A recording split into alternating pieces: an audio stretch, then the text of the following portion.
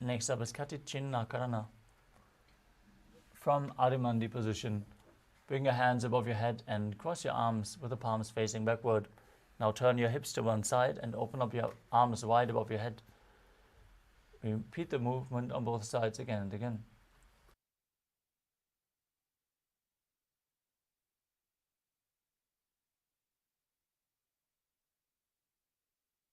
The next asana is Tadasana.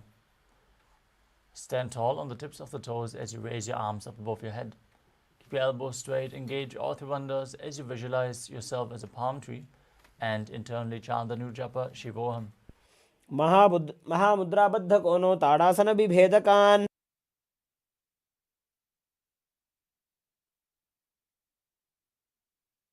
The next asana is Uttanasana.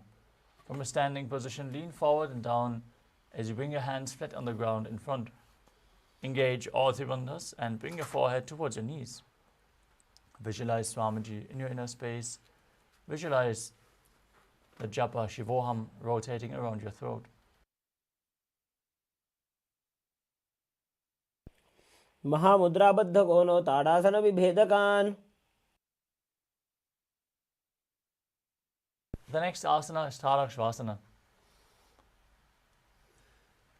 As you keep your hands flat on the ground, shoulder width apart, step your feet back into a plank position. Now engage the perineal region, tuck your chin to the chest and start rotating your head from side to side. Visualize Swamiji in your inner space as you do so. अवस्थित्वा मस्तकं वारं वारं दक्षिणकुक्षिं सव्यकुक्षिं नजेत्.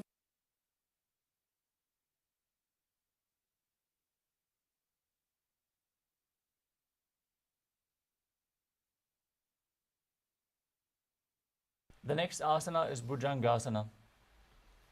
Now lay down flat on your stomach as you keep the toes pointing backwards and the hands flat next to your chest. Now raise your head by the strength of your lower back. Open your mouth wide and inhale through the hollow of your throat in Bhujangani Mudra as you visualize yourself as a cobra.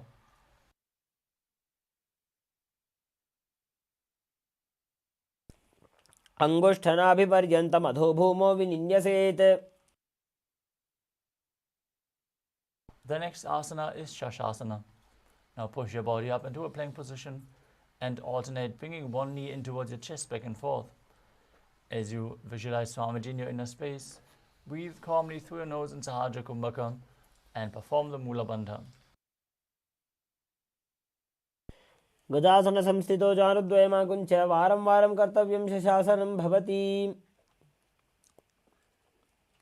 The next asana is Rathasana. From the plank position, step one foot in between the two hands, jump the foot back as you bring the other foot between the hands again and again. Visualize yourself as a chariot as you perform the Mula Bandha. गजासन संस्थितो एकैकं पादं पुरोमार्गेण भ्रामयित्वा कर्तव्यं रथासनं भवति.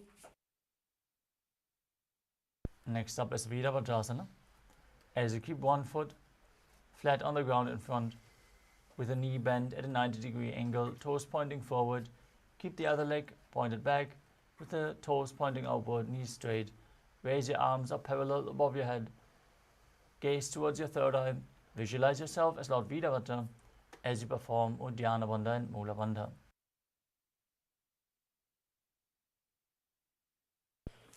वासिष्ठमथ कौण्डिन्यम् ऊर्ध्वकुक्कुटमेव च.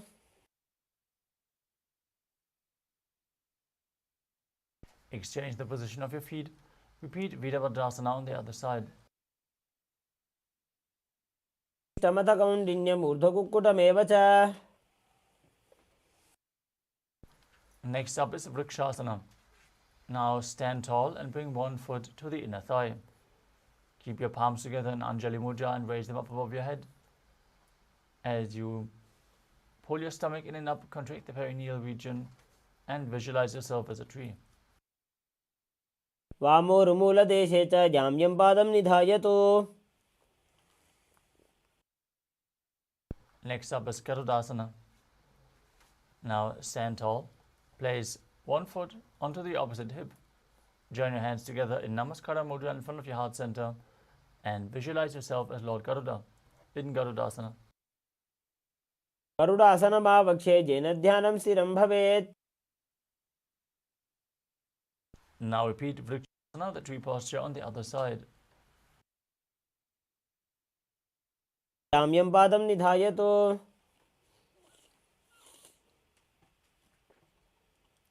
Now bring the raised foot to the opposite hip as you visualize yourself as Lord Garuda in Garudasana on the other side. गरुडासनमावक्षे येन ध्यानं स्थिरं भवेत्. The next asana is Trikonasana. As you step one foot forward and the other one far back, with the front toes pointing forwards and the back toes facing sideways. Extend your arms parallel to the ground, lean forward and down as you gaze up along the arm and visualize yourself as a triangle. उत्तानपादं क्रौञ्चं च मरीचिं वीरभद्रकम्. Now exchange the position of your feet and repeat Trikonasana on the other side. उत्तानपादं क्रौञ्चं च मरीचिं वीरभद्रकम्.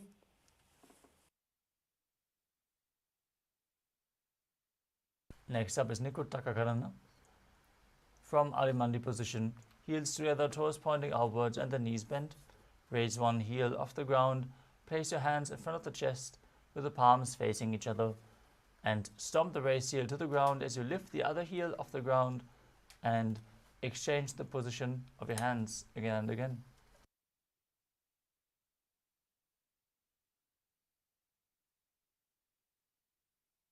Next up is Angushtasana. Now lower your body down onto the tips of the toes. Sit your perineum down on the raised heels. As you keep the knees together, join your hands in Namaskara Mudra in front of the heart center. Visualize Swamiji in your inner space and start buzzing like a bee on the inhalation and exhalation in Brahmari Kumbhaka. As you perform the Mula Bandha and internally chant the new japa Sadashivoham. कबन्धासनमित्याहुः गोरक्षासनमेव च. From Angushtasana, extend one leg forward, heel down, toes pointing up. Keep your hands at the side, palms facing forward in Vara Mudra, with the fingertips just touching the ground. Visualize Swamiji in your inner space as you perform the Mula Bandha in Saurasana. प्रसार्य एकं पादतलं संस्थाप्य त्वेकपादकम्.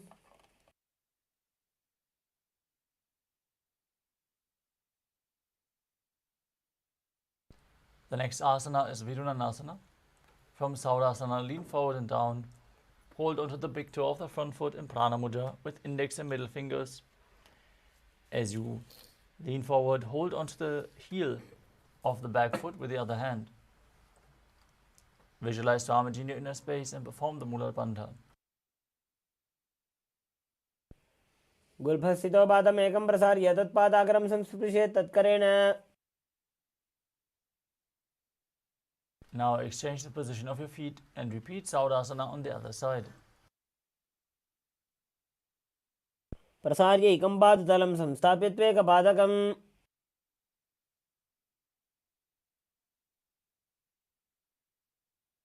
The next asana is Vidunanasana on the other side. Lean forward and down. Hold onto the big toe and the back heel as you visualize Swamiji.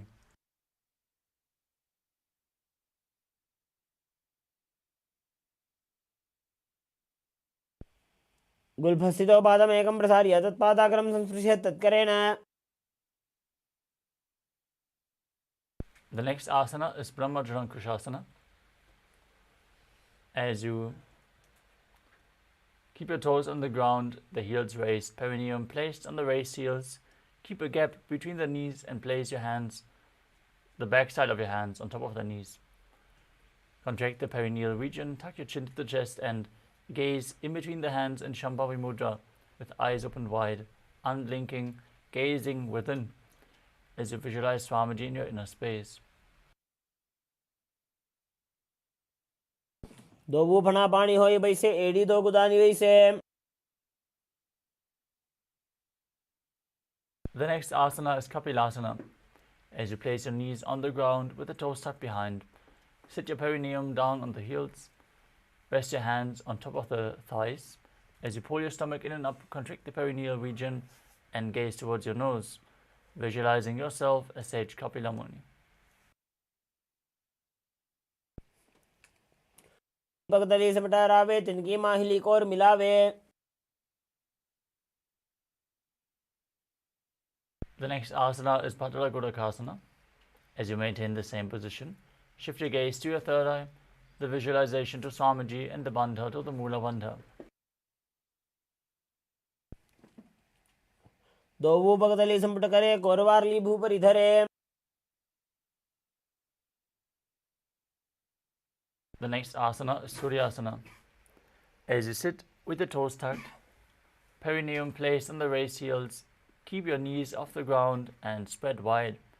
Join your thumbs and little fingers together and open up your palms, resembling a lotus flower in Padma Mudra. As you raise your arms up above your head and gaze through the gap between the palms, visualizing Lord Surya in your inner space and performing Uddiyana Bandha and Mula Bandha. एडी दो गुदा तरियाने फना पानी बैठक पुनिठाने. The next asana is Mandukasana. Now sit with your toes flat, perineum on the heels. Keep your hands on top of the knees and lift your tongue up against the roof of your mouth. Visualize yourself as a frog as you gaze to your third eye, performing Manduki Mudra with your tongue. Breathe calmly through your nose in Sahadra Kumbhaka and perform the Mula Bandha.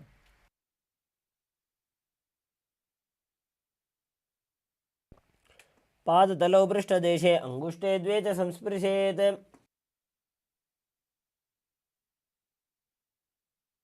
The next asana is Uttara Mandukasana. As you maintain the same position as in Mandukasana, bring your hands behind your back and hold on to opposite shoulders, keeping your elbows close to your head. Visualize yourself as a frog, gaze to your third eye, perform Manduki Mudra with your tongue, and engage Uddiyana Bandha and Mula Bandha. मंडुकासन मध्यस्थं कूर्पराभ्यां धृतं शिरः. The next asana is Simhasana. Now cross your ankles and sit on your feet. Keep your knees wide, fingers spread on top. Open your mouth wide, stick out your tongue and exhale forcefully as you gaze at the tip of your nose and visualize yourself as a lion.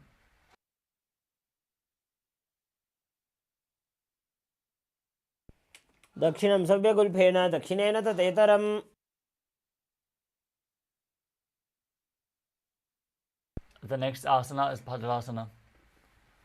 As you sit with your heels under the perineum, the knees opened wide, cross your hands behind your back and hold onto the big toes in Prana Mudra. Apply Jalandhara Bandha and Mula Bandha. As you gaze to the tip of your nose, visualize Swamiji in your inner space and return to buzzing like a bee in Brahmari Kumbhaka.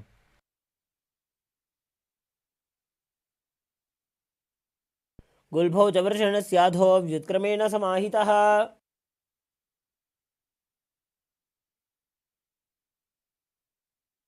Next up is Kakabhushandi Asana. As you squat and keep the feet flat on the ground with the knees opened wide, bring your arms in and around the back as you interlace your fingers behind your back. Gaze towards your nose as you visualize yourself as a crow. प्रथमे वेसकोकठाने दोवो हाथ पगमीच आने.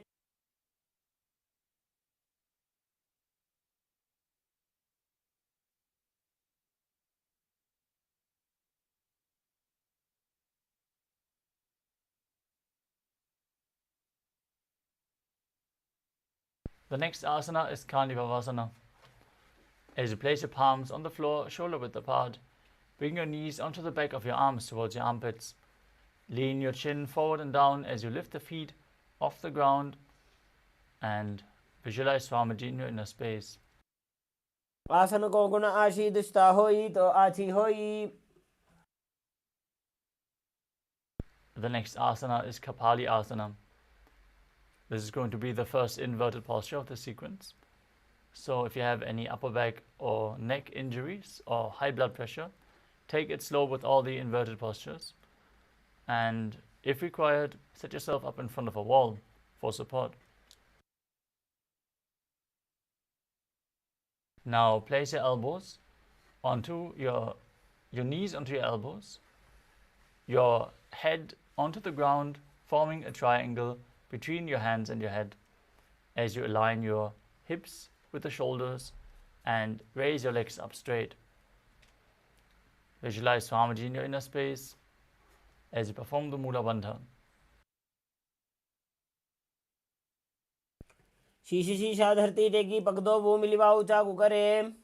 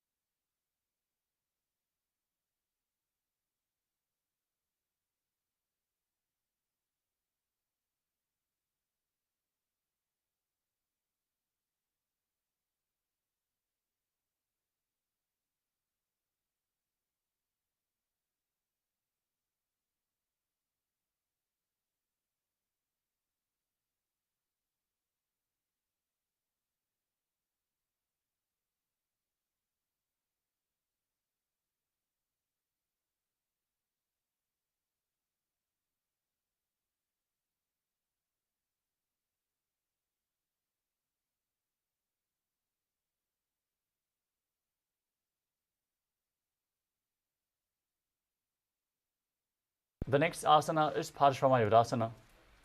As you squat on your toes with the legs together, twist your body and place both hands to one side. Then lean onto your arms and balance, extending the legs to the side. As you gaze to your third eye, visualize yourself as a peacock. Perform Rechaka Kumbhaka, exhaling deeply and holding your breath in Paramashivoham. मयूरं दंडवत् कुर्यान् मायूरं दंडनामकम्. Now twist your body in the opposite direction and repeat Paramashivoham. मयूरं दंडवत् कुर्यान् मायूरं दंडनामकम्.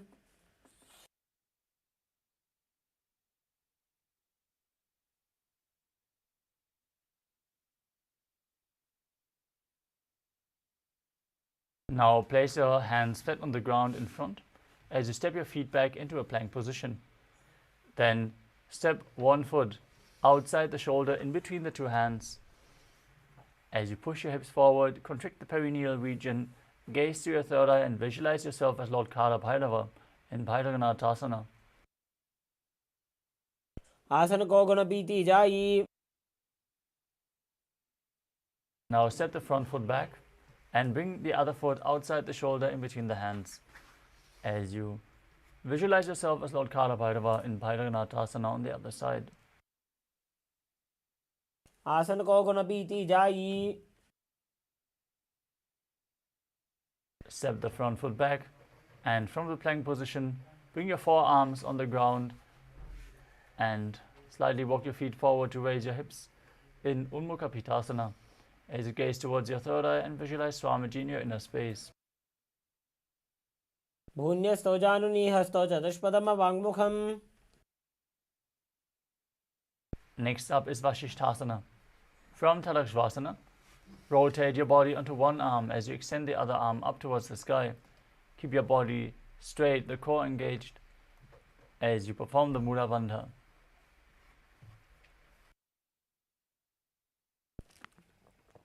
ऊर्ध्व कुक्कुटवासिष्ठ मरीचिहल मत्स्यकम्.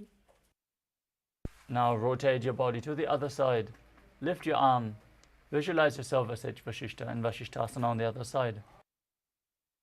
ऊर्ध्व कुक्कुटवासिष्ठ मरीचिहल मत्स्यकम्.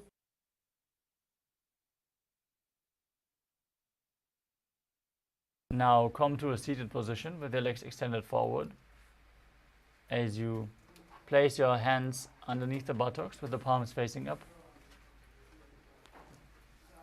Visualize yourself as Lord Hanuman as you gaze towards your nose. Perform Jalandhara Bandha and Mula Bandha and internally chant the new japa Paramashivoham. की उभय हथेली कोरवारली मैले भेली.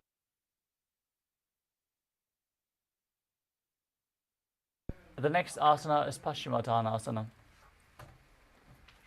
As you sit with the legs stretched out, Bend from the waist and hold the big toes with index and middle fingers in Prana Mudra. Bring your chest to the thighs, head to the knees, and engage all the bandhas as you visualize Swamiji in your inner space.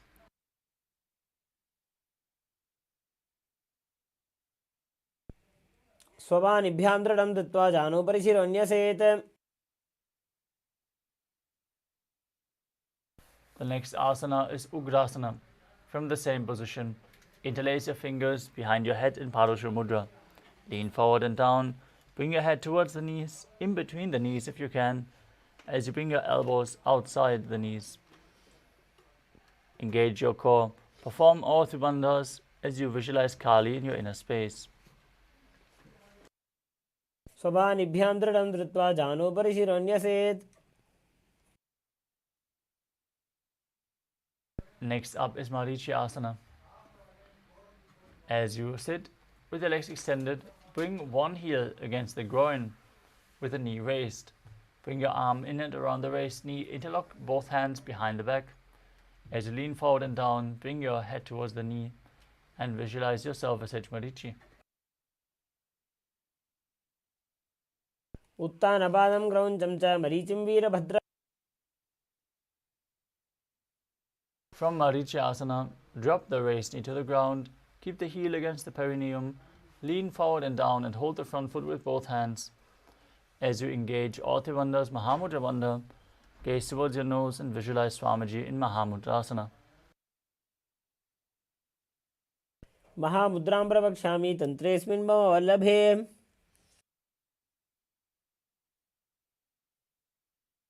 Now extend both legs, bring the other heel against the groin as you repeat Marichi Asana on the other side. उत्तानपादं क्रौञ्चं च मरीचिं वीरभद्रकम्. Now drop the knee to the side, lean forward and down, perform Mahamudra Bandha in Mahamudrasana on the other side. उत्तानपादं क्रौञ्चं च मरीचिं वीरभद्रकम्.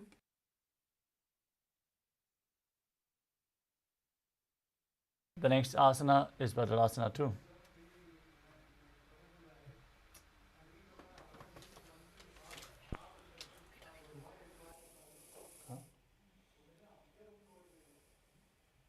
Now sit and bring the soles of the feet together in front with the heels close to your perineum.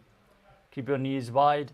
Hold onto your feet firmly with both hands as you push your knees down to the ground by the strength of your groin. Gaze to your third eye and visualize Swamiji in your inner space as you perform the Mula Bandha.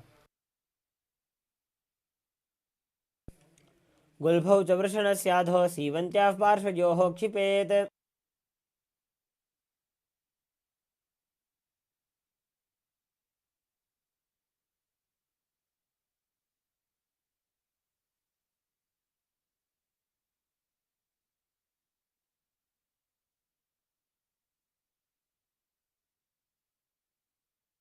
The next asana is Gvali Pavasana.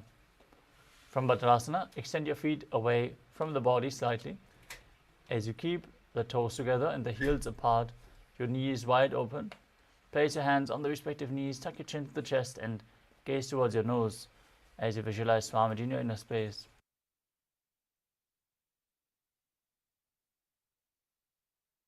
पूर्व चरपुट चौक का ख्यो सोजी वाही विधि जो कीजे sooji. Next up is Joni Asana. As you sit and keep the soles of the feet together and the heels close to your perineum, hold the soles of the feet and lean forward and down. Bring your forehead to the feet as you gaze to your nose and visualize Yoni Mandala, the visual representation of Devi Paramashiva Shakti. दो वो पकदली संपुट करे AD made के ढिंग दरे. Next up is Milaki Pavasana. As you sit and keep the heels together and the toes apart, extend your arms out to the side. Bring your forehead to the ground behind the heels as you gaze to your nose and visualize Swamiji in your inner space.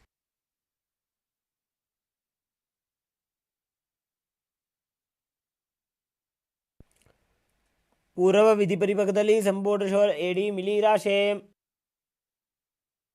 Next up is Siddha Samadhi Asana.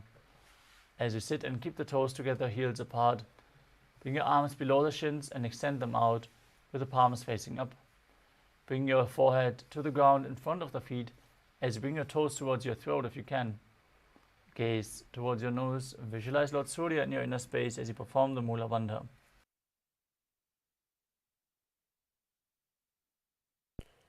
दो भूपकतली संपुट करे 16 मेढ़ आगा में धरे.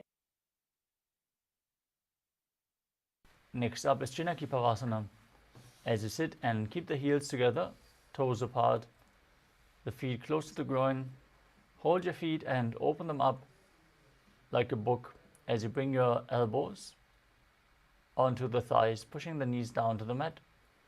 Gaze to your nose, visualize Swamiji in your inner space and perform the Mula Bandha. दो उपका की एड़ी धरती मगिवा मेढ़ लगावे. The next asana is Chaturbata Chukasana. As you sit with the soles of the feet together, heels at the perineum, place your hands on the respective knees and gently push them down. Gaze to your third eye as you visualize Swamiji in your inner space and perform Uddiyana Bandha and Mula Bandha.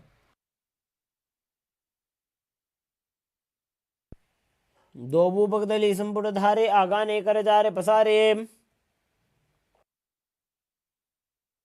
Next up is Bhairavasana.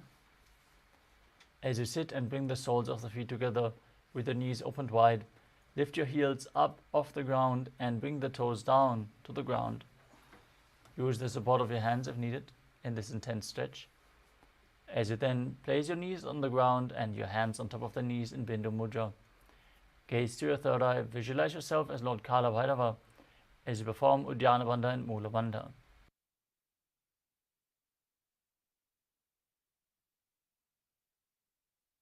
गुल्फो संपीडजान्योन्यं व्युत्क्रमेणोऽति तं शनैः.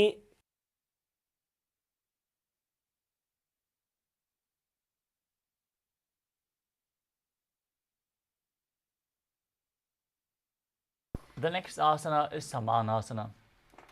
As you sit with one heel at the perineum, lift and hold the other foot towards your chest.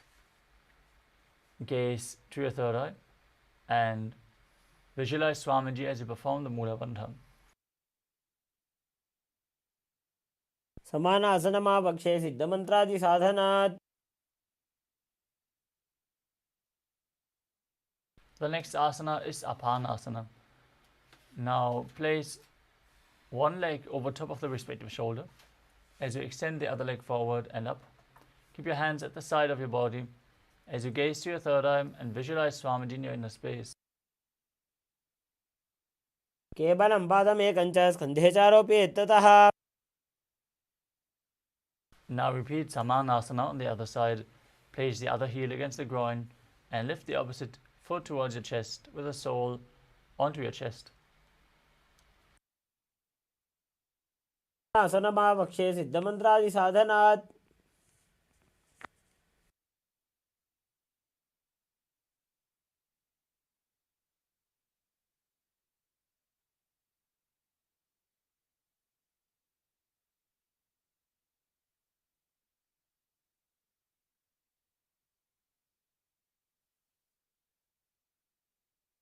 Now repeat Apanasana on the other side as you bring the other foot over top of the respective shoulder and extending the opposite leg forward and up. केवलं पादमेकं च स्कन्धे चारोप्येत्ततः. The next asana is Gomukhasana. As you sit and cross your legs, stacking the knees in front of the body with the heels close to your hips. Interlace your fingers and place them on the top knee. As you gaze to your nose, visualize the face of a cow. Start breathing in Sitkari Kumbhaka as you press your tongue against the top of your mouth and hiss through your teeth without your tongue touching the teeth. As you engage the Mula Bandha and internally chant the new japa Om Nithyanandoham. सव्ये दक्षिणगुल्फं तु पृष्ठपार्श्वे नियोजयेत्.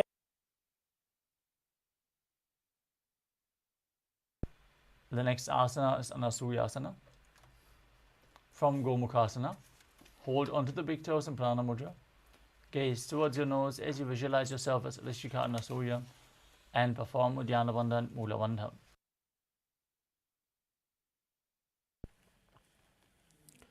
दक्षिण को नीचे उठाने, बाहों ताकि ऊपर आने. Now interlock your fingers behind your back. Lean forward and down. Bring your chin over the knee, nose towards the ground as you gaze through your nose and visualize yourself as Rishika Anasuya in Anasuyasana 2. जीमणा गोदा की संधि, उपरिड़ा वागोड़ा की संधि.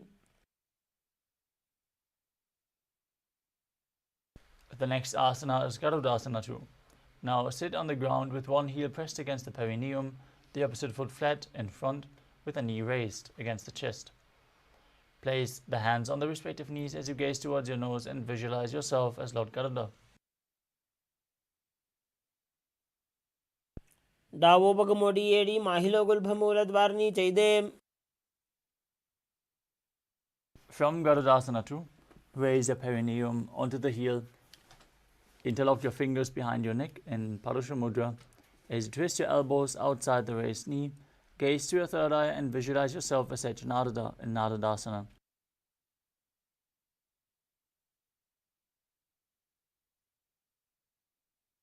पिष्टि जो वाम पगदली केरी, भूपरिता ही लगावे फेरी.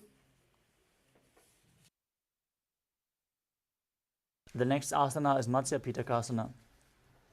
As you place one foot on top of the opposite thigh and wrap the respective arm around the knee, hold on to the shin, extend the other arm down and hold on to the big toe in Prana Mudra. Gaze towards your nose and visualize Matsya, the fish avatar of Lord Vishnu. वामे नवामांगुष्ठन्तो गृहीतं मत्स्यपीठकम्. Now repeat Gomukhasana on the other side as you stack your knees again with the other knee on top. Interlace your hands on top. Visualize the face of a cow and don't forget to breathe in Sitkari Kumbhaka, hissing through your teeth without the tongue touching the teeth.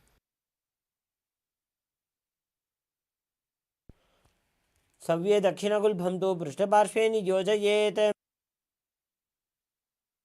Now hold onto the feet and visualize yourself as Rishika Anasuya in Anasuyasana on the other side. दक्षिण को नीचे उठाने, बाहों ताकि ऊपर आने.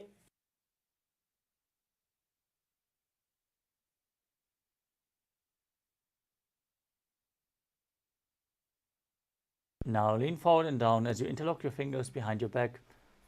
Repeat Anasuyasana 2 on the other side.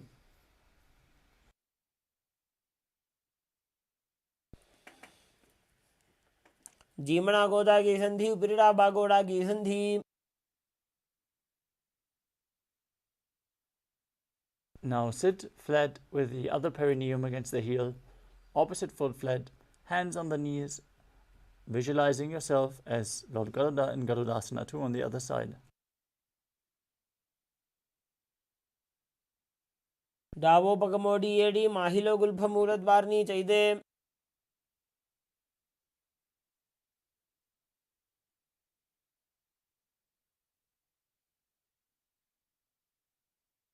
Now interlace your fingers behind your back, raise your perineum onto the heel, twist the elbows outside the raised knee as you repeat Naradasana on the other side. पिष्टि जो वाम पगदली केरी, भूपरिता ही लगावे फेरी.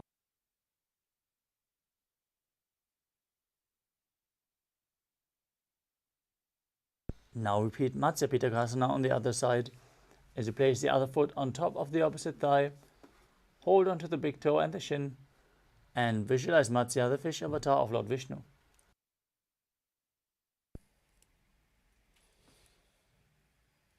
वामे नवामांगुष्ठन्तो गृहीतं मत्स्यपीठकम्.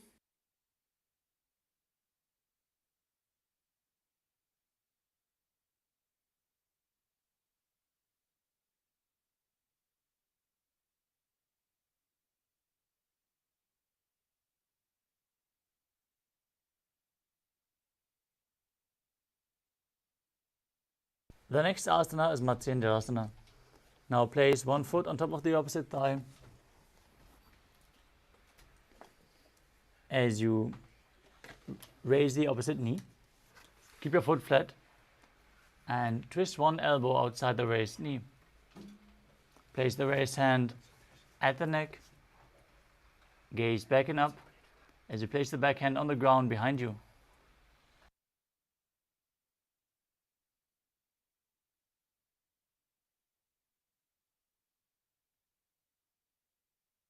Visualize Matsendranath, the great sage and master of Hatha Yoga, in Matsendrasana. उदरं पश्चिमाभासं कृत्वा तिष्ठति यत्ततः. From Matsendrasana, extend the front arm down to the foot. Hold the big toe in Prana Mudra if you can. Otherwise, you can hold onto the shin. Gaze to your third eye. Visualize yourself as a camel. And hold the back ear with the other hand in Kubhasana. आसन को गुण झोलो जाए.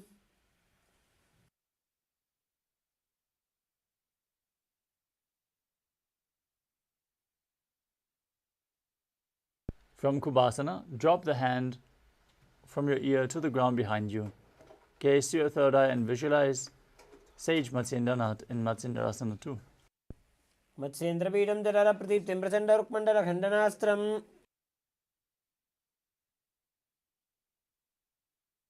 Now stretch both your legs out and place the other foot on top of the opposite thigh as you repeat Matsyendrasana on the other side. उदरं पश्चिमाभासं कृत्वा तिष्ठति यत्ततः.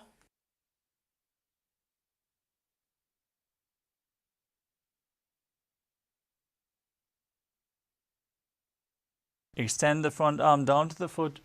Place the other hand at your ear. Gaze to your third eye in Kubhasana on the other side. आसन को गुण झोलो जाए.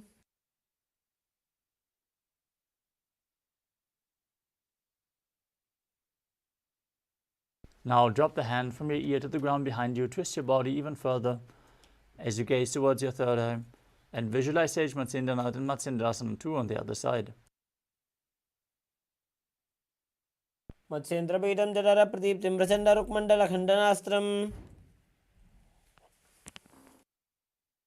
Now place your feet on top of opposite thighs in Padmasana. As you keep your hands on top of the knees, gaze towards your nose, visualize yourself as Lord Shiva. Breathe in Sitali Kumbhaka as you press your tongue against the back of your teeth and hiss through the teeth while inhaling. Perform Mahamudra Bandha and internally chant the new japa Om Nithyananda Paramashivoham. आसनं द्विधं प्रोक्तं पद्मं वज्रासनं तथा. Now maintain Padmasana. Cross your arms in front of your body. Hold onto the big toes in Prana Mudra. As you gaze towards your nose, visualize yourself as Goddess Parvati, the consort of Lord Shiva. Keep breathing in Sitali Kumbhaka and engage the Mula Bandha in Padmasana 2. उत्तानौ चरणौ कृत्वा ऊरु संस्थौ प्रयत्नतः. Next up is Kukutasana.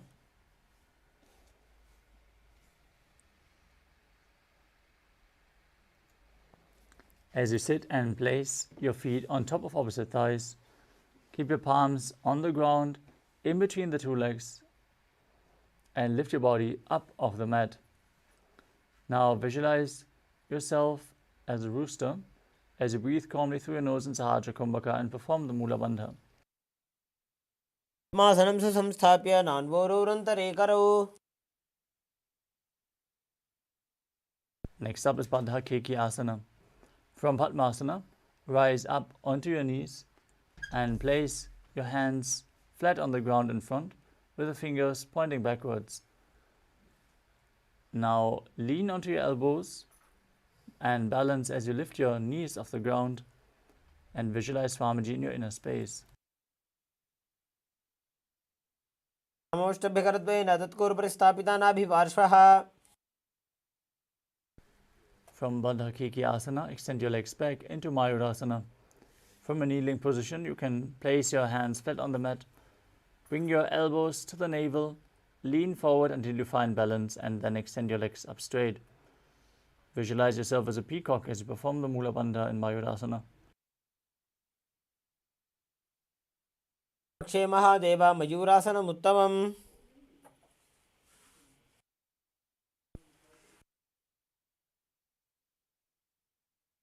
Now lower your body down onto your stomach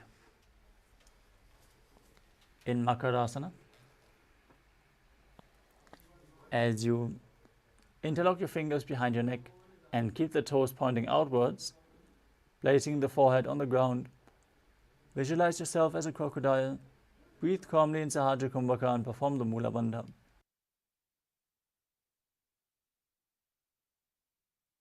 अध्यासचेते हृदयं निधाय भूमौ च पादौ च प्रसार्यमानौ. Next up is Shalabhasana. As you lay on your stomach, keep your hands next to the chest, flat on the ground, and raise your legs up off the mat. Visualize yourself as a locust as you perform the Mula Bandha.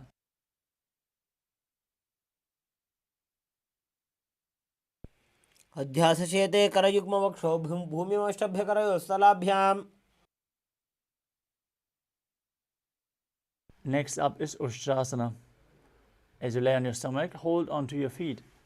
As you pull them down outside the hips, close to the ground, as low as possible. As you visualize yourself as a camel in Ushtrasana.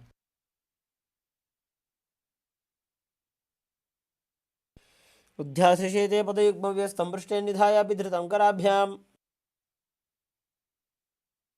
The next asana is Dhanurasana. As you hold onto your feet, kick them back and up and lift your chest, visualizing yourself as Pinaka, Lord Shiva's bow, as you gaze to your third eye and perform the Mula Bandha in Dhanurasana.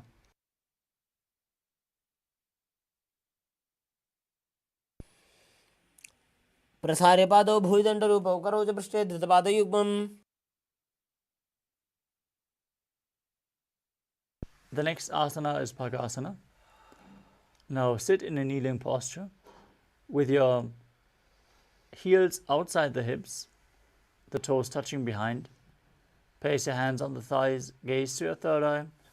Visualize Swamiji in your inner space as you perform the Mula Bandha and internally chant the new japa Om Nithyananda Paramashivoham.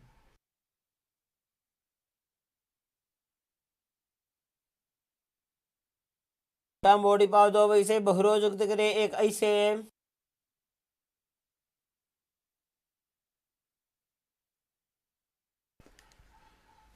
The next asana is Gohi Asana. We are setting up for another inverted posture. So place yourself in front of a wall if you need the support. Now place your forearms on the ground, elbows shoulder width apart. Interlock your fingers. Place the crown of your head onto the mat and hold your head with your hands. As you raise your hips, walk the feet forward until your hips align with the shoulders. And then jump your feet up and pull the knees in towards your chest, as close to your chin as possible. Squeeze your body as you gaze to your nose and visualize Swamiji in your inner space. दो हाथ की कहुनी जोई पुण्य कलाई जाने दोई. From Gohi Asana, extend your legs up straight into Shirshasana. Now gaze to your nose, visualize Swamiji and perform the Mula Bandha in this headstand posture. विपरीतं मण्डलं च द्विधैव विदितं हिनः. Next up is Poriasana. Come to a seated posture with your legs extended forward.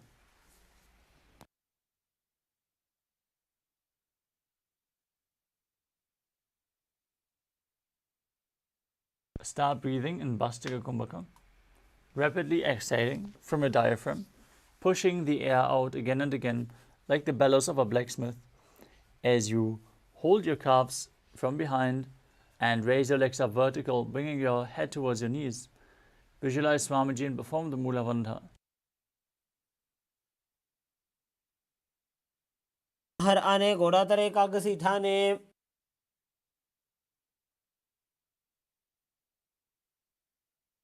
The next asana is Parighasana. With your legs extended forward, up at a 45-degree angle, bring your hands behind your back, holding onto opposite shoulders. As you gaze to your third eye, visualize yourself as a mace and keep breathing in Bhastika Kumbhaka and Parighasana. उत्तानशयनं कृत्वा पादौ मिलित्वा प्रसार्य. The next asana is Naukasana. As you keep your legs raised, extend your arms out in front, keeping your arms parallel to the ground. Gaze to your third eye, visualize yourself as a boat. Keep breathing in Bhastrika Kumbhaka. उत्तानशयनं कूर्पराभ्यां भूमिवष्टभ्य. Next up is Rudrasana. As you sit and lift your feet up, scoop your hands under the heels and pull your feet towards your chest. Keep your spine upright, gaze towards your nose, and visualize yourself as Lord Rudra as you keep breathing in Bhastrika Kumbhaka. पगतली संपूटकरी हाथस्य उचाजी. Now breathe calmly through your nose as you lay down on your back with the feet flat, knees raised, hands flat on the ground behind your heels with the palms facing down. Now push your hips up, engage the perineal region, and perform the Jalandhara Bandha as you breathe in Mudra Kumbhaka, exhaling while the throat lock is still engaged. Gaze towards your nose and visualize Swamiji in your inner space in Unmukha Pitasana too. ऊर्ध्वे च जानुनी कृत्वा शवेत्वोर्ध्वमुखं तथा. The next asana is Shivasana. As you lay down on your back, with the hands next to your hip, palms facing up, perform Shakti Chalan Mudra. Pull the Kundalini Shakti up along the spine forcefully. Then relax. Unclutch from any micro movements of the body and mind. As you visualize that your body is dead and Swamiji, the Supreme Pontiff of Hinduism, is liberating you. Internally chant the Mahavakya, Om Nithyananda Paramashivoham. उत्तानं शववद्भूमौ शयनं तु शवासनं. शवासनं श्रान्तिहरं चित्तविश्रान्तिकारणम्.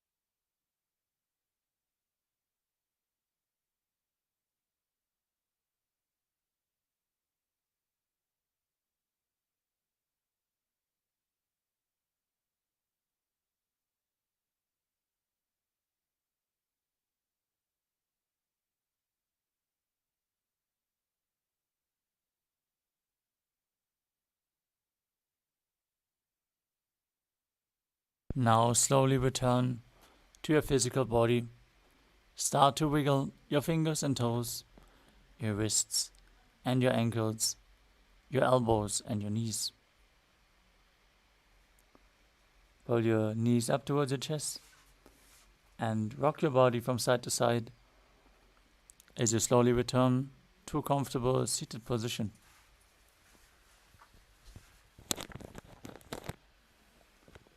Congratulations, you completed the first 108 asanas of the sequence, which form the Pratama Vinyasa Karma.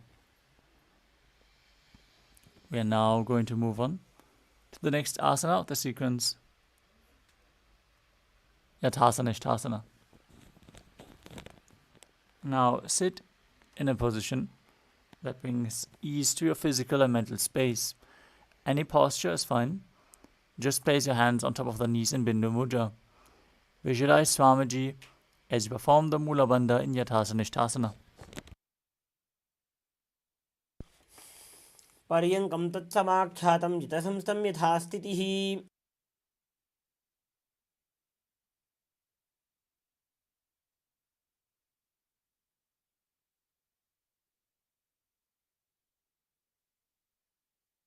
The next asana is Samasana.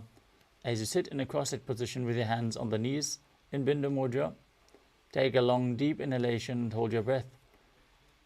After exhaling deeply, keep inhaling and exhaling deeply again and again as you visualize Swamiji in your inner space.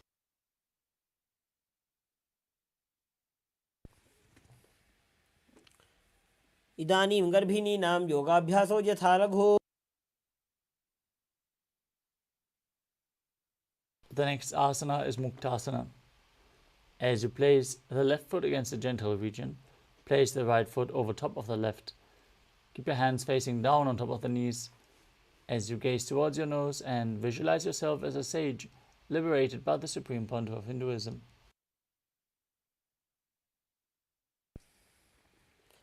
निपीड्य सीविनीं सूक्ष्मां दक्षिणेतरगुल्पतः. Next up is Siddhasana. Maintain the same position, shift your gaze to the third eye and visualize Swamiji in your inner space. स्थानसंयमितेन्द्रियोचलदृशा पश्यन् भ्रुवोरन्तरं चैतन्मोक्षकपातभेदजनकं सिद्धासनं प्रोच्यते. Next up is Siddhyasana. Maintain the same position, shift your gaze to the ground in front of you as you visualize Swamiji and engage all Tribandhas. वामपादके इडीजानो सीवनिमधितासकोठानो.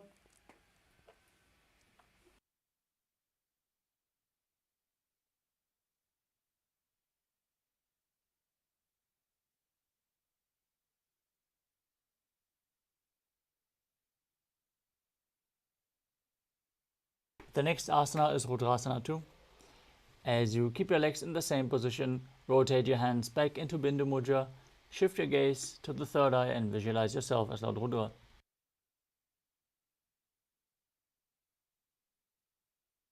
वामचरण परि दक्षिणे राखे एकजुगति ऐसे विधि राखे.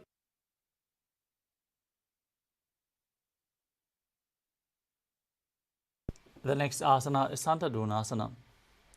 As you maintain the same position, sit your gaze to the nose and embody tranquility and an unshakable nature. आसन की गुण मन की चंचलता meet.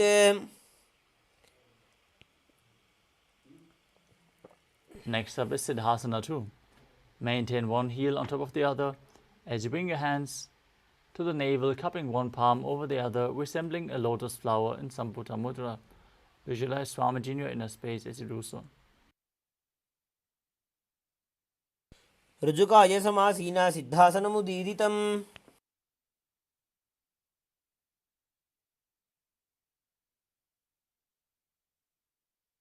Next up is Bandha Yoni Asana. As you maintain your feet in the same position, set the sankalpa of manifesting through the womb of creation. Prepare yourself to enter Shanmukhi Mudra as we lock all our five senses with our hands. Now place the little fingers beneath the bottom lip, ring fingers above the upper lip, middle fingers closing the nostrils, index fingers closing the eyes, and the thumbs locking the ears. यत्र मध्ये महादेव बन्धयोन्यासने शृणु. The next asana is Virasana. Now place one foot on top of the opposite thigh and the other foot below the opposite thigh. Place your hands on the knees in Bindu Mudra and visualize the state, embody the state and space of bravery.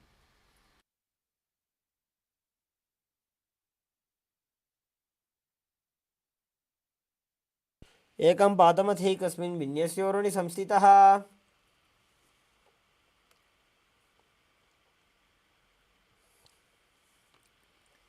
Next up is Valmikasana. As you keep your feet in the same position, hands on the knees in Bindu Mudra, gaze to your third eye and visualize Sage Valmiki, the great poet and author of Ramayana. डाबा पगगी पगथली पुनि AD है जो या.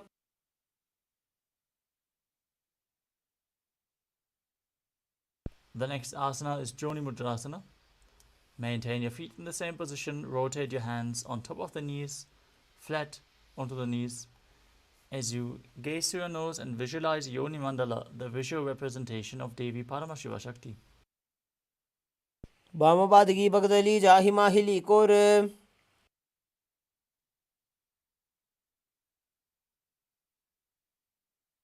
Next up is Yoni Asana.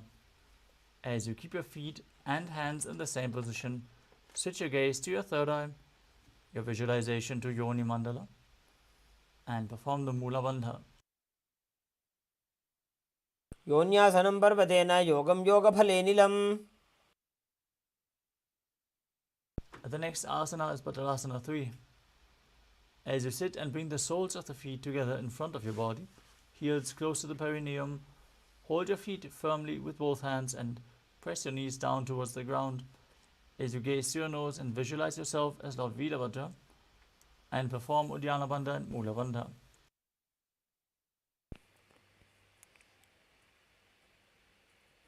गुल्फौ च वृषणस्यादः सीवन्त्याः पार्श्वयोः क्षिपेत्.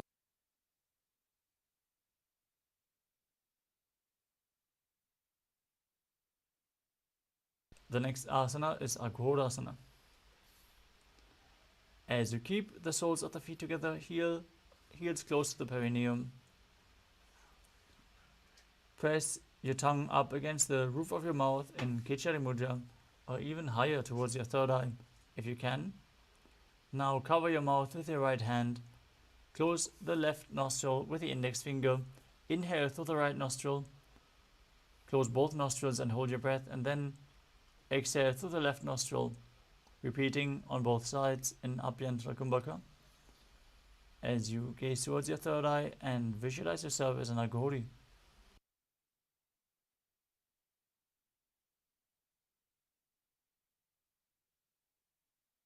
पूर्व कहो भिश्रिका जोई वाही विधि जोगी जैसो जी.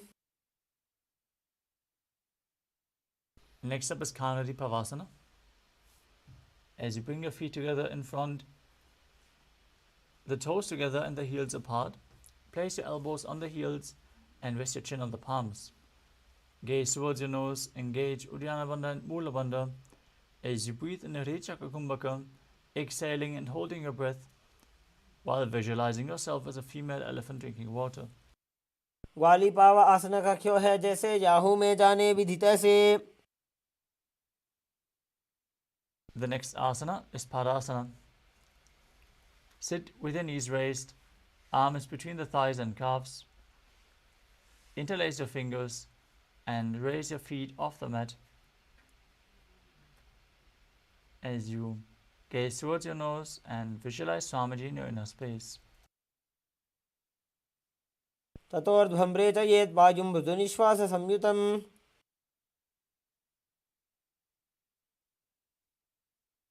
Next up is Gopi Chandasana. Now interlace your fingers around the feet with the soles together and the toes. Lift the toes to the groove of your throat as you keep your heels towards your chest. Place your chin on your hands, gaze to your nose, and embody the state and space of a king. पूर्व विधिपगा का अंगूठा कंठ को पराशे.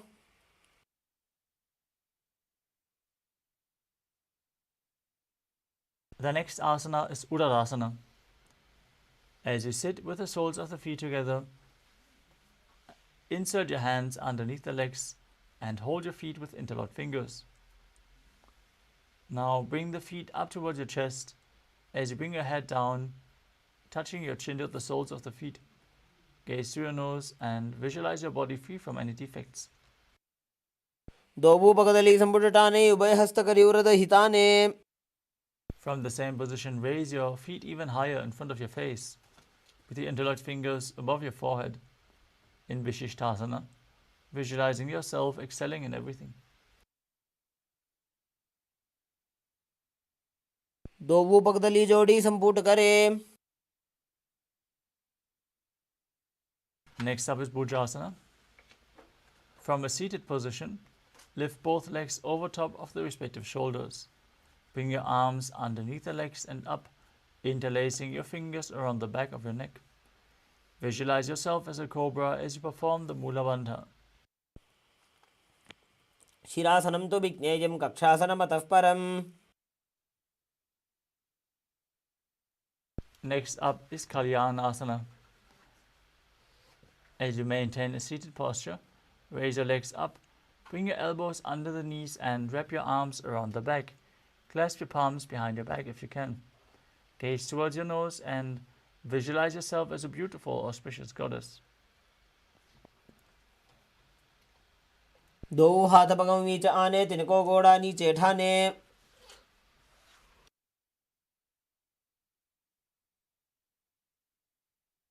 The next asana is Sankatasana. Now place the top of the left foot flat on the mat and sit your perineum down on the left heel. Stack the right knee over top, heel close to the hip. As you place your hands on opposite knees, gaze outwards in Vaishnavi Mudra without focusing on any external object, only focusing on the object within.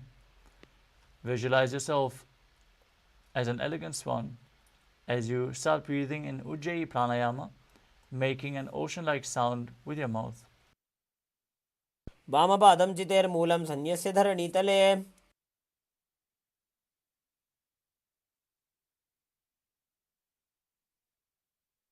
Now slide the left heel outside the hip, sit on the ground as you place both hands on the top knee. Visualize a cow in your inner space. Perform Uddiyana Bandha and Mula Bandha in Dhenukasana. अनुषागी Nagar पंचडं वृषीलिन्दगल्यम्नी. Now place the right foot on the left thigh and the left foot on the right knee. Bring the left arm behind your back.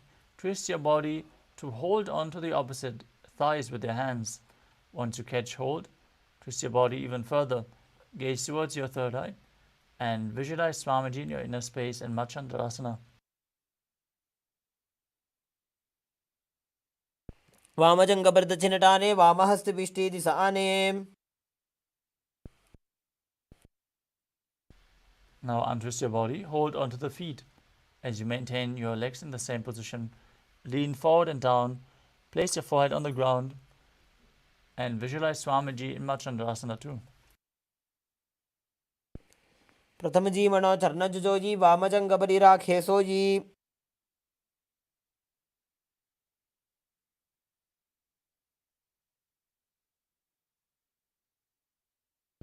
Now raise back up. Interlock your fingers and place them on the top knee. As you engage all three bandhas and visualize Swamiji, your Guru, in your inner space in Guru Asana. ऊर्मूले इतरपादस्य कनिष्ठिका प्रदेशकुल्भं संस्थाप्य.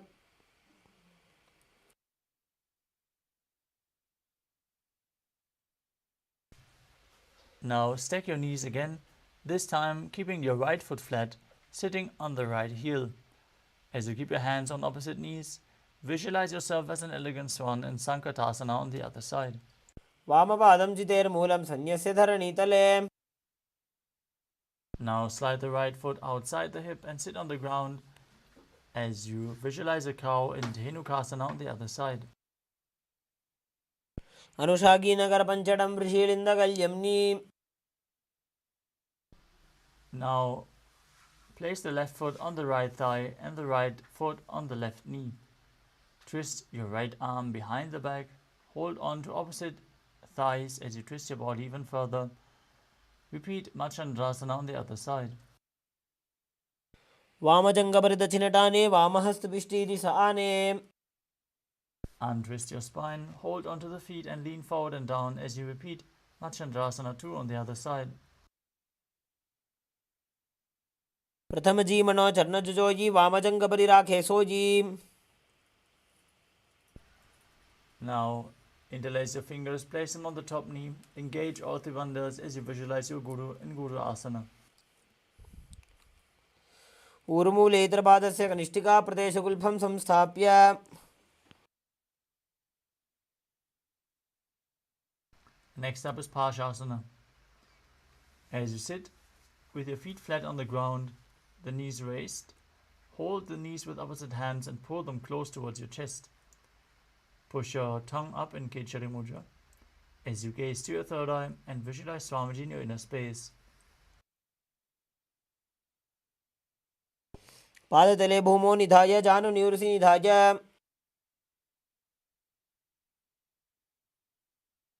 Next up is Bodha Shukasana.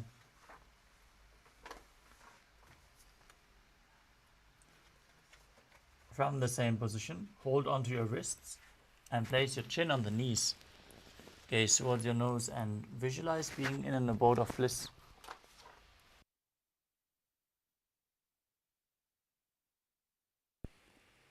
दोवुपगतली भूपरिधरे कोरमाहिलिये सेकरे. Next up is Kudakatasana. With your knees raised, bring your arms below the knees and hold onto opposite elbows. Gaze towards your nose, visualize Swamiji in your inner space as you perform the Mula Bandha. दो हाथ पग बाहर लियावे गोड़ा नीचे ले टहरावे. The next asana is Sumati Asana. As you maintain the same hold beneath the knees, cross your ankles with the right foot over top, toes pointing up, gaze towards your nose and visualize the great sage and Maharishi Sumati. मूलद्वारी धरती परिठाने डाबा पग परिदच पद आने.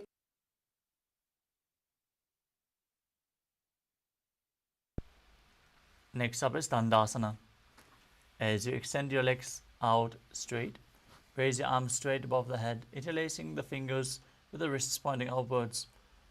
Gaze towards your nose as you visualize Swamiji in your inner space and perform all three bandhas, Mahamudra Bandha.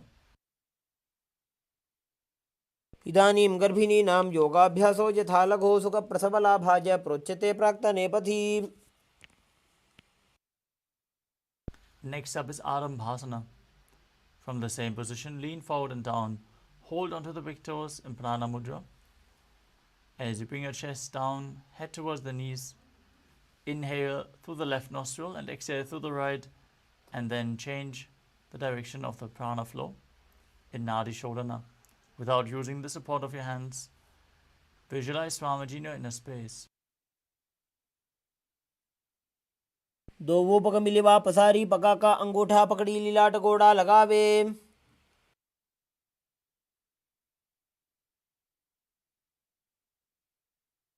Next up is Pirokasana. As you sit with the legs straight, slightly raise your knees and bring one hand distance between the heels. As you lean forward and down, bring your shoulders underneath the knees and hold your feet from the outside. Gaze to your third eye, visualize Swamiji in your inner space and perform the Mula Bandha. प्रथम बैसी दो पाव पसारी कछुक ऊर्ध को कुरडो डारे. Next up is Chalandhari Pavasana. As you extend both legs out with the heels together, place your chin on the heels and bring your arms below the chins with the palms facing up. Gaze towards your nose as you visualize Swamiji in your inner space. दो वेड़ी में लिखे दीजिए हाथ पसारी.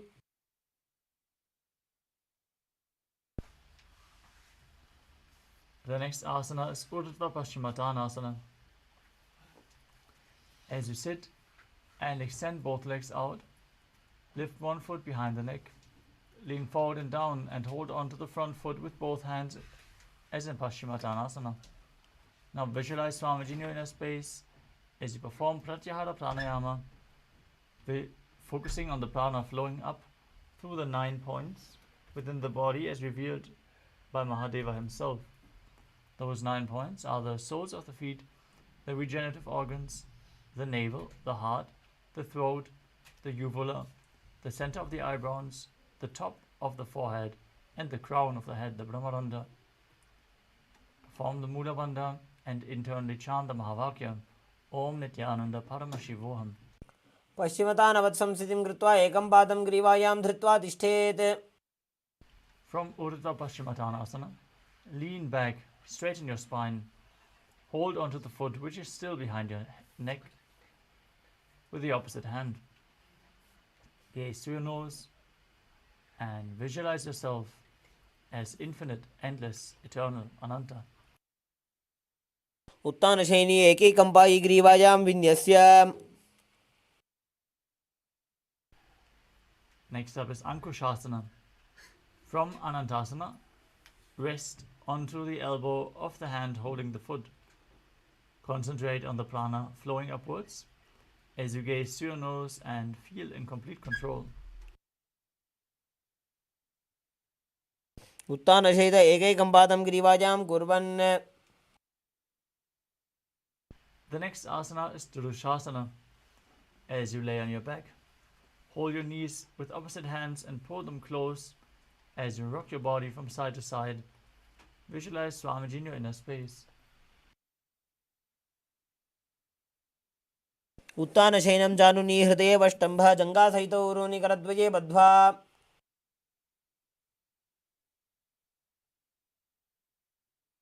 Now repeat Urdhva Paschimottanasana on the other side. Bring the other leg behind your neck. Lean forward and down. Hold onto the front foot. पश्चिमतानवत्संस्थितिं कृत्वा एकं पादं ग्रीवायां धृत्वा तिष्ठेत्.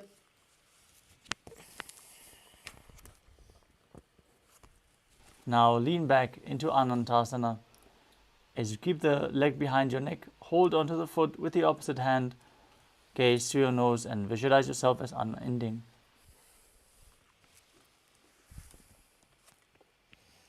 उत्तानशयनी एकैकं Pai ग्रीवायां विन्यस्य. Now roll onto the side of the hand holding onto the foot as you gaze to your nose and feel in complete control in Ankushasana.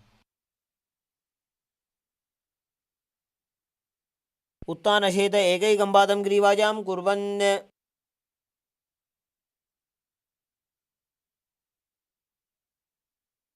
The next asana is Yoga Nidrasana. As you lie on your back, lift your legs one by one up behind your head. Hold your hands behind your back and gaze to your nose as you visualize Swamiji in your inner space. पादाभ्यां वेष्टयेत् कण्ठं हस्ताभ्यां पृष्ठबन्धनम्.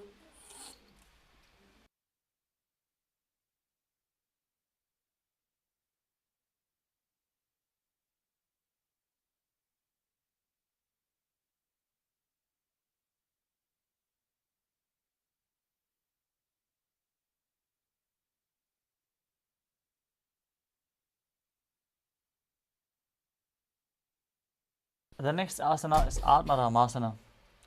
While laying on your back, raise your legs towards your head.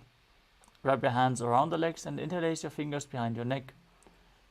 Gaze towards your nose as you visualize Lord Vishnu blessing you from within. Ram आसन प्रथम सूधो सोवे.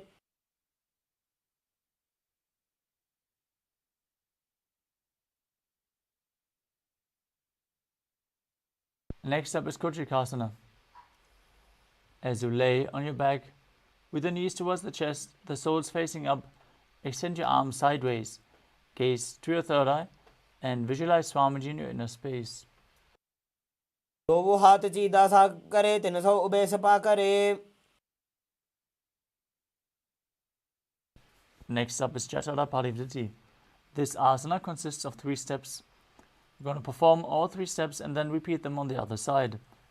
Let us first enter a neutral position where you pull your knees in towards your chest and extend your arms out to the side at shoulder level. Visualize Swamiji and perform the Mula Bandha as you drop one knee to the side and extend the other leg down. This is the first step. Now bend both knees to the same side. Second step. And extend both legs to the side, hold onto the feet and gaze in the opposite direction. Third step.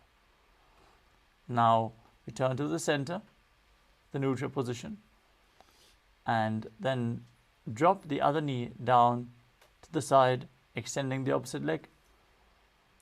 Bring both knees bent to the side and extend both legs to the side as you gaze away from the feet. परिवृत्ते कुक्षिभागे त्रिदाहि परिकीर्तितः. Next up is the Dvipadapitam. As you lay on your back, place your feet flat on the mat with the knees raised. Hold on to your ankles and lift your hips up as you gaze through your nose and visualize yourself as sturdy as a bridge, breathing in Mudra Kumbhaka with Jalandhara Bandha and Mula Bandha engaged. प्रतिक्रियायुतं द्वन्द्वपीठः सर्वबलप्रदं गर्भिणीनां दुर्बलानाम् इति Gargi जगादनु.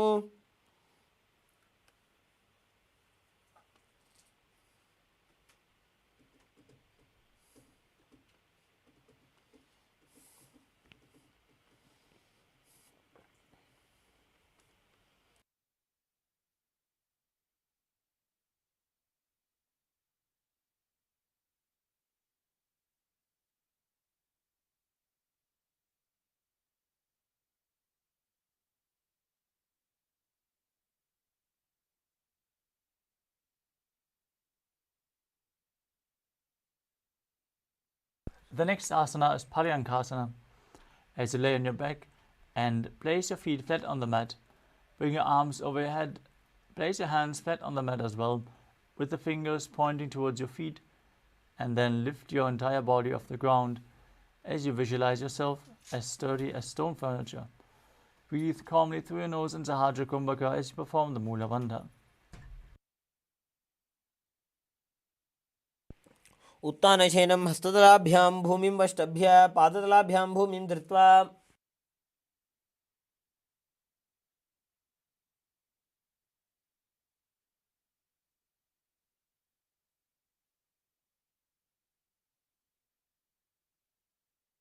Next up is Shvotanasana. As you lie on your back, lift your knees to the chest and place your hands on the shoulders. Move your hips in a circular motion as you visualize yourself as a dog playfully rolling around on its back. शवच्छरीरं संस्थाप्य जानुनी सम्मील्य नाभवाणीज्य. Next up is the Viparita Karani. As you lay supine, place your arms flat on the mat and push your legs and hips up. Be completely straight and then move your legs in a circular motion. Visualize Swamiji in your inner space as you perform Jalandhara Bandha and Mula Bandha. भूतले सशिरो दत्वा खेनये चरणद्वयम्.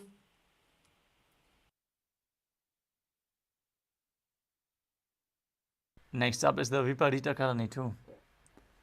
From the same position, stop the movement of your legs. Keep visualizing Swamiji in your inner space. करणी विपरीताख्या सर्वाधिव्याधिनाशिनी नित्यमभ्यासयुक्तस्य जाठराग्निविवर्धनी.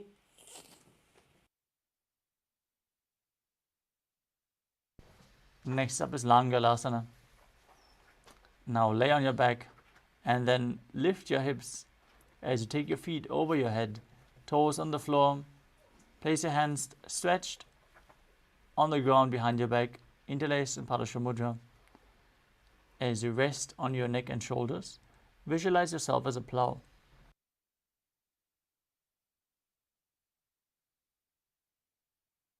नरकासने स्थित्वा नासिकाप्रदेशे भूमौ पादपृष्ठे स्थाप्य.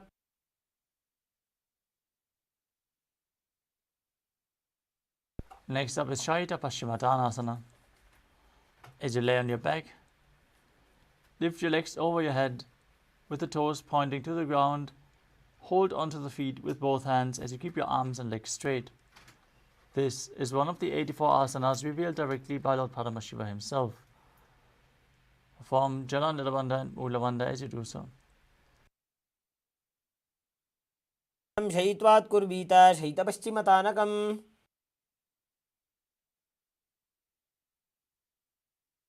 Next up is Supta Konasana. From the same position, bring your hips over your shoulders and spread your legs wide. Visualize Swamiji in your inner space as you perform Jala Nirabandha and Mula Bandha.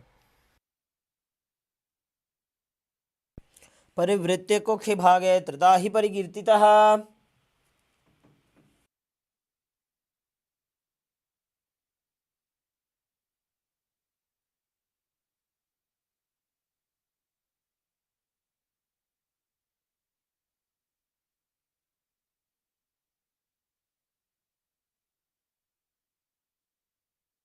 The next asana is Chakrasana.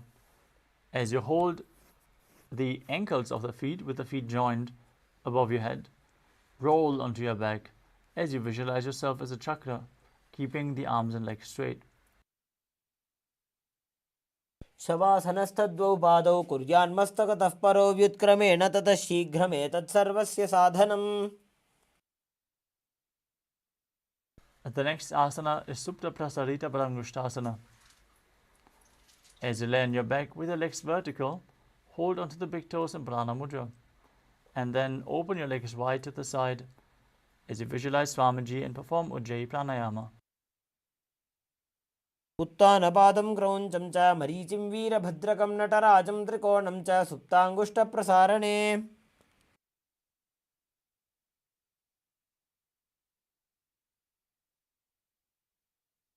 Next up is Supta Parangushtasana.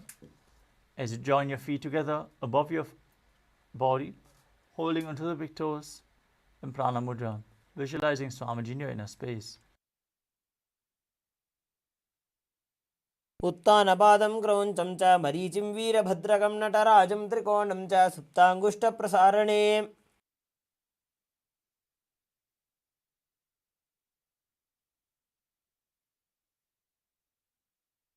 The next asana is Matsyasana.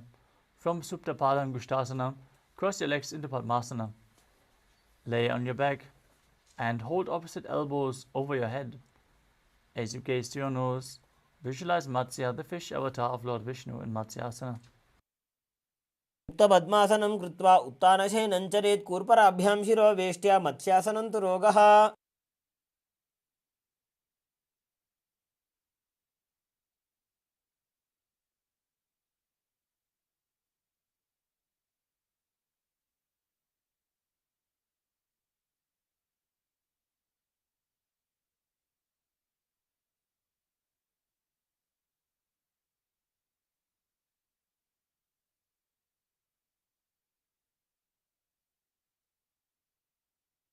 Next up is Parasharamasana.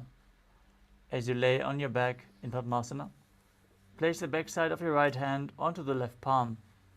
Gaze to your nose as you visualize Lord Rama in your inner space.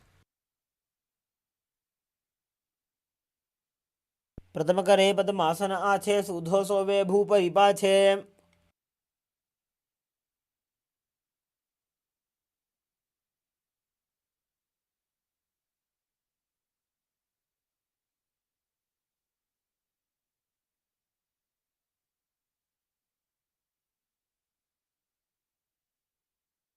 Next up is Sarvangasana. As you lay on your back with the legs in Padmasana, raise your hips up. Support your hips with your hands and place the elbows on the ground.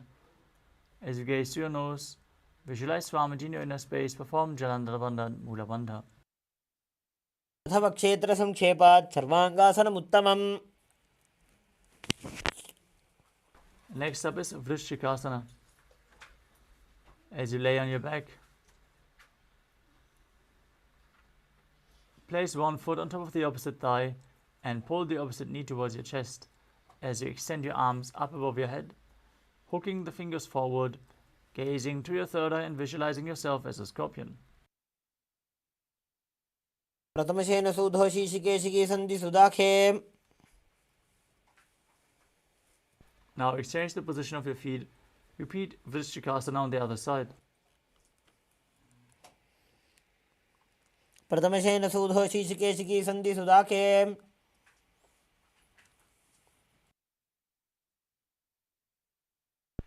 Next up is Vrishaparakshipasana.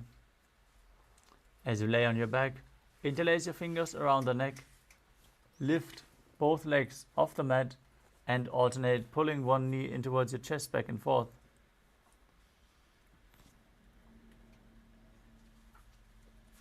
उत्तानशयनं कृत्वा अङ्गुलिभिः कन्द्रां बद्ध्वा.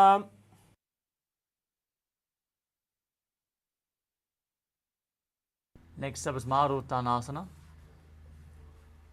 As you lay on your back with a hand next to the hip, alternate bringing one knee in towards your ear back and forth as you visualize Swamiji in your inner space. श्रोतानवत् संस्थिति कृत्वा जानुद्वयं पर्यायेन कर्णयोः संस्पृशेत्.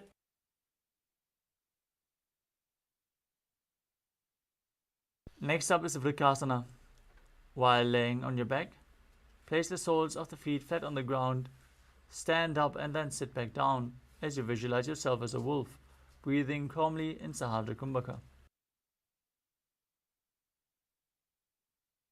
उत्तानशयनं कृत्वा पादतलाभ्यां भूमिं धृत्वा. Next up is Luthasana. As you lay on your back, quickly throw your legs above your head and completely roll over. Repeat this movement again and again as you visualize Swamiji in your inner space. उत्तानशयनं पादौ शिर उल्लङ्घ्य भूमौ स्थापयित्वा निब्जं भूयाति निब्जं शयनम्.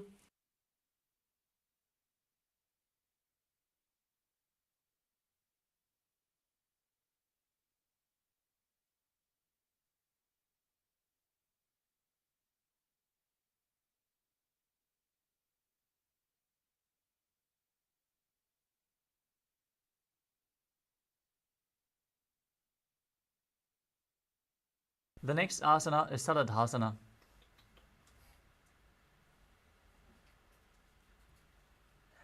As you lay on your stomach, keep your hands at shoulder level.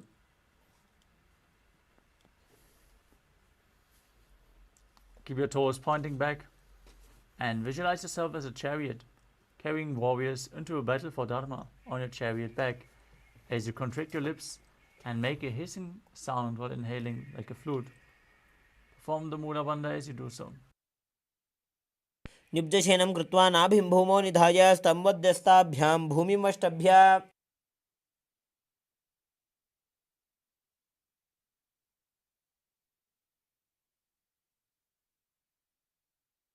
Next up is Dehalyulanganasana. Now place your palms on the ground, push your body up into a plank position and jump your feet back and forth in between your arms as you visualize yourself transcend body and mind in Dehalyulanganasana. हस्तद्वयं बद्ध्वा तन्मध्यचरणद्वयम् उड्डानैव बहिरानीय.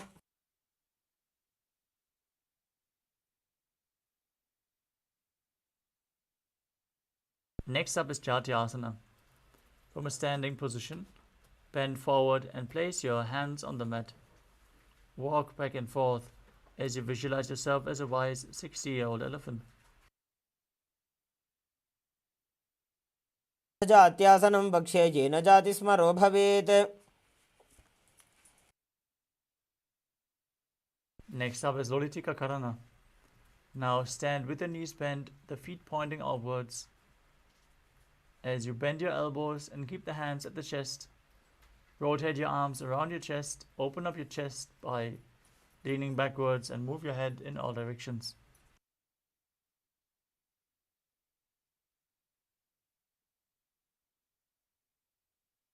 The next asana is Sarpasana.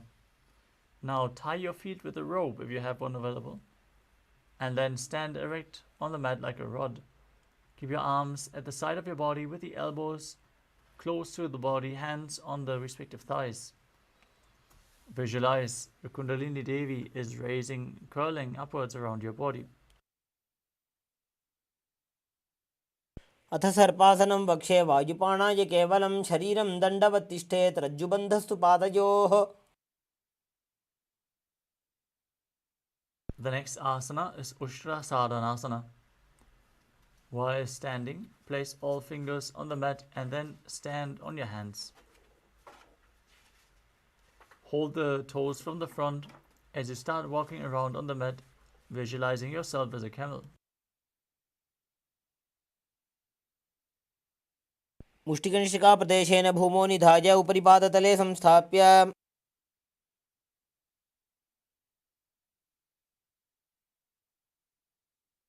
Next up is Ashvasana. From the same position, hold the feet from the outside and walk around on the mat, visualizing yourself as a horse.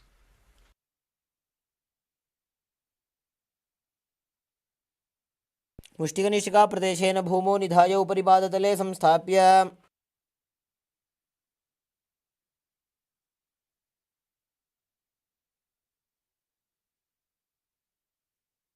The next asana is Kapota Nitakasana.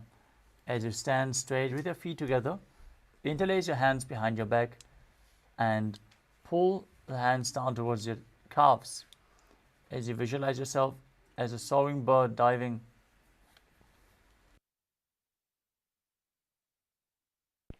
पादतले भूमौ निधाय पृष्ठभागेन हस्तौ जङ्घापर्यन्तं नीत्वा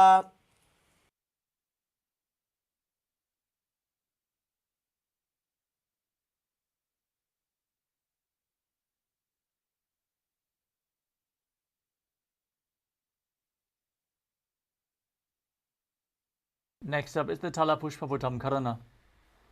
As you stand tall with the palms together in Namaskara Mudra, gently bend the knees and keep the toes pointing outwards.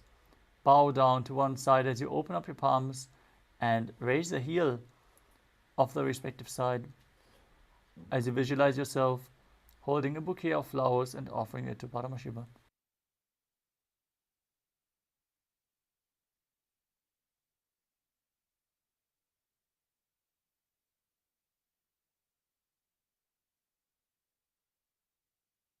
Next up is Khadgasana.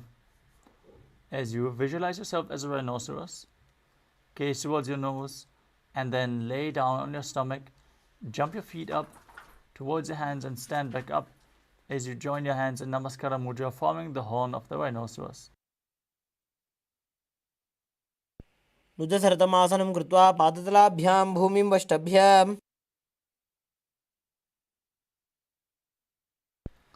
Next up is the Uttanuttanam. You can hold weights to intensify this asana. As you sit down or as low as you can, stand back up and repeat this again and again. Gaze to your nose and visualize Swamiji in your inner space. पुनः पुनः उत्थातव्यम् असितव्यम् इति उत्थानोत्थानं भवति.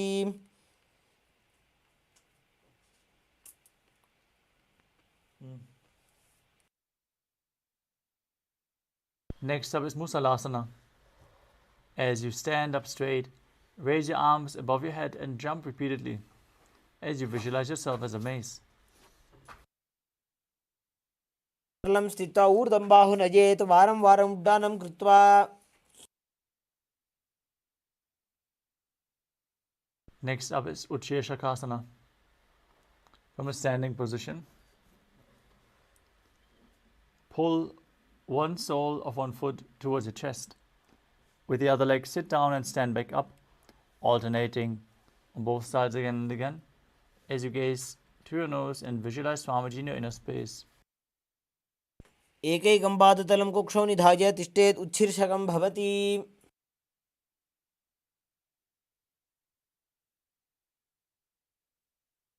Next up is the Parshvajanukarana.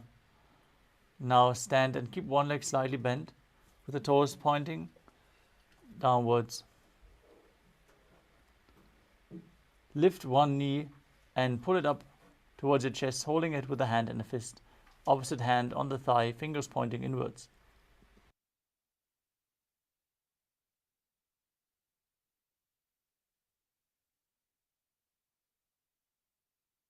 The next asana is Tandavasana. As you stand on one leg, you can hold weights if you want to intensify this asana. Extend your arms in front and the raised leg in front as well. As you visualize yourself fiercely dancing as Lord Shiva, sit down and stand back up on one leg. एकेन पादेन स्थातव्यं ताण्डवासनं भवति. Next up is Brahmanasana.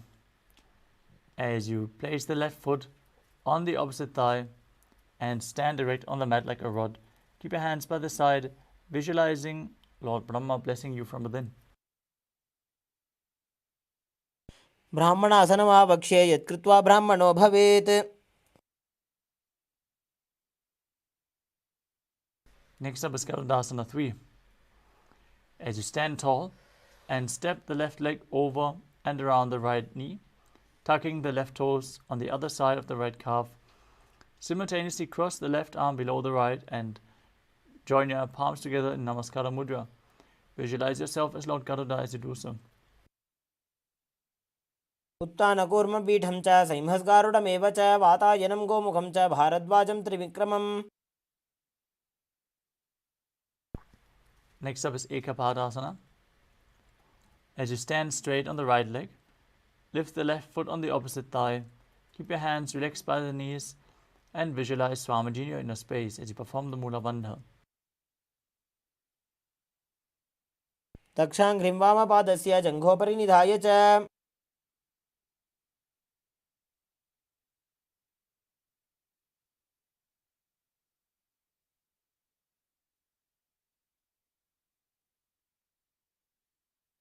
The next asana is Dhuruvasana, the post up posture. As you stand on the right leg, hold the big toe of the left foot and straighten it out to the side and rotate your body quickly on the standing leg as you visualize yourself as the North Poster. एकेन हस्तेन दण्डरूपस्य एकस्य पादस्य अग्रं धृत्वा.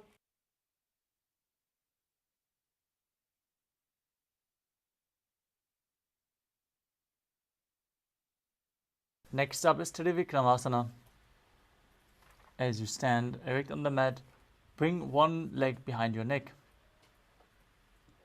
Stand tall as you perform the 3 steps of Lord Vishnu, standing, sitting down and standing back up in Trivikramasana. ग्रीवायां पादं संस्थाप्य स्थातव्यम् उत्थातव्यं त्रिविक्रमासनं भवति.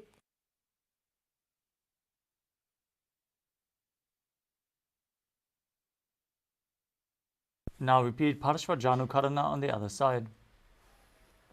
Pull the other knee in towards your chest with the hand in a fist.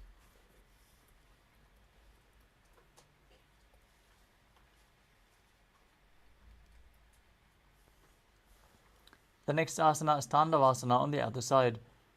Now visualize yourself fiercely dancing as Lord Shiva as you stand up and sit back down on one leg. एकेन पादेन स्थातव्यं ताण्डवासनं भवति. Now repeat Brahmanasana on the other side.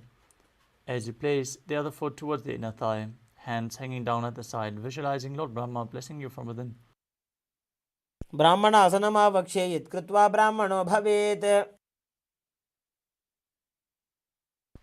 Now repeat Garudasana 3 as you intertwine your legs and your arms, visualizing yourself as Lord Garuda. उत्तानकूर्मपीठं च संहस्गारुडमेव च. Now repeat Ekapadasana on the other side as you place the raised foot to the opposite hip, hands by the knees, visualizing Swamiji in your inner space. दक्षाङ्घ्रिं वामपादस्य जङ्घोपरि निधाय च.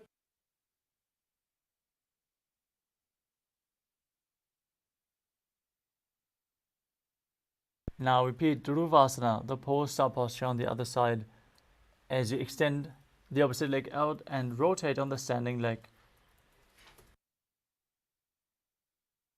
एकेन हस्तेन दण्डरूपस्य एकस्य पादस्य अग्रं धृत्वा.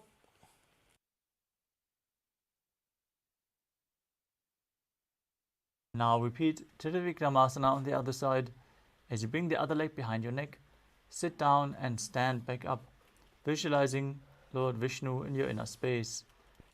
ग्रीवायां पादं संस्थाप्य स्थातव्यम् उत्थातव्यं त्रिविक्रमासनं भवति.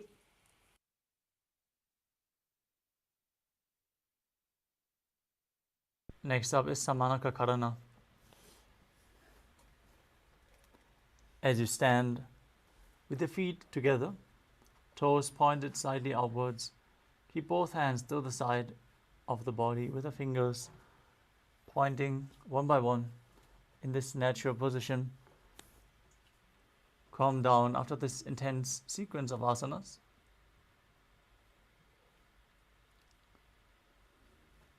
As we move on to the final 100 asanas of this sequence, we request all the participants to please switch on your cameras and be visible. Make sure your room is properly lit and your camera is adjusted properly so you're visible. Please follow the security guidelines.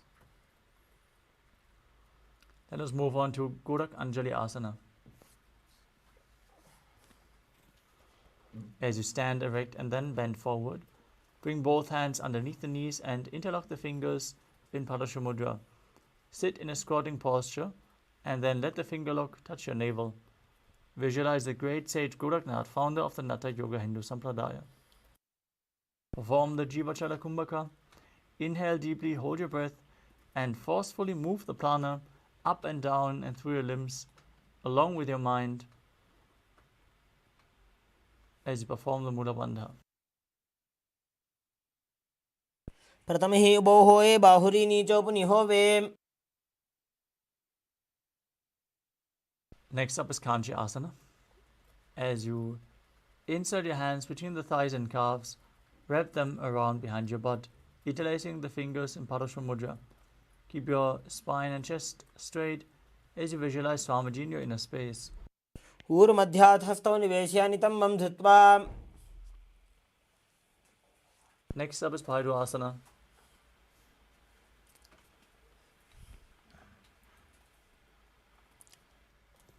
As you bring the feet together and sit in a squatting posture with the heels touching the perineum, hold your hands at the back and sit upright.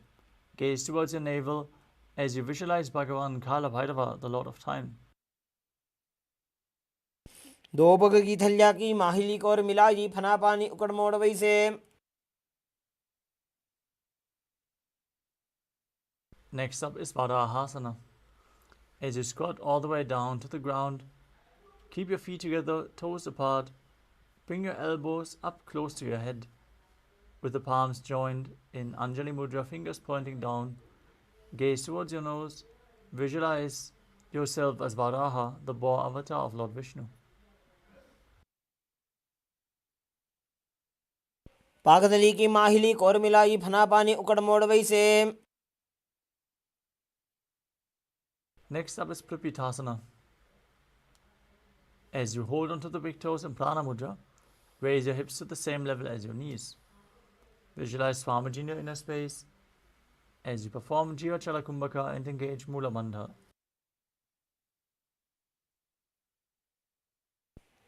पार्श्वद्वय सम्मील्य स्थित्वा नितम्बं जानुप्रदेश आनीय.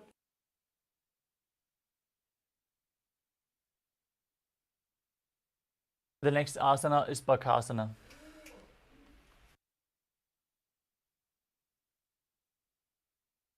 As you place both hands on the mat, shoulder width apart, with the fingers wide, place your knees onto the back of your arms and lift your feet off the ground, balancing on your arms as you visualize yourself as a crow.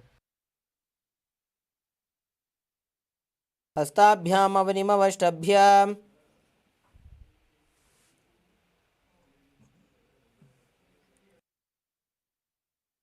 The next asana is Sushtanga Kapali Asana. As you kneel down, place your head on the ground and spread your palms for support. Raise your body onto your head and bring your legs into Padmasana as you gaze through the nose and visualize Swamiji in your inner space. आसन को गुण कपाल आछो होई.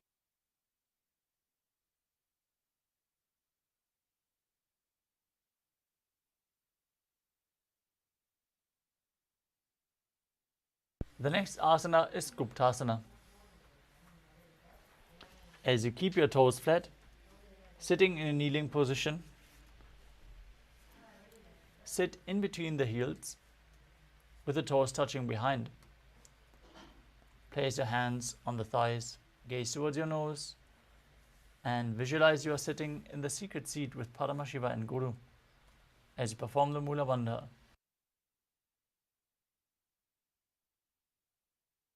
जानुर्भोरन्तरे पादौ कृत्वा पादौ च गोपयेत्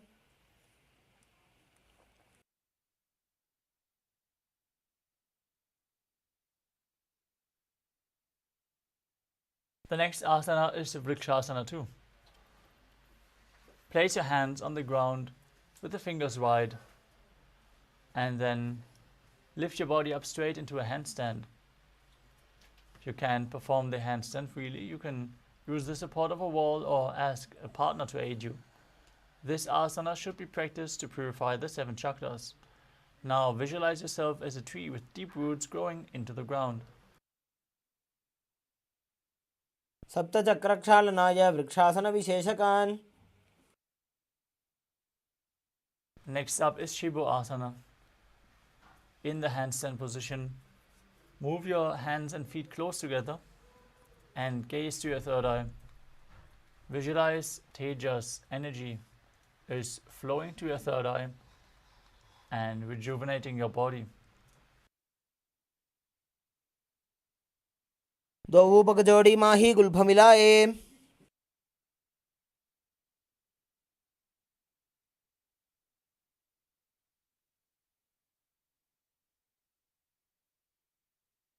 Next up is Matsyasana too.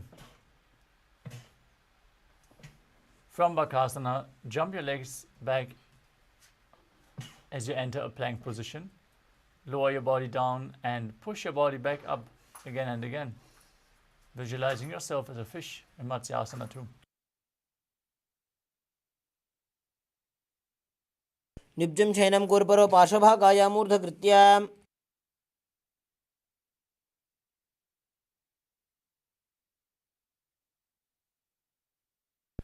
Next up is Salapasana too. As you lay prone on your belly, with the hands on the hips, lift your chest to the left and right and visualize and move your body like a snake. निब्जशयनं कृत्वा हस्तौ नितम्बं संस्थाप्य. The next asana is Nidalambanasana. As you lay prone on your belly, with your hands in Padma Mudra, the lotus mudra, holding onto your chin. Place your elbows on the ground, stretch your toes back, and feel self-supported and completely independent in Nidalambanasana. कराभ्यां पङ्कजं कृत्वा तिष्ठेत् कूर्परया सुधीः.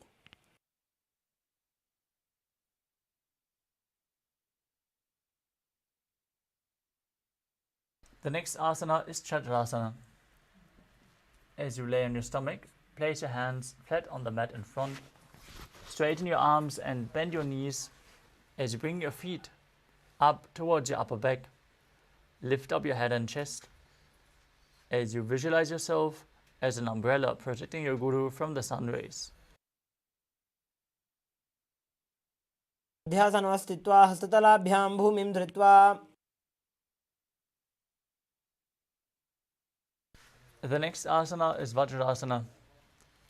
As you sit on your knees with the tops of your feet flat on the mat, bring your butt onto the heels, stretch your arms in front, place with the palms facing down.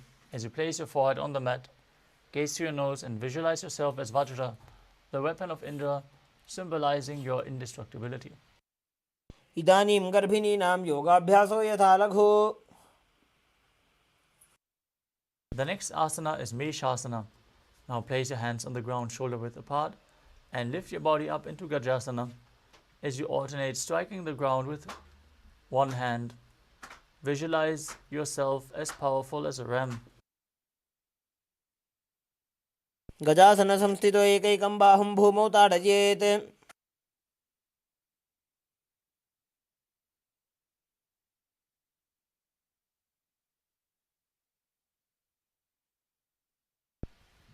The next asana is Ajasana. From Gajasana, lift your legs into the air and slowly bring your forehead down to the ground as you visualize yourself as unborn, existing for all eternity. गजासन संस्थितो पादद्वयमन्तराळे कृत्य मस्तकेन भूमिं स्पृशेत्.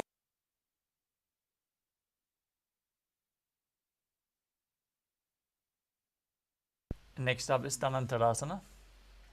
As you sit on your heels with the legs together, interlace your fingers around the big toes as you pull your feet towards your perineum and then place your hands on the respective knees. Keep your spine straight, gaze to the nose as you visualize Swamiji in your inner space. पूरब विधि परिहाता की काकसीथ्यो फणा शरा मोड़ी.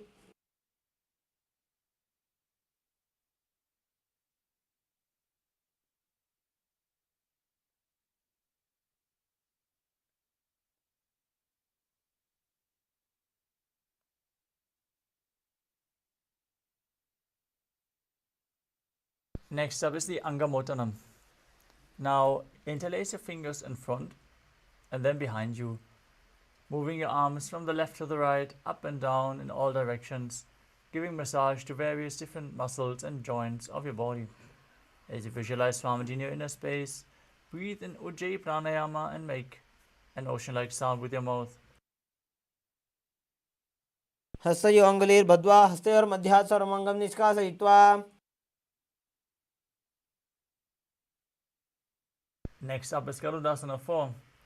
As you sit on your heels in Vajrasana, turn your feet outwards to the side, with the toes pointing to the side.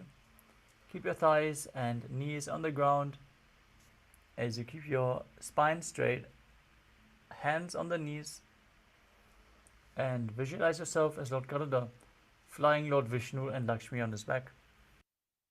जङ्घोरुभ्यां पीड्य स्थिरकायो द्विजानुना. Next up is Ananda Mandirasana. As you sit with your legs folded back, toes pointing backwards, with your knees wide, hands holding onto the ankles, place the front of your buttocks on the ground and gaze towards your third eye as you visualize yourself residing in the blissful space of a temple. अथ वक्षे वीरनाथ आनन्दमन्दिरासनम्.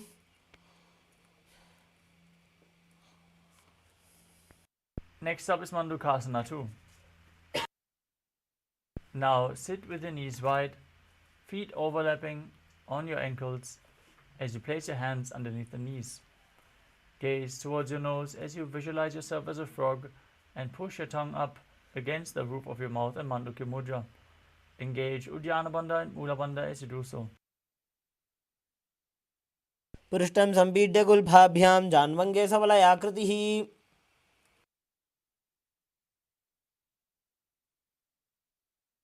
The next asana is Narasimhasana. As you keep your toes on the mat, heels up and together, place your perineum on the raised heels. Place your palms on the ground, fingers spread, thumbs touching and the base of your hands touching the toes. As you keep your arms straight, gaze towards your nose, stick out your tongue and exhale forcefully as you visualize Narasimha, one of the 10 avatars of Lord Vishnu. दो फणा पानी होय वैसे एड़ी दो गुदानी वैसे. Next up is Pishlakasana. As you sit on your toes, place your perineum on the heels, separate the knees sidewards and place them on the ground. Make a hollow of your palms and place them over your mouth as you keep your thumbs under the teeth and close your lips. Gaze towards your nose as you inhale through the right nostril and exhale through the mouth in Bishlaka Pranayama. Visualize yourself as Devi, victorious over any fears you might have. दो पका की एड़ी जोजी गोड़ा फनोबान अपनी होई.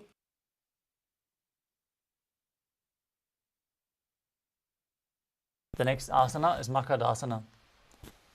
As you keep the soles of the feet together, the top of the feet on the ground, sit on your heels and bend your elbows, bringing the fingers towards your armpits. Imitate as if you are a monkey scratching yourself. As you visualize yourself as a playful monkey, gaze to your third eye and perform the Mula Bandha. द्वौ पकदली संपुटाने तिनिकी पिष्टि भूमि परिठाने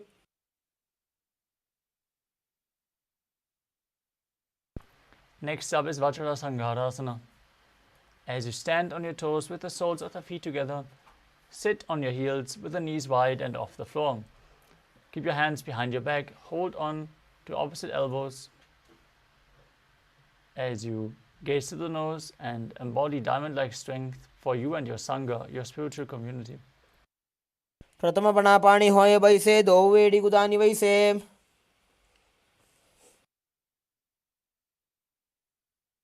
Next up is Kanjanasana. As you keep your toes down, ankles crossed behind, and sit on your heels, place your palms on the mat to the sides, gaze to the nose and visualize perfect health beyond any and all physical or mental ailments while performing Uddiyana Bandha and Mula Bandha. खञ्जनासनमावक्ष्ये यत्कृत्वा सुस्थिरो भवेत्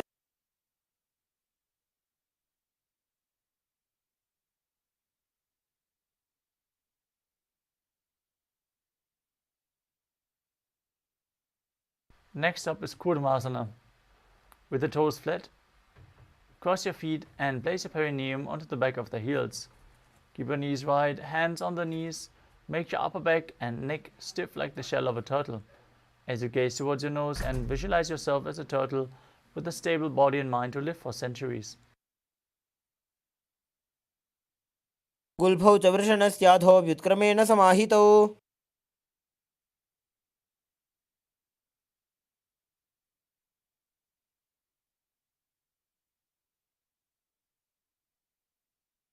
The next asana is Yogasana. From the same position, relax your upper back, gaze to the nose and visualize Swamiji in your inner space.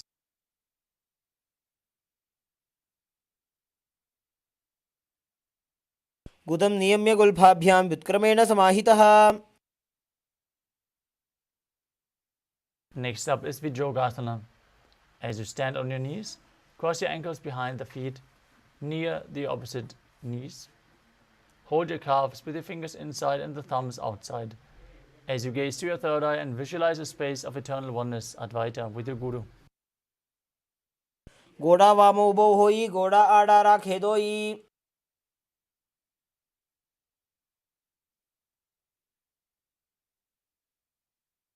Next up is Ushtrasana 2. In a kneeling position, bend backwards and hold your ankles with your hands. Keep your arms straight, push your hips forward and lean your head back as you visualize yourself as a camel. मेरुदण्डग्रन्थिदाढ्य संविपादयिषु पुमान्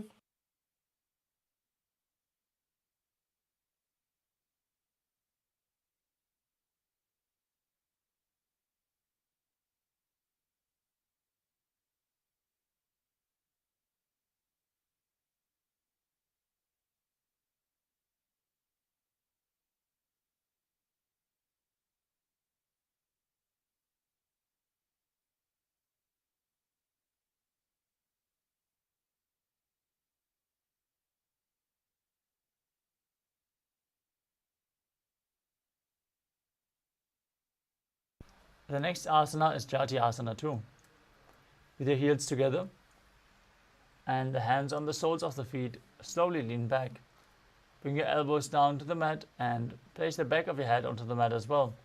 As you gaze through your nose, experience yourself as a lotus blooming. दो वेड़ी संपुट करे 16 मूलद्वार इधर इधरे Next up is Viratasana. As you sit on your knees with the thighs and calves together, lean back and touch your back to the ground, then rise back up again and again. You can use the support of your hands if needed. Gaze to your nose and visualize the healing and liberation of all causal, subtle forms of your body.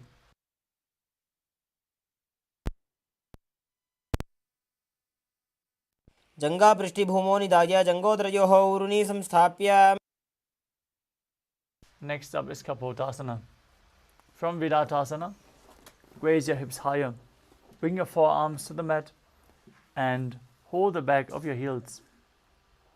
Bring your head in between the feet as you visualize yourself as a beautiful dove.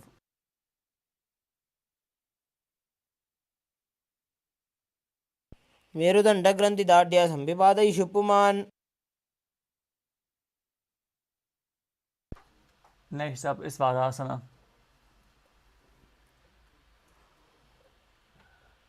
As you stand upright on the knees with the toes tucked, hold your arms and sit with opposite hands. Hold your arms with opposite hands. Gaze to your nose as you perform the Mula Bandha. This is the boon fulfilling posture. Receive your boon from Paramashiva. जानुनि भूमौ संस्थाप्य हस्ताभ्यां बाहु परस्परं धृत्वा. The next asana is Varahasana too. As you keep your knees together with the toes tucked, lean forward and bring your elbows to the mat with your hands holding your head. Rest your head on your hands and your butt on the heels as you visualize yourself as Varaha, the boar avatar of Lord Vishnu. सूर्यं चन्द्रं भेदनानि आसनानि निकथ्यते.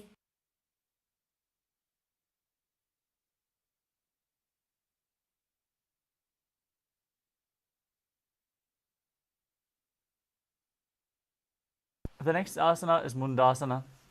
Now place your forearms on the ground, shoulder width apart. Interlock your fingers, place the crown of your head onto the mat. Raise your hips and walk your feet forward and lift your legs up straight as you gaze to the nose and visualize yourself as a lopped tree. अधो मुण्डासनं वक्ष्ये सर्वेषां प्राणिनां सुखम्. Gently lower your legs down as you enter Andhasana. Now kneel down, place your head in between the knees. Hold your head with both hands and place the elbows outside of the knees. Gaze to your nose and visualize Swamiji in your inner space. प्रथमपगतली समटहरावे कोरमाहिली उभे मिलावे. The next asana is Viparita Shalabhasana. You can hold weights if you want to intensify this asana. Now lay down on your belly with the arms extended straight out. Lift your thighs, arms and chest off the ground as you visualize yourself as a locust. Calmly breathe in Sahadra Kumbhaka. प्रभासन भेदाश्च नटभेरुण्ड नामके. Now place your forehead on the ground and your hands beside the hips with the palms facing down. As you lift your feet up together, visualize a skull representing the mind with purified thoughts and a strong will to attain enlightenment in Kapalasana. कपालं भूमौ निधाय ऊर्ध्वं पादौ नजेत् कपालासनं भवति.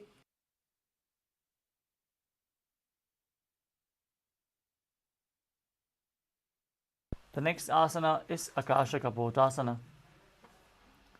As you lay down on your stomach, bring your hands to the back and lift your legs up over your head, slowly placing the feet in front of the head as you keep the palms flat on the mat behind. Visualize yourself as a free and open dove. उष्ट्रासने स्थित्वा चरणौ भूमेरुत्थाप्य.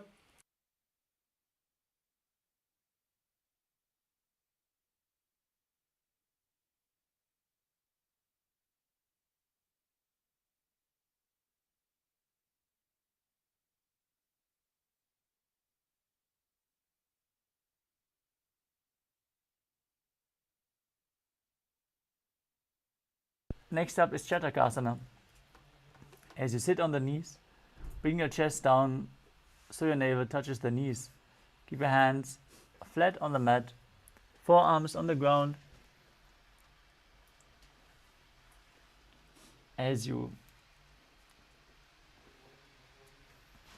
are sturdy and visualize yourself as a sparrow in Chatakasana. कूर्परपर्यन्तौ हस्तौ धरामवष्टभ्य. Next up is Vrishikasana too.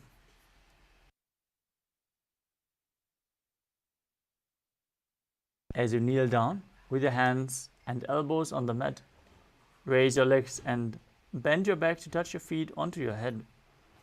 Lift your chin as you visualize yourself as a scorpion. विच्छेव पुच्छ प्रतिमां श्रीधृत्वा स्वशीर्षे चिबुकं विधार्य कौ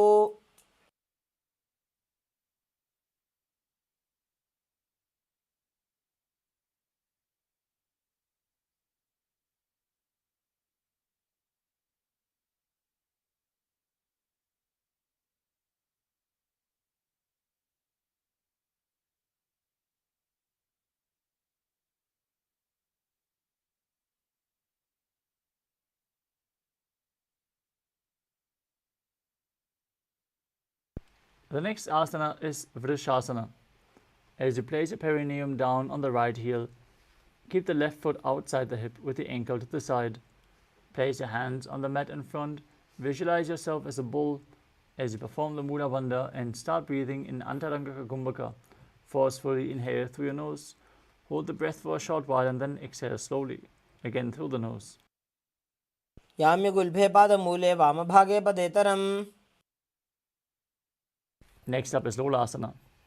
With your hands in front on the mat, lift your knees off the mat and cross the toes of the left foot over the right. Now visualize Swamiji in your inner space and perform the Mula Bandha. लोलासनं सदा कुर्यात् वायुलोलापघातनात्. Now place your perineum straight on the opposite heel as you repeat Vrishasana on the other side. याम्य गुल्फे पादमूले वामभागे पदेतरम्. Next up is Bala Gunasana. As you place the toes of the left foot to the ground, sit down on the left heel. Place the other foot flat on the ground with the knee raised towards your chest. Place your hands on the respective knees. Visualize Bala Gunahai, one of the 84 siddhas, in your inner space as you perform the Mula Bandha. आसन कोगुन जल विकार जाई. Next up is Grahasana. As you squat with your feet flat on the mat, bring your elbows under the thighs and wrap the hands around the shins. Hold onto your ankles from the outside as you visualize yourself as the entire planet. पादतले भूमौ संस्थाप्य जानुमध्ये कुर्परौ स्थाप्य. Next up is Balagunasana on the other side.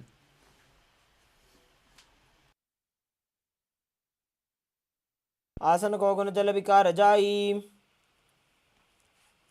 The next asana is Utkatasana. As you hold weights, if you want to intensify this asana, squat on your toes with the heels up, knees off the mat. Place your perineum on the heels and the hands on the respective knees. Keep your spine straight. Visualize Swamiji in your inner space as you perform the Mula Bandha. युजास्पिजोऽस्ति यत ऊर्वजानो यत्रासने पादतलद्वयोपरि.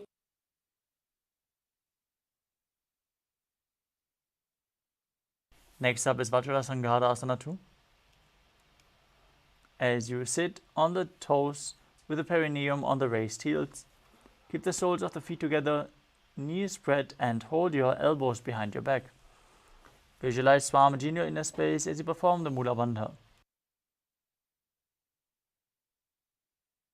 प्रथम पणापाणि होय जैसे दो वेड़ी गुदानी वैसे. The next asana is Anilasana. As you squat or sit with the feet hip-width apart, flat on the ground, place your hands underneath the soles of the feet from the inside with the palms facing down. Keep your arms straight, elbows close to the navel as you gaze to your nose and visualize you're able to live off of air alone. दो हाथ भूमि पर ठाने कहुनी जाड़ी नाभि लगाने. Next up is Palukasana. As you place the back of your hands onto the mat with the fingers facing towards your body, step your feet on top and wrap your hands around the feet like a shoe. Now visualize yourself wearing padukas walking across India as you walk around on the mat. हस्ततलयोः पादतले कृत्वा तिष्ठेत् गच्छेत् पादुकासनं भवति.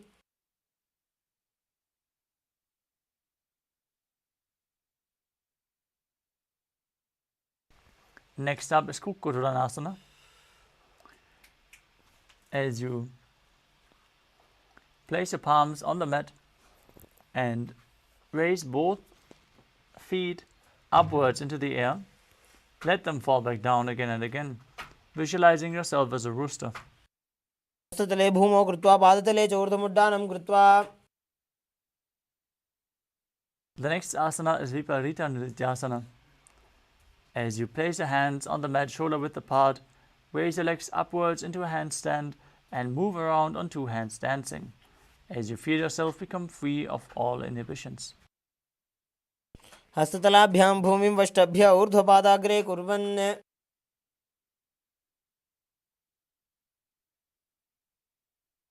The next asana is Kunjarasana.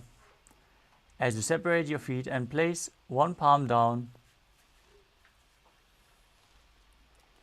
bring the opposite hand to the head, be stable and visualize Swamiji in your inner space. अथ वक्षे महादेव कुञ्जरासनमुत्तमम्.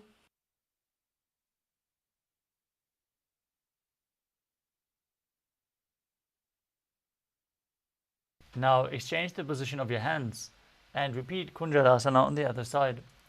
अथ वक्षे Mahadev कुञ्जरासनमुत्तमम्. The next asana is Kadambasana. As you sit on the ground with your feet flat and the heels close to your body, hold the respective ankles with your hands and lift your feet off the mat. As you visualize yourself as a Kadamba tree, a pious tree that promotes a long life. पार्श्वभ्यां भूमिं वष्टभ्य हस्तद्वयेन गुल्फौ धृत्वा.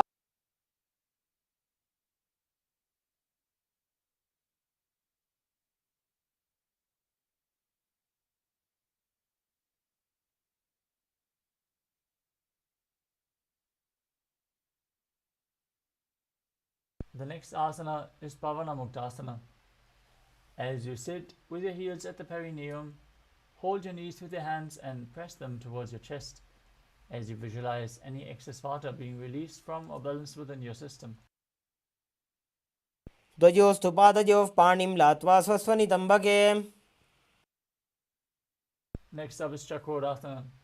As you sit and lift one leg behind your head, place both hands flat on the mat and extend the opposite leg up towards the sky.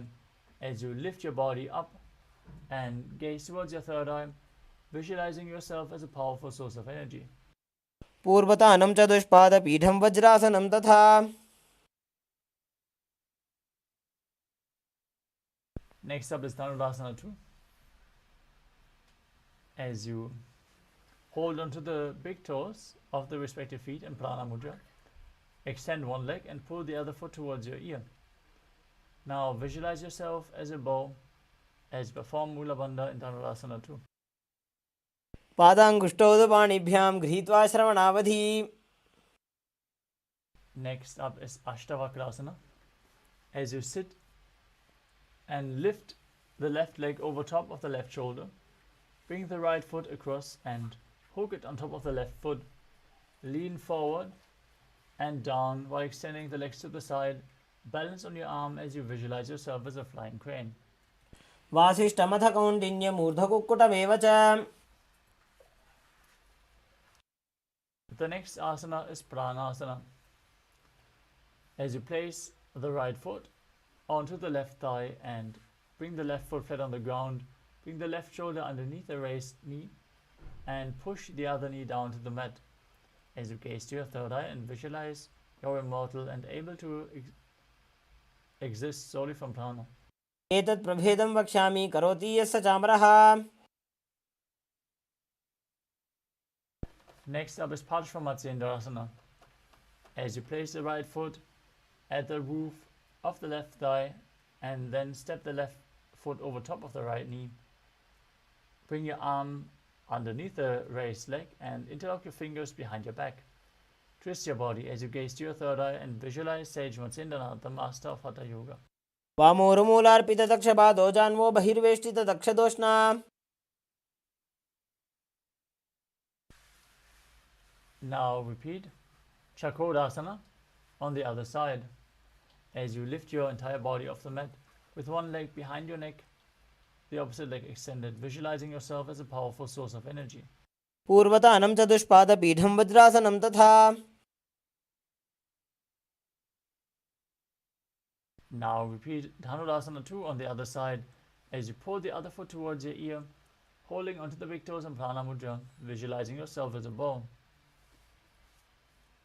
पादाङ्गुष्ठौ तु पाणिभ्यां गृहीत्वा श्रवणावधि. Now repeat Ashtavakrasana on the other side as you hook the other foot over top of the respective shoulder and extend the legs to the side, balancing on your arms while visualizing yourself as a flying crane. वासिष्ठमथ कौण्डिन्यम् ऊर्ध्वकुक्कुटमेव च.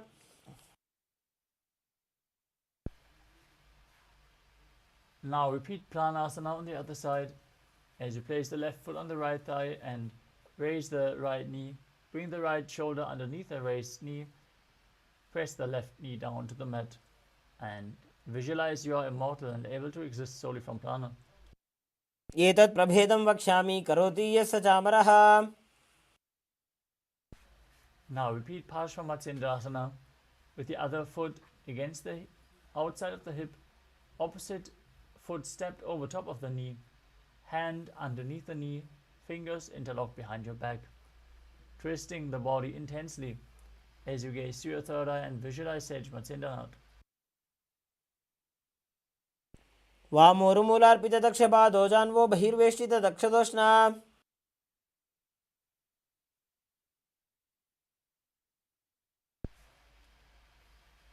Next up is Ardha Paschimottanasana.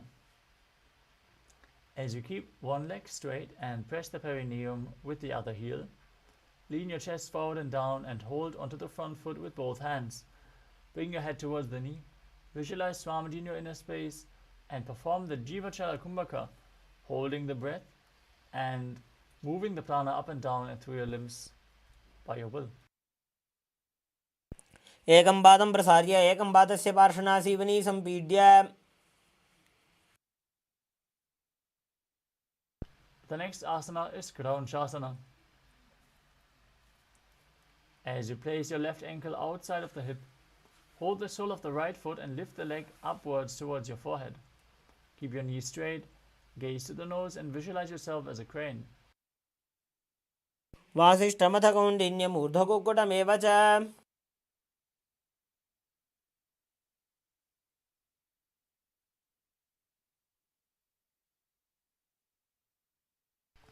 Now repeat Ardha Paschimottanasana on the other side. As you bring the other heel towards the perineum, lean forward and down. एकं पादं प्रसार्य एकं पादस्य पार्श्वनासीवनी सम्पीड्य. Now repeat Kraunchasana on the other side. Bring the other foot outside the hip as you hold onto the opposite leg, the opposite foot, and extend it up towards your forehead. वासिष्ठमथ कौण्डिन्यम् ऊर्ध्वकुक्कुटमेव च.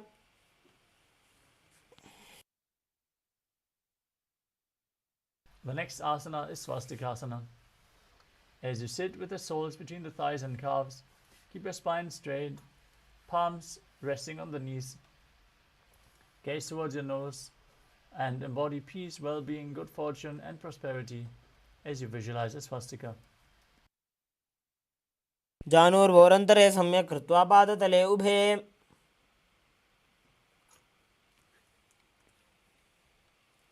Next up is Gorakshasana. Keep your feet in the same position and cover your heels with the respective hands. Perform Jalandhara Bandha and Mula Bandha. Tuck your chin to the chest and contract your perineal region as you gaze to your nose and visualize the great sage Goraknath, founder of the Natha Yoga Hindu Sampradaya. जानुर्वोरन्तरे पादौ उत्तानौ व्यक्तसंस्थितौ. Next up is Bhagasana 2. As you bring the left heel to the perineum and the right foot on top of the left thigh,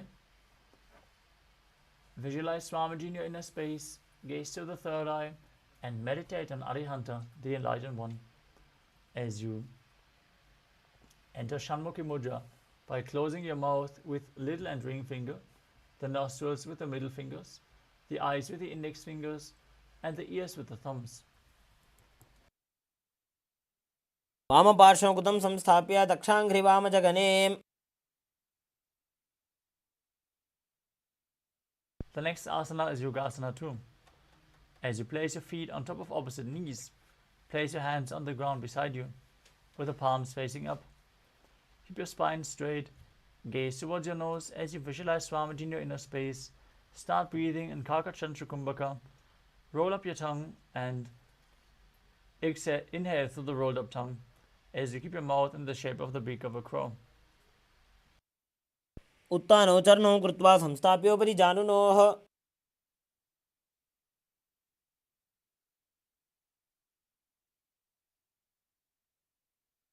Next up is Urdhva Kukutasana. Rotate your hands at the side of your body and lift your entire body off the mat as you visualize yourself as a rooster. वासिष्ठमथ कौण्डिन्यम् ऊर्ध्वकुक्कुटमेव च.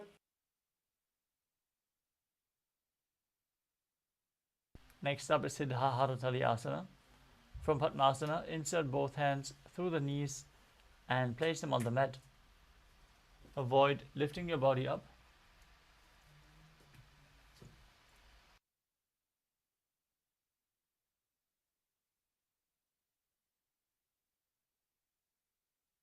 Stay seated on the mat and visualize Swamiji in your inner space.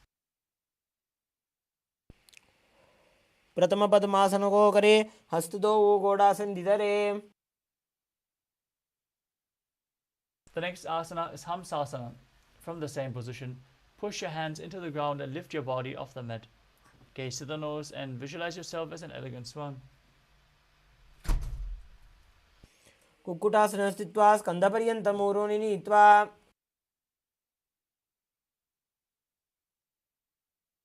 The next asana is Kadamukasana.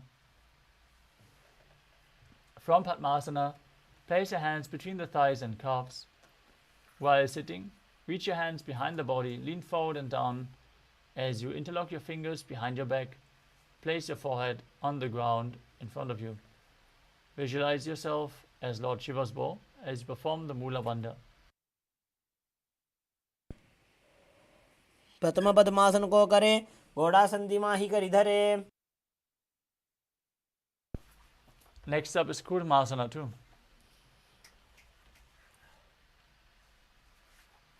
From Padmasana, insert both hands through the thighs and calves.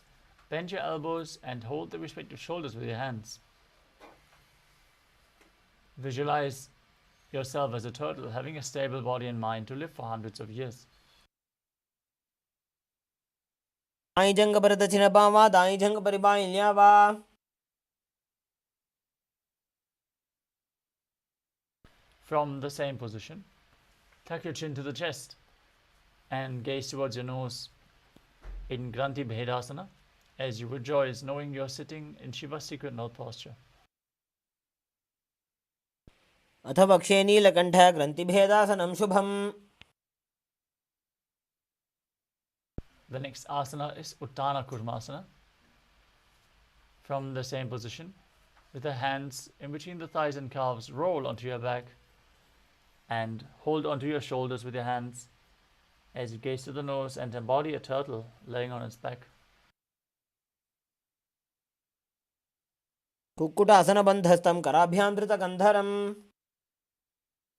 Now sit back up into Padmasana. As you bring your hands in between the thighs and calves, place the palm of one hand onto the mat as you hold its wrist with the other hand and lift your entire body off the ground as you visualize yourself as a rooster. Kukkutasana स्थित्वा एकेन हस्तेन अन्यस्य मणिबन्धं धृत्वा.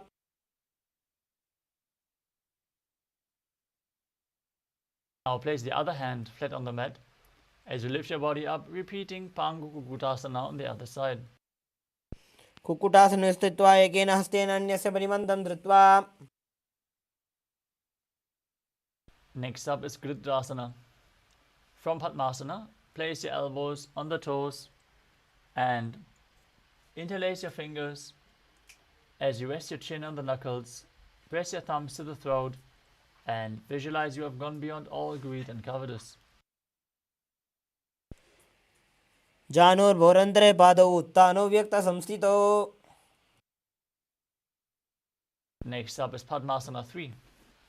From Padmasana, hold one hand over the other with the palms facing upwards. Keep your spine straight, engage all three bandhas as you gaze to your nose and visualize Swamiji. उत्तानौ चरणौ विधाय विधिवच्छक्तिस्थितौ योगिरात्. Next up is Padmasana 4. From Padmasana, place your palms flat on top of the knees. Keep your spine straight, gaze to the nose and visualize Paramashiva in your inner space as you perform the Mula Bandha. एतत् पद्मासनं कुर्यात् प्राणवायुप्रसिद्धये.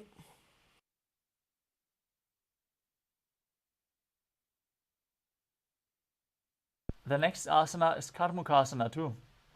From Padmasana, hook the right hand, index and middle fingers around the big toe. Pull the elbow back as if you're pulling a bowstring. Move the big toe round and round as you keep the other hand on the respective knee. Visualize yourself as Paramashiva's bow as you repeat on the side.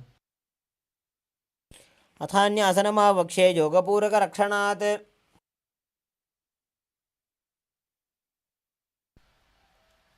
The next asana is Karmukasana 3. From Padmasana, cross your arms behind your back and hold onto the big toes in Prana Mudra. Inhale through the tongue, straight in like an arrow in Kakachantra Kumbhaka. As you engage all the bandhas, gaze to your nose and visualize yourself as Pinaka, Lord Shiva's bow. कार्मुकासनमाक्षित्य उदरे पूरयेत् सुखम्. Next up is Riddhasana.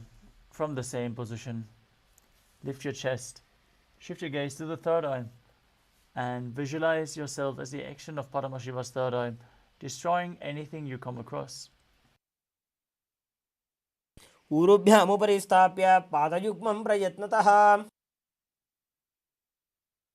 Next up is Nagarasana. From the same position, lay down onto your back as you lay on crossed arms behind your back. Gaze to the nose and visualize yourself as a snake. Breathe calmly in Sahaja Kumbhaka. प्रथम पद्मासन को ठाने दो वो हाथ पाछाने आने. Now free your arms and legs. Pull your knees up towards your chest. Interlock your fingers and pull the knees close as you tuck your chin to the chest and squeeze your body into a ball.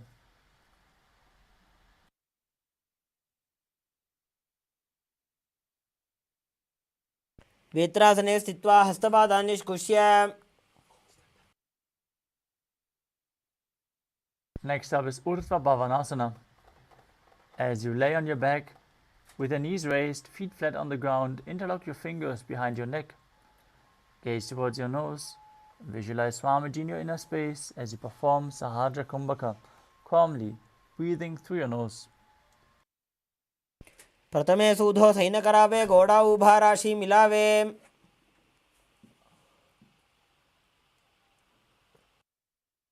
Next up is Madhukata Pitasana.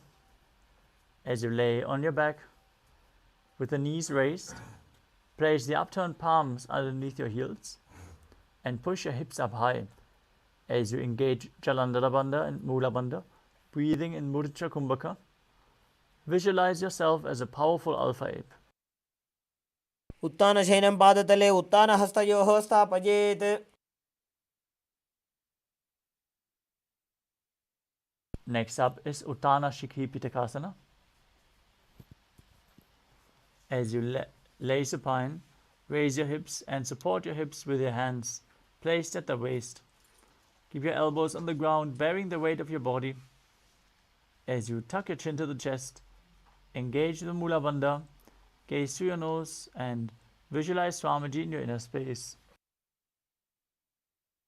जङ्घोरुबलहीनश्चेत् उत्तानशिखिपीठकम्.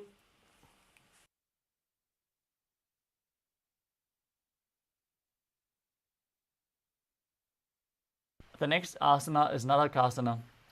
As you lie supine, raise your hips and legs up and keep your arms flat on the mat. As you visualize blissfully traversing Naraka Loka unscathed, perform Jalandhara Bandha and Mula Bandha. ग्रीवाकण्ठेन भूमिं विष्टम्भ पादाग्रद्वयमूर्धमुत्रजेत्. Next up is Tiryan Naukasana. From Narakasana, bring your hands to the lower back. Keep your elbows on the mat and raise your legs up straight. Then slowly angle and lower your legs as you keep your core engaged. Visualize yourself as a boat crossing the ocean of samsara. नौकावत् स्थित्वात् ऊर्ध्वं पादाग्रद्वयं नयेत्. Now bring your arms back on the mat flat. As you keep the legs straight, visualize yourself as the KAILASA flag, respected across all nations, in Dvajasana. तिर्यन् नौकावत् ग्रीवापृष्ठगूर्परैः भूमिं वष्टभ्य. Now lower your body down into the final asana of the sequence, Mritasana. Lie supine, completely relaxed. Keep your hands at the side of your hip, palms facing up. Perform Shakti Chalan Mudra as you pull the Kundalini Shakti up from the Mooladhara to the Sahasrara. Visualize your body as dead, and Swamiji, the Supreme Pontiff of Hinduism, is liberating you. Internally chant the Mahavakya, Om Nithyananda Paramashivoham. उत्तानं शववद्भूमौ शयनं तु शवासनं. शवासनं श्रमहरं चित्तविश्रान्तिकारणम्.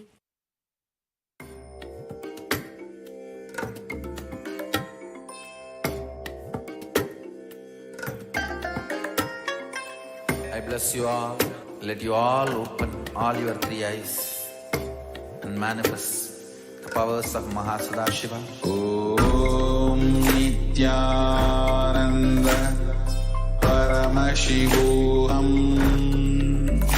Om Nithyananda Paramashivoham. Om Nithyananda.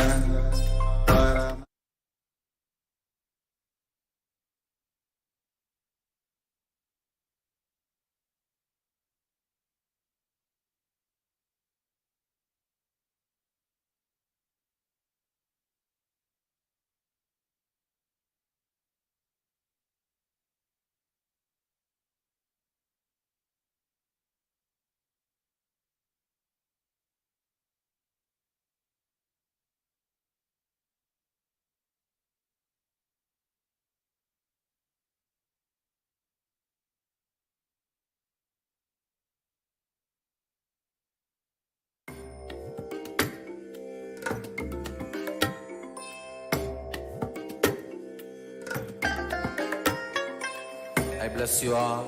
Let you all open all your three eyes and manifest the powers of Mahasadashiva. Om Nithyananda Paramashivoham. Om Nithyananda Paramashivoham.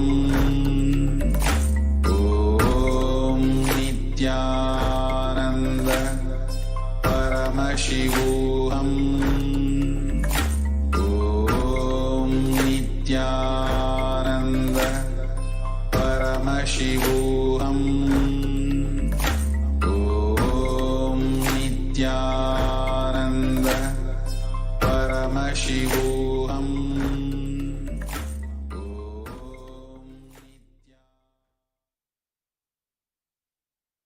Now slowly return to your physical body. Start to wiggle your fingers and toes, your wrists and your ankles, your elbows and your knees.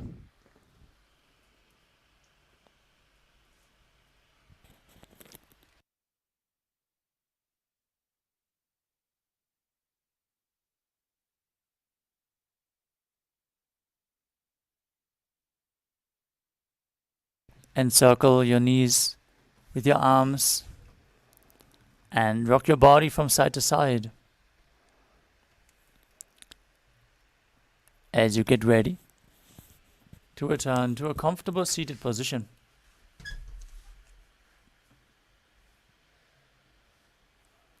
Congratulations, you completed the Dvitiya Vinyasa Krama, all 308 asanas of the sequence.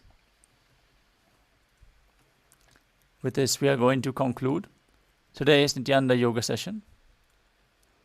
And we are going to move on to the power manifestation session. So stay tuned and manifest the Shaktis of Paramashiva. Let us all now sit straight with our head, neck and spine in a straight line. Join our hands together in Namaskara Mudra in front of the heart center. Close your eyes, take a deep breath. Visualize Swamiji as we chant the Purna mantra. Om Purnamadah Purnamidam Purnat Purnamudachyate Purnasya Purnamadaya Purnamevavashishyate Om Shanti Shanti Shanti Harihi Om Tatsat Sarvam Bhagavat Shri Nithyananda Paramashiva Padukarpanamastu Om Nithyanandam. Thank you all, Nithyanandam.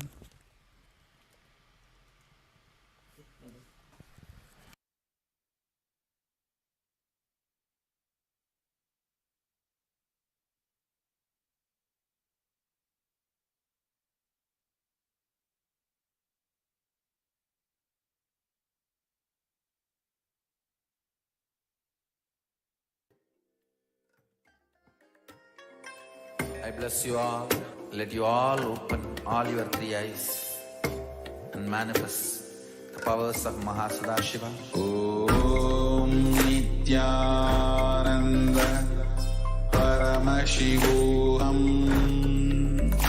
Om Nithyananda Paramashivoham. Om Nithyananda Paramashivoham. Om Nithyananda Paramashivoham. Om Nithyananda Paramashivoham. Om Nithyananda Paramashivoham. Nithyananda Paramashivoham. Om Nithyananda Paramashivoham. Om Nithyananda Paramashivoham. Om Nithyananda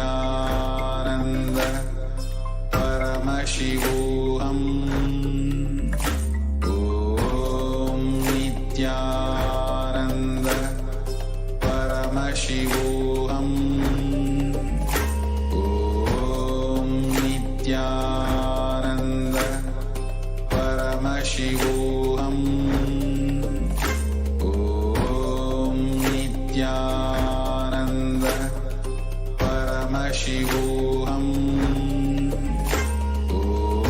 Om Nithyananda Paramashivoham. Om Nithyananda Paramashivoham. Om Nithyananda Paramashivoham.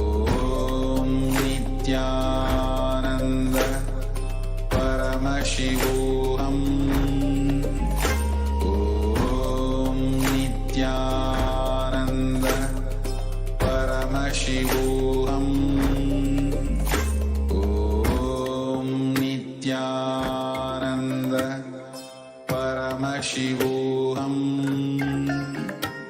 Om Nithyananda Paramashivoham.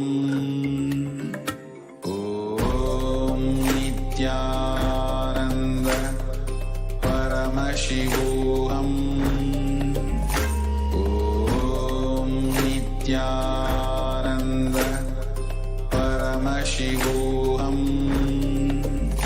Om Nithyananda Paramashivoham.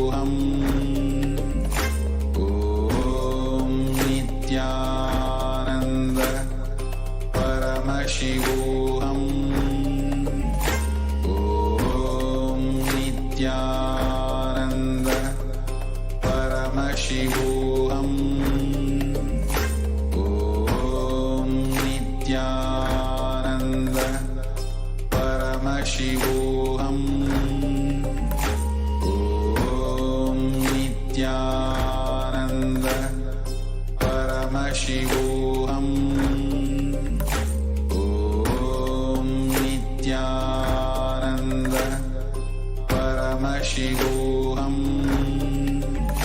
Om Nithyananda Paramashivoham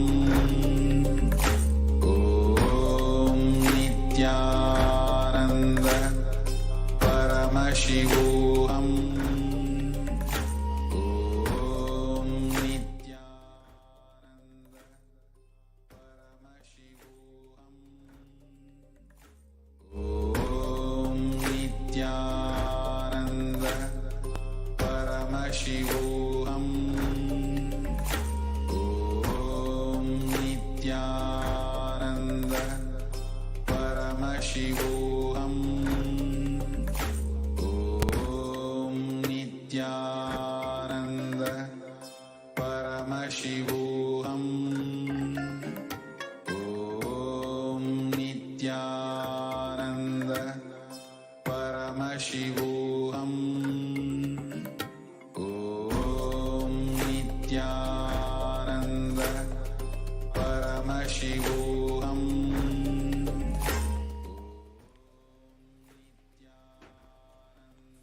Nithyanam everybody, welcome back. So now it's time that we enter into the next session, which is going to be the power manifestation.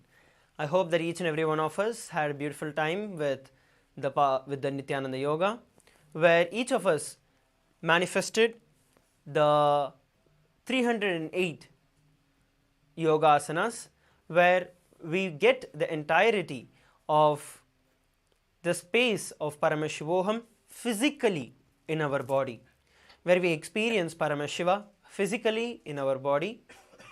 So now let's enter into the power manifestation. We're going to be having 21 minutes of power manifestation. So the first round of power manifestation, we're going to be beginning with the power of third eye.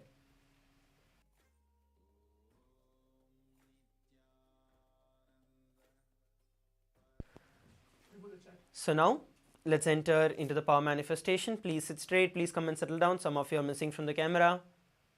Please come and be seated.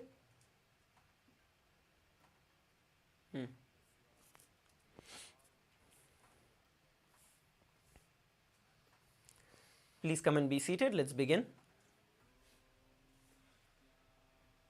So the first round of power manifestation is going to be the power of third eye, where we are able to identify the various different colors with our eyes blindfolded.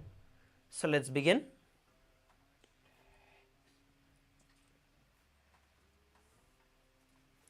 Please get yourself a pen and a paper. Please get yourself your eye bands and come and be seated.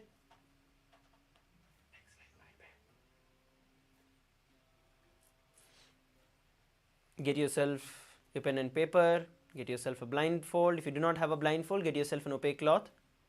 Please get it and come and be seated.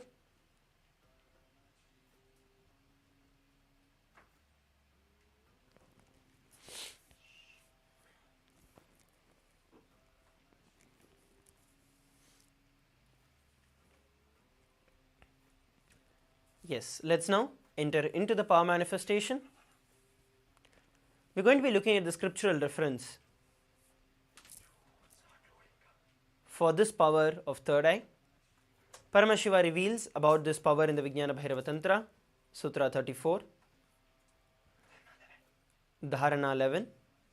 Kapalantarmano nisya thishtanmilita lochanaha kramena manaso dadyat lakshaye laksha uttamam. So this is the Shastra Pramana, the scriptural reference for this power of third eye, where Paramashiva himself reveals how this science of third eye reading can be manifested. So now let's enter into the power manifestation. Please get ready. We're going to be identifying the colors. I request every one of you to please put on your blindfolds. Please put on your blindfolds and be seated.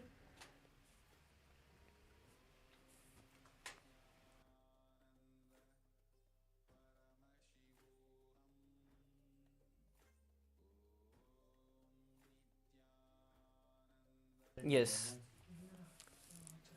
Please put on your blindfold.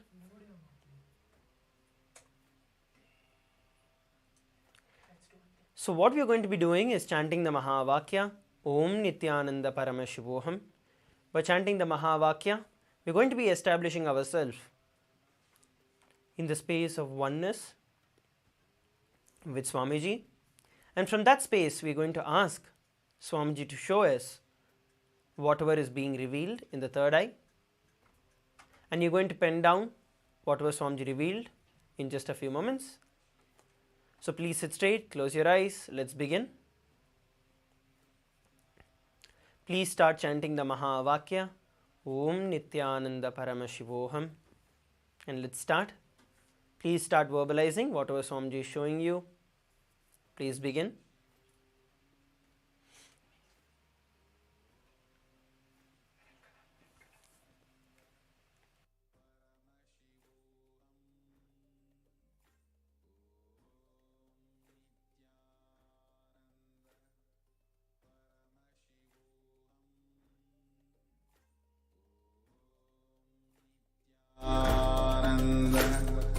Paramashivoham Om Nithyananda Paramashivoham Om Nithyananda Paramashivoham Om Nithyananda Paramashivoham Nithyananda Paramashivoham Om Nithyananda Paramashivoham Om Nithyananda Paramashivoham Om Nithyananda Paramashivoham Om Nithyananda Chant the Mahavakya intensely Paramashivoham and verbalize whatever color you're able to see. We have a few more moments. Just ask Swamiji to show you, and whatever Swamiji is showing you, don't worry whether it is, you feel you're guessing it or you're not, you're having some doubts. Don't worry about that. Just verbalize whatever you're able to see. We have a few more moments before we verify the answer.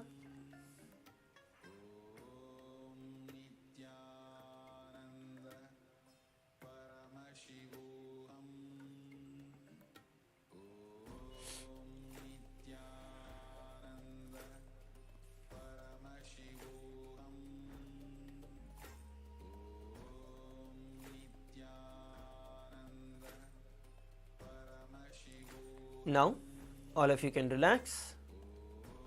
Please relax and slowly open your eyes. All of you can slowly open your eyes.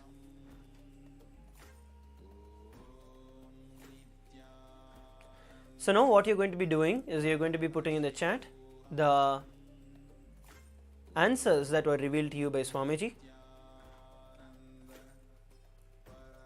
So please start posting in the chat.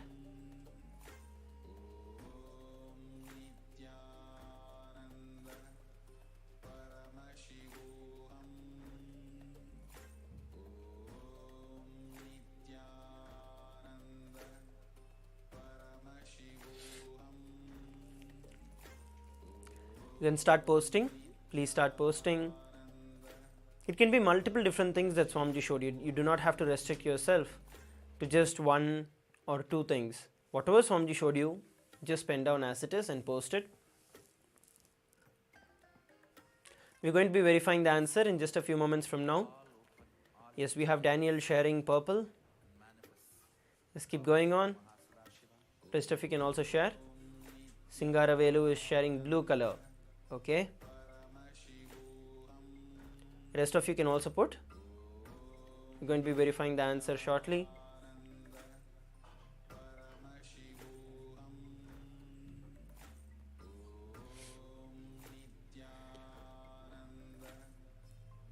So now let's enter. Let's look at the answer. So the color that was projected for all of us was the color red. So this is the color that was projected for all of us with the widget. So this is the color red. So if you got the answers right, great. If you did not get it right, even then do not worry about it. The more we manifest the power, the more we are able to play with it, the more we start manifesting it the right way. It's more like identifying that sweet spot where we are able to click and identify, okay, this is where this power manifestation happening, and this is like the doubts that I have, this is the mind. So the more and more you are able to manifest, the more and more you play around with this power, that is when you are able to manifest these Shaktis. So the color red was projected. If you got it right, wonderful. If not, let's now move to the next session, the next round of power manifestation. So now we are going to be projecting two different colors. So two different colors are going to be projected. So in this previous round we had one color. In the next round we are going to be having two different colors that are going to be projected for all of us on the screen. So I request all of you to sit straight once again, put on your blindfolds. You're going to start chanting the Mahavakya, Om Nithyananda Paramashivoham, and ask Swamiji to show you whatever is being projected on the screen, and start verbalizing as many as you're able to see. Do not restrict yourself. Let's begin.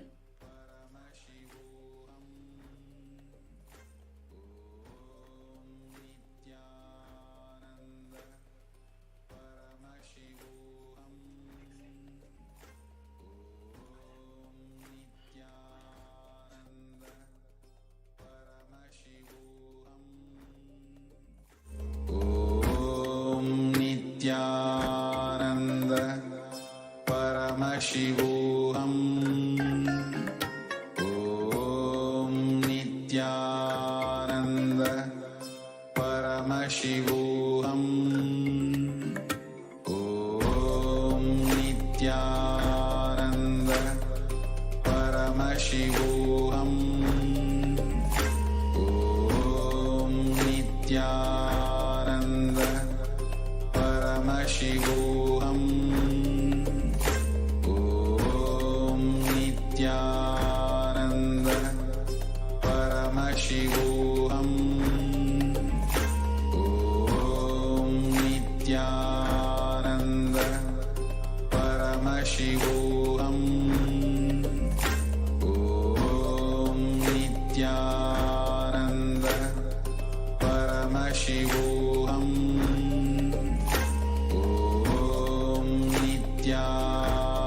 Om Nithyananda Paramashivoham. Om Nithyananda Paramashivoham.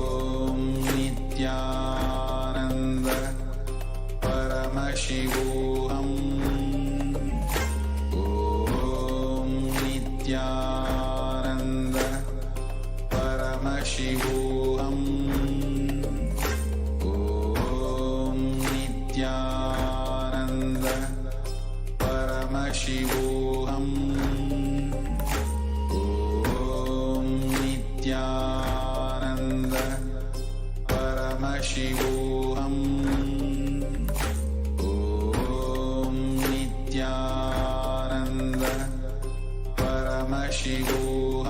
Paramashivoham.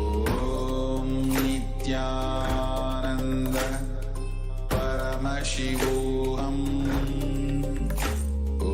Om Nithyananda Paramashivoham. Om Nithyananda Paramashivoham. Om Nithyananda Paramashivoham. And now, slowly, every one of you can open your eyes Paramashivoham. and start posting in the Zoom chat whatever were the colors that Swamiji showed you. Please start posting it in the Zoom chat. Please take a few moments to do it.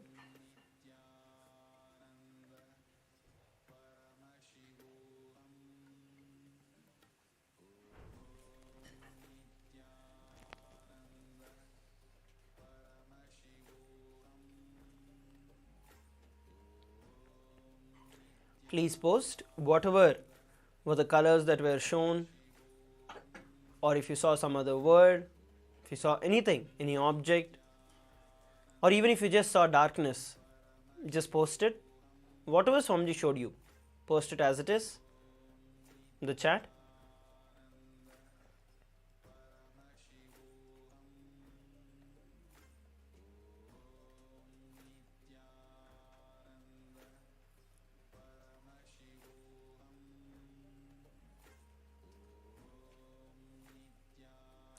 In just a few moments, we're going to be looking at the answer.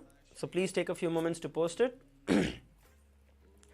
Daniel is sharing that he saw the word blue. Okay. Yes, how about others? Singaruvelu is sharing white. Okay. Anyone else? Please go ahead, you can post it.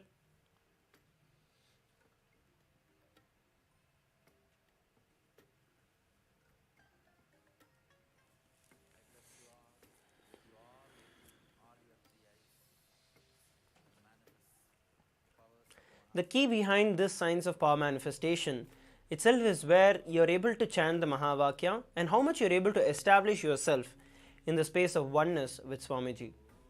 The joy that flowers in you, the oneness experience that you have when you remember Swamiji in your inner space, that is what is the key to this power manifestation. So the more and more you are able to establish yourself in that space, the more and more the power manifestation happens. So now let's look at the answer.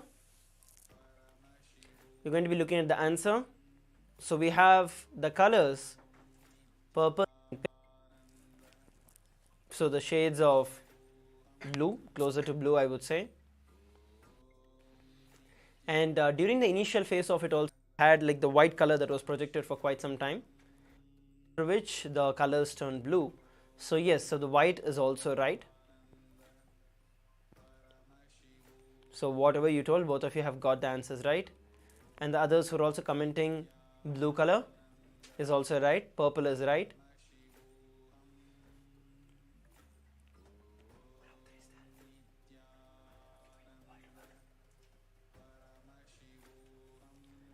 Yes. So now please take a few moments, go ahead, share your experience of this power manifestation on the Facebook, on other social media platforms. We are going to be having multiple rounds of power manifestation.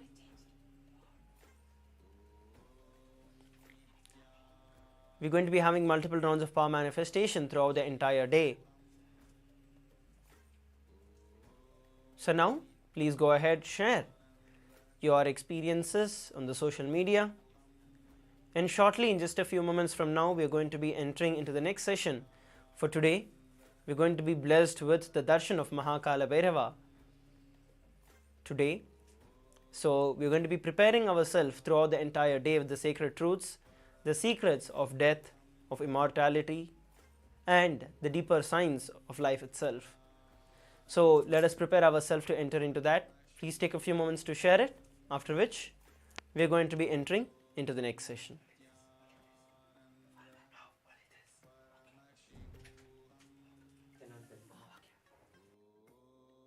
Nithyananda Paramashivoham Om Nithyananda Paramashivoham Om Nithyananda Paramashivoham Om Nithyananda Paramashivoham Om Nithyananda Paramashivoham Om Nithyananda Paramashivoham Om Nithyananda Paramashivoham Nithyananda Paramashivoham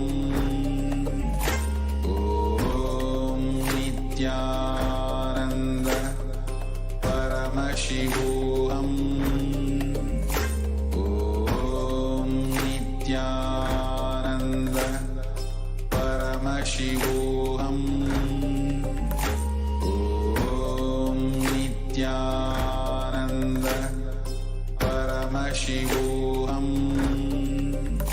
Om Nithyananda Paramashivoham Om Nithyananda Paramashivoham Om Nithyananda Paramashivoham Om Nithyananda Paramashivoham Om Nithyananda Paramashivoham Om Nithyananda Paramashivoham Om Nithyananda Paramashivoham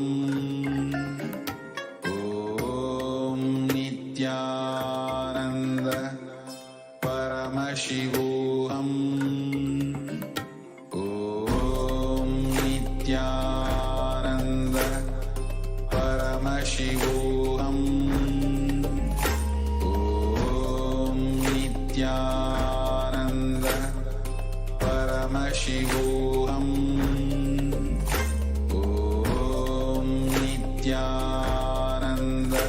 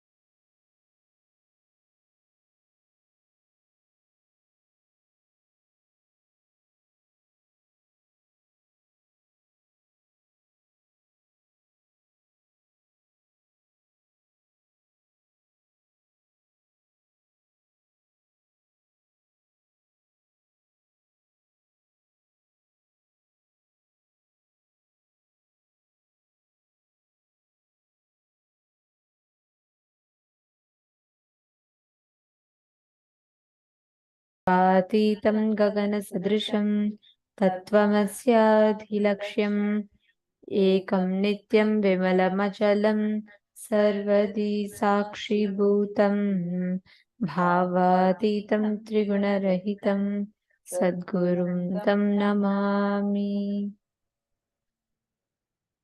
Nithyanandam, everyone. We welcome all the participants and every one of you here today for this very, very special day today. Today we're all having Bhagwan Kala Bhairava Murti as the deity. And we welcome every one of you for day 4 of Paramashivoham program. How are you all doing? Nithyanandam, Ma Donna, Ma Sandy, Ma Zanga, Ma Shangshui. Nithyanandam, there are so many of you, Ma Apple Low, and Ma Eleanor Mayer, Ma Hui Wong, Andreas, Ma Andreas, Hui Nu Wong, Ma Devika Rani, Nithyanandam, Ma Hedi Shlak. Okay, welcome to your day 4 of Paramashivoham. We welcome all the Sarvajna Pita Kartas, all the Sarvajna Pita manifestors sitting with us in Rajasabha room, Ma Prema Tavasi, Ma Jyoti Konda, Ma Nitya Naresha, Ma Yuchen, and Ma Jnana Pradata. We welcome every one of you that are here today. I think today is the day which no matter how many times you attend, you never get bored of it. You can never get bored of it. The science itself is like that. Nithyanandam, ma fenci wrong. Ma Jnana Rupini. Nithyanandam. I can see you in Chitsabha, the Sarvagnya Pita Karta Manifestors room. Nithyanandam, ma. How are you doing? Are you enjoying the program so far? And I can also see Sarvagnya Pita Yajaman, ma Nitya Kamakala Rupananda. Nithyanandam. Both of you, ma Jnana Rupini, ma Kamakala Rupananda, you all also can interact with us in the chat. You can ask your questions. You can share your clicks with us through the program. So if you have any doubts as well, you can ask us. All right. So today is the subject itself is such that no matter how many times you attend, you will never get bored of it. And especially if you are attending here for the first time, this is going to be a life-changing process for you. And today we all are going to be experiencing the conscious death process, where you come face to face with death. I know the word, especially if you have not done any programs and you're totally new, the word itself would frighten you, right? I mean, almost all of us have been through this phase. Literally, this word, death itself frightens us. Today, Swamiji is going to be taking us all out of that fear, the fear of death that we carry inside us. And Swamiji is going to be guiding all of us, helping all of us to come out of that fear. Not just fear of losing your body, but also the fear of losing your loved one. Now, what would this in turn make you as?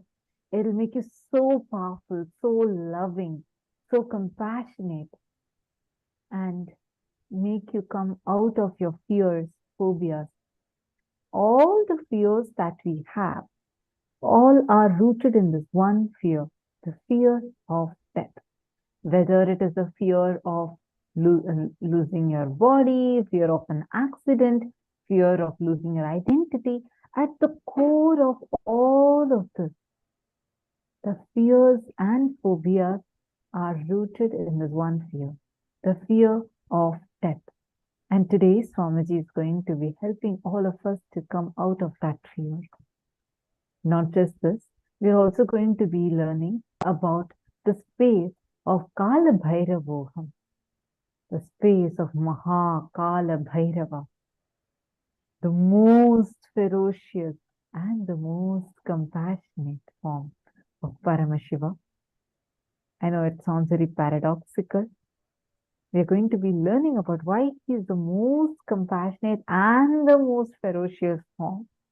And we are also going to be learning the secret of how to manifest that space of Kala Bhairavoham.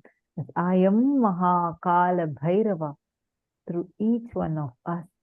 And we are also going to be awakening the power of Akashic reading in us. What is Akashic reading? Whatever has happened, happening, and yet to happen. All these three are already recorded in space.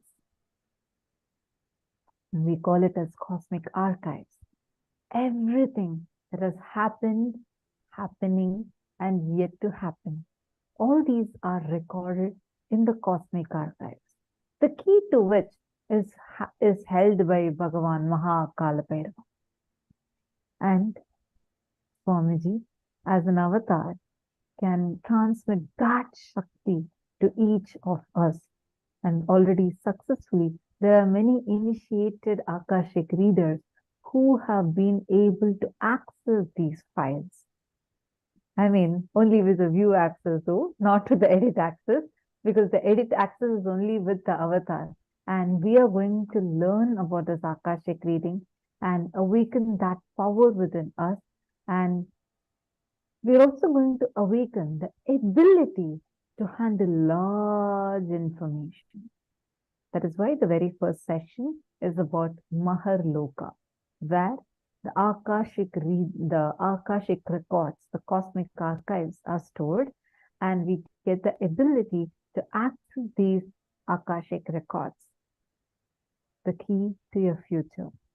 And we are also going to be learning and understanding what is this Maharloka all about, and how can you reach Maharloka?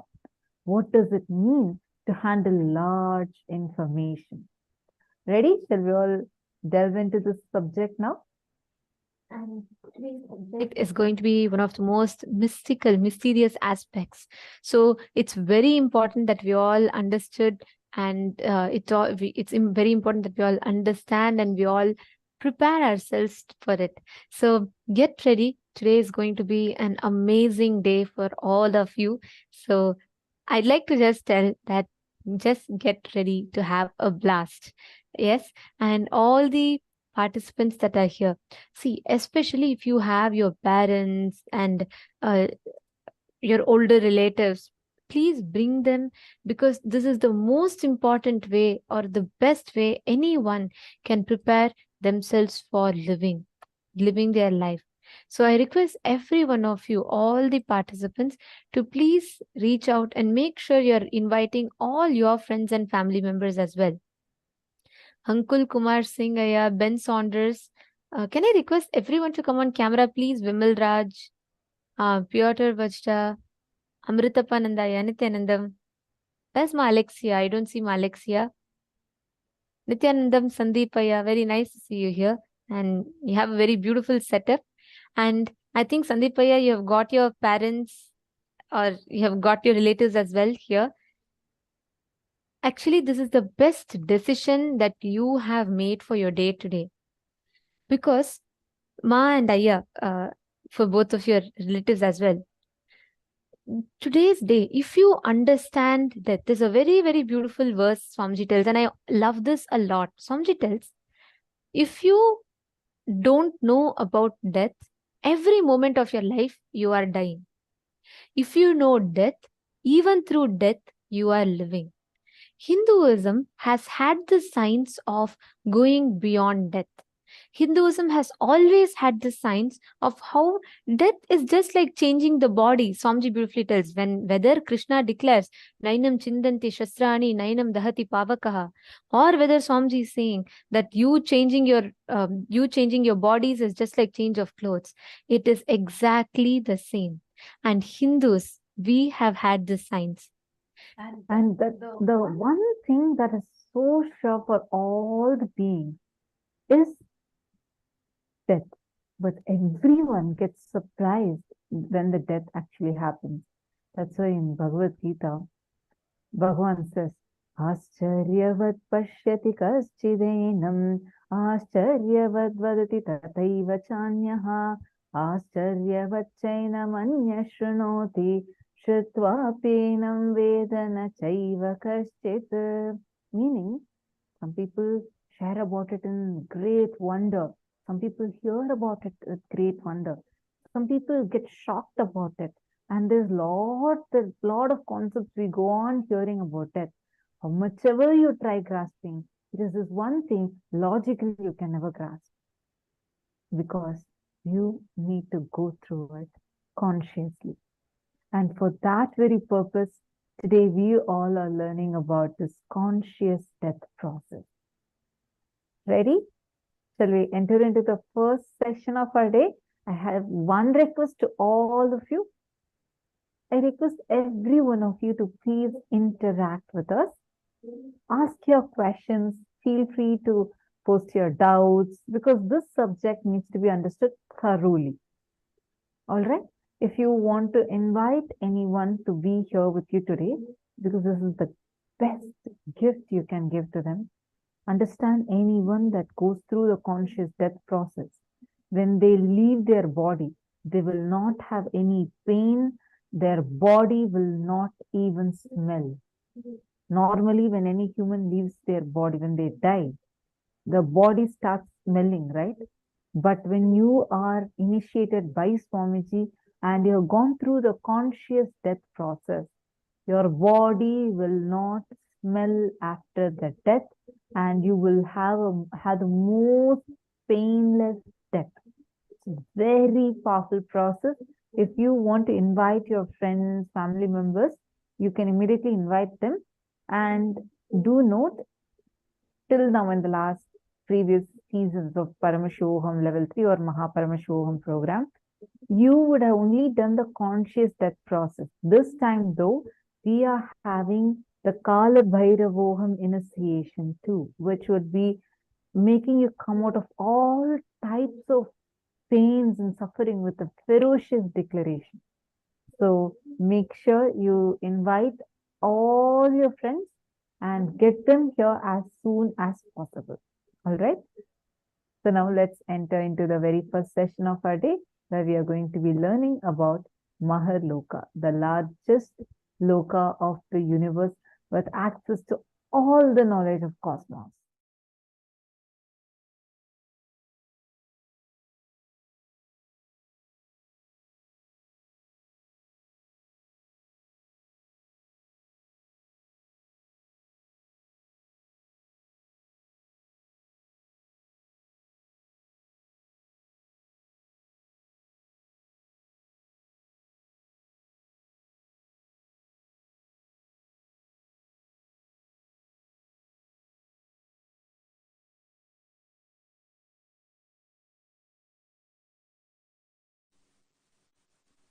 Suvarloka is like absolute peace and joy and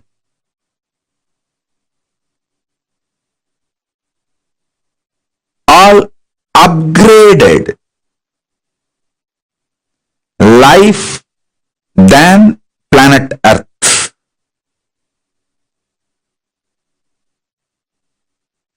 Maharloka is much higher than Suvarloka.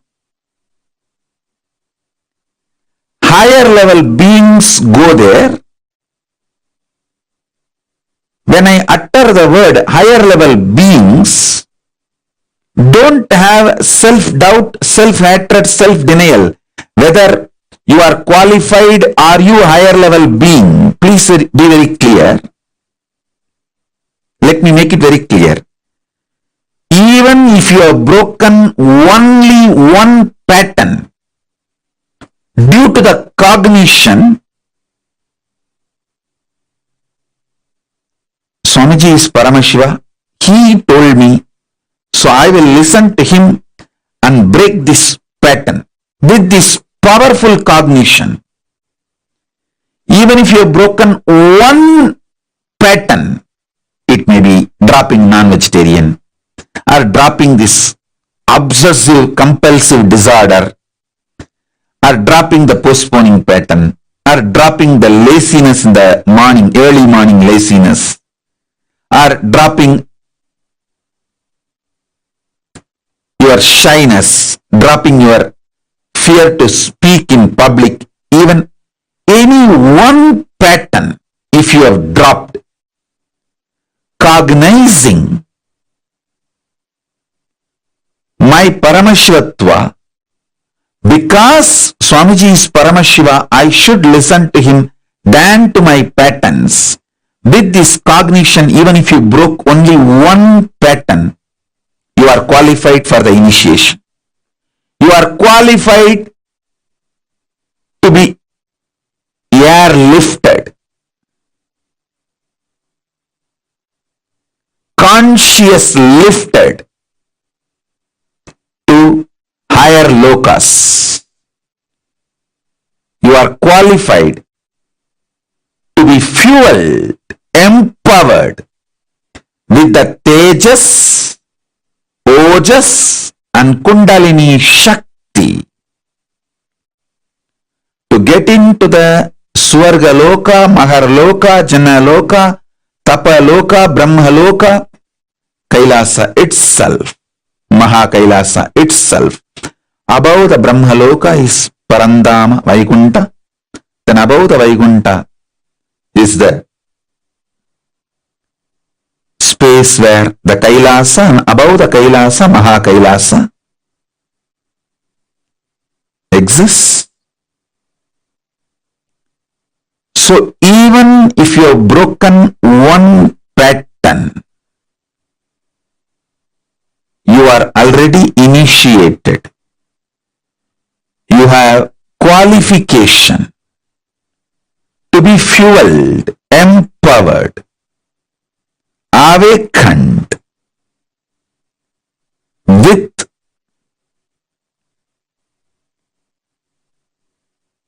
Tejas, Ojas, Kundalini, Shakti, entanglement, Shaktipada, Shaktinipada, initiation, and conscious lifted. Don't worry. Drop the self-doubt, self-hatred, self-denial.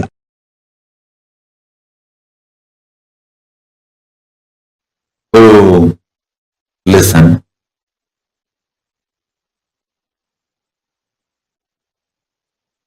I'll tell you one small incident happened.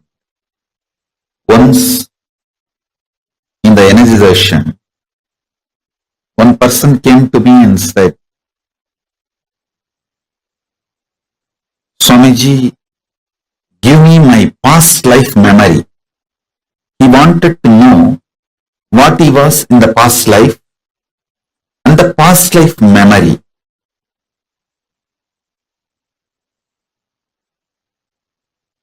He has attended a meditation class, so end of the class, those days the physical energization. So it was a physical hug. He asked me, he wants to know his past life and he wants me to reveal his past life memories to him. I just asked him, today you did completion. He actually attended a program, so he was going through the completion session. He was just crying, pouring during the completion. I asked him, why were you crying? He said, all my memories from the young age, they were so heavy on me. I am not able to handle it. I laughed at him. He was maybe 40-year-old person, roughly 40. I told, just your 40 years of memory you are not able to handle. If I give you the past life memory, how will you handle? Don't you see you will go mad? He said, yes, Swamiji. And he just left saying, yes, I don't want past life memory and all, you are right. And he left. I want all of you to know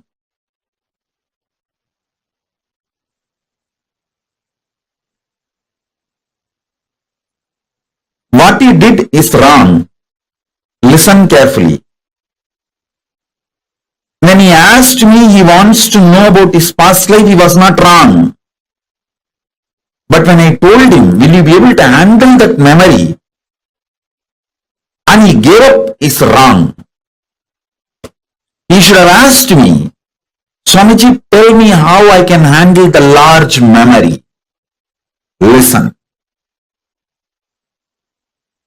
Ability to handle large information without getting personally attached to it is Chitta Suddhi. Means purity of mind, memory. Purity of the mind takes you to Maharloka and opens up the Akashic records immediately. Listen. Listen carefully.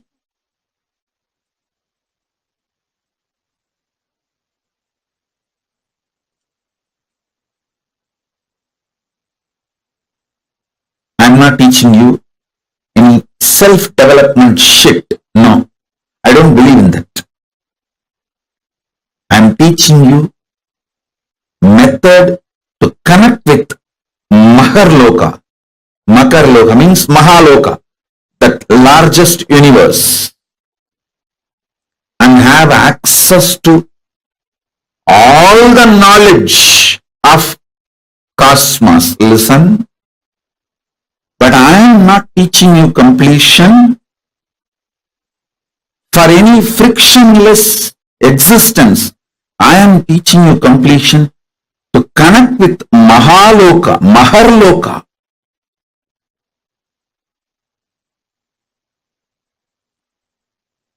To have access to Akashic records. Listen carefully.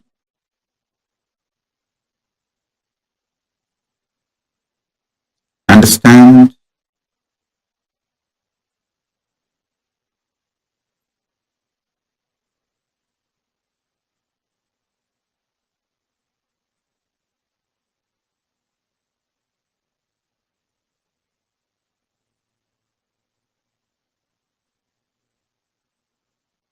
Listen carefully.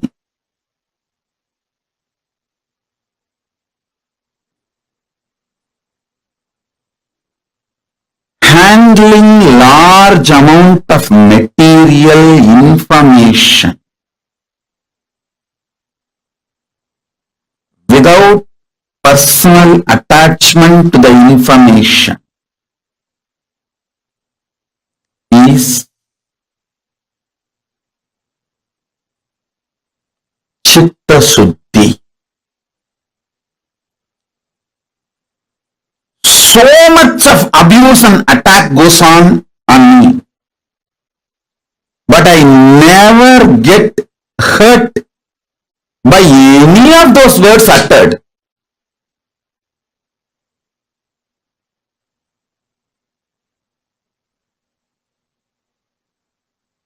So much people praise me. Oh, you are Paramashiva, you are this, you are that. I never get attached or get elated by the words they utter. I simply see how each person can be helped from the level they are. Understand? How each person can be helped. My mission is very clear. Make your vision for life clear. Do not allow cheap people's strong words, good or bad. Listen carefully. Cheap people's strong words, whether good words towards you or bad words towards you, do not give respect for it. From right person, even if it's a good word or bad word, give complete attention to it.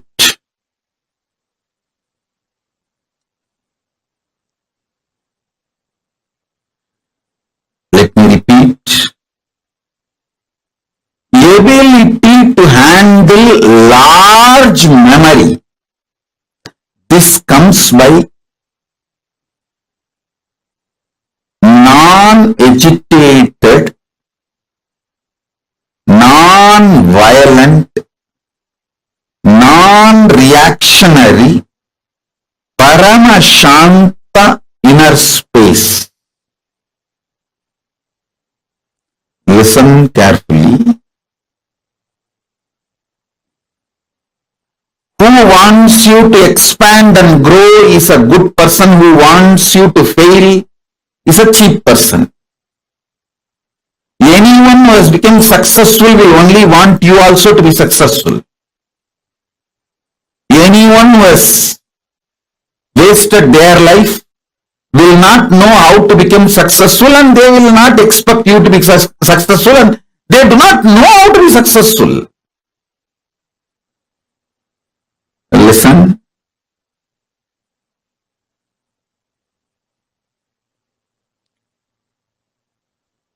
More and more peace inside you, more and more past memories will be awakened. More and more peace inside you, more and more Akashic records will be opened. More and more peace inside you, more and more Maharloka will open. All of you take only one decision. Every day your sleeping time should be the time for deep completion. You see, before falling asleep, if you develop the habit of doing completion for 20 minutes, 30 minutes, till you fall asleep. Even if you are tossing on the bed, just practice completion, do completion.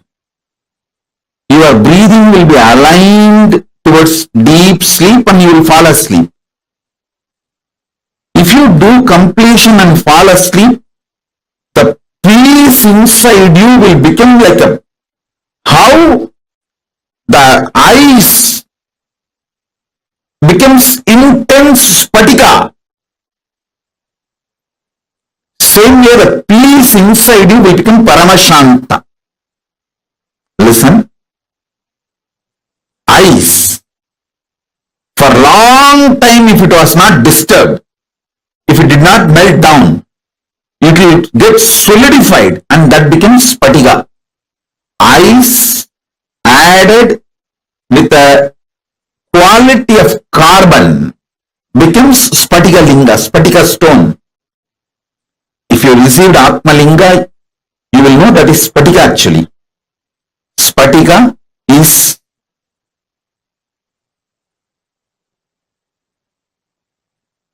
mix of ice and carbon.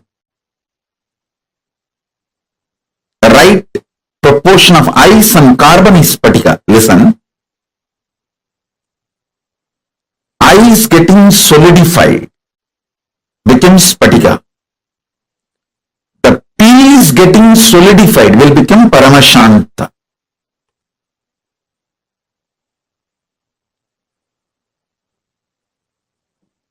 One of the greatest achievement human beings should do in their life is this paramashanta.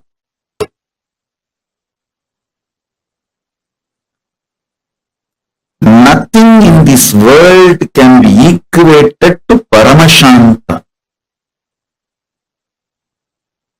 Other times you can do completion, but before going to sleep, it should be compulsory, so that the peace gets solidified inside you, like it becomes a rock of peace on which you can stand forever. Your being becomes like a spatika linga.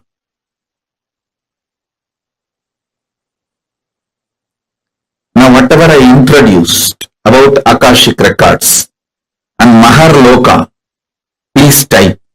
Then I will take you to the next step. Oh, listen. I will repeat again. Listen. Whenever the memories come up in you, when you get personally attached to it, you flare up. One bad word uttered by your father or mother or uncle 10 years before, still you flare up and suffer for it. Listen carefully. One disrespect done to you 20 years before in some friends meeting or family gathering, even now you remember and flare up. This is what I call getting personally attached to memories. I'll tell you one story. When you hear somebody else got disrespected, you don't flare up. But when you feel people who are your own or you are disrespected, you just flare up. This flaring up due to personal attachment reduces your ability to live. Listen carefully. Your freedom is not your ability to physically travel where you want. Your freedom is your ability to mentally travel travel freely without getting agitated by your inner violence and personal attachment with memories. Listen. This is the right definition of freedom. Freedom means your ability to travel freely, mentally, without getting agitated, suffocated,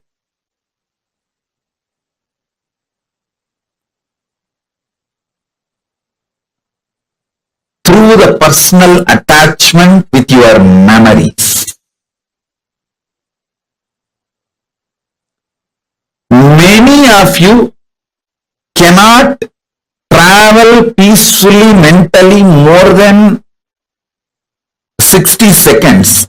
60 seconds only is your freedom, not more than that.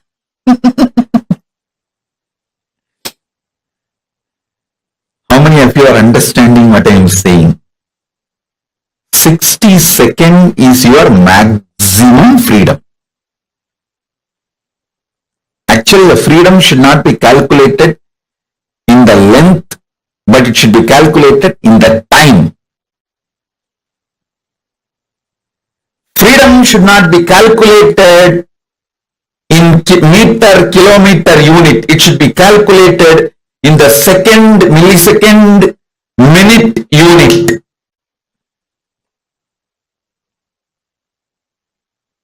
It should be calculated in time unit.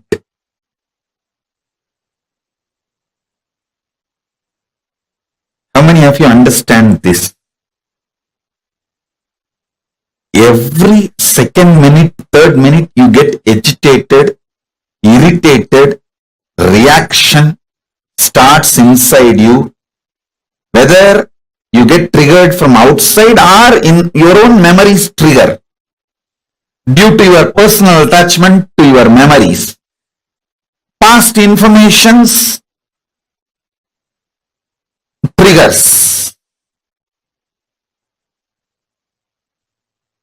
How many of you understand that?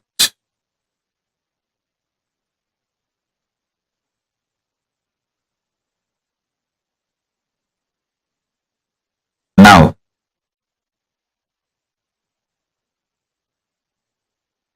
all of you take a few minutes and type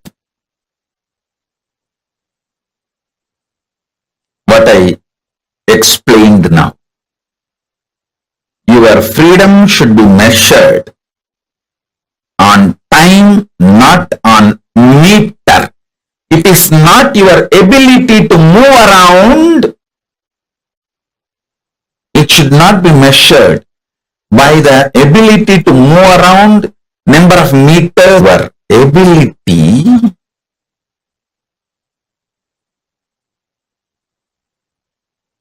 to move the world around, to move the things around you is the freedom. I don't move even out of the room I am staying, but I move the whole world.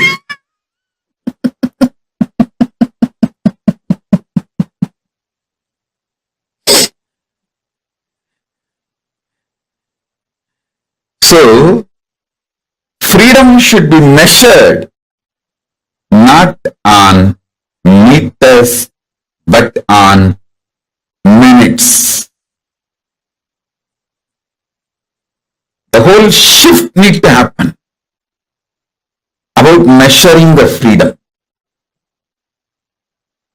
The number of seconds you are able to freely handle your memories in the inner space without getting triggered, agitated, irritated, frustrated, suffocated, pained. That many seconds you are free. Freedom should be measured on seconds, not on meters. Not on meters, but on minutes. You are all measuring the freedom based on the meter. how many states you can travel, you are free to travel, how many countries you are free to travel, how you call that as a freedom.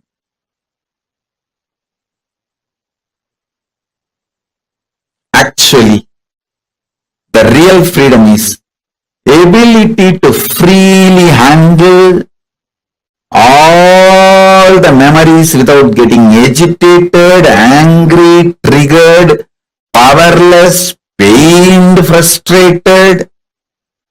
That's exactly, precisely freedom. Listen. All of you now sit casually. See, actually switch on the timer. If you have watch or a timer, switch it on. Sit casually and see how many seconds you are able to sit without getting irritated or agitated by some memory, something inside. Without getting powerless, powerlessness, pain, agitation, irritation, without having any of the trigger, reaction. How many seconds you are able to sit, just see. And then put your timing now. Put your freedom minute, the freedom unit in minute. Let's see. Let's measure each one's freedom. If you understand what I am saying, this freedom, then you will be able to understand the Pusalar Nayanar story. The great Nayanar who built Shiva temple in his inner space, for which Paramashiva attended, rejecting the stone temple built outside by the king of Pallava Vamsa. Pallava king built a huge stone temple. Shiva told, your Kumbhabhishekam, you postpone it because I have to attend the Pusalar's Kumbhabhishekam, who built temple in his inner space. If you understand this concept of freedom based on minute and Pusalar Nayanar story, you will be able to understand very well why Paramashiva decided to go to Pusalar Nayanar's inner temple.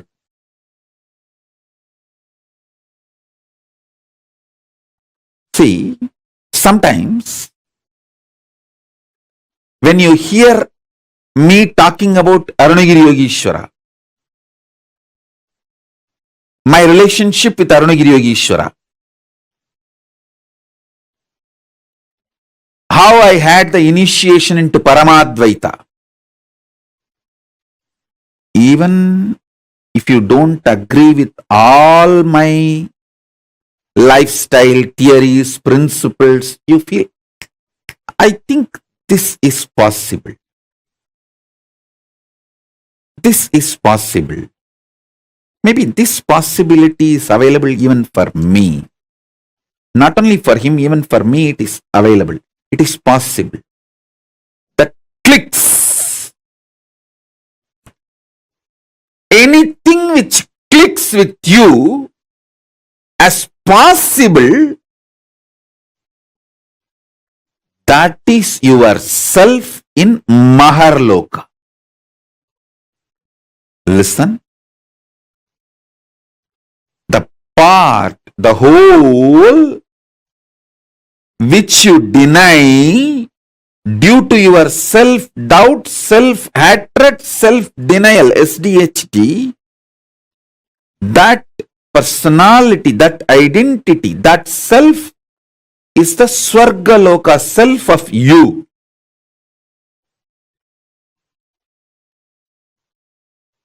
When I describe my higher possibilities,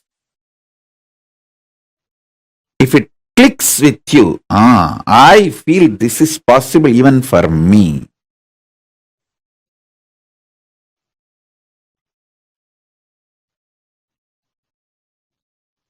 When I narrate about Arunagiri Yogeshwara or my death experience in Varanasi or my enlightenment experience in Arunachala, or my experience of feeding Ganapati. How many of you feel, this is possible even for me? I don't think he is lying there. He may be doing many things which I may understand, may not understand, but he is not lying there and he is not telling lies. This possibility exists. Even I feel it is possible for me. How many of you click with those possibilities? Raise your hand. If it clicks with you, that personality, that self of you, which clicks with the higher possibility, is your identity, your self in Maharloka, Mahaloka.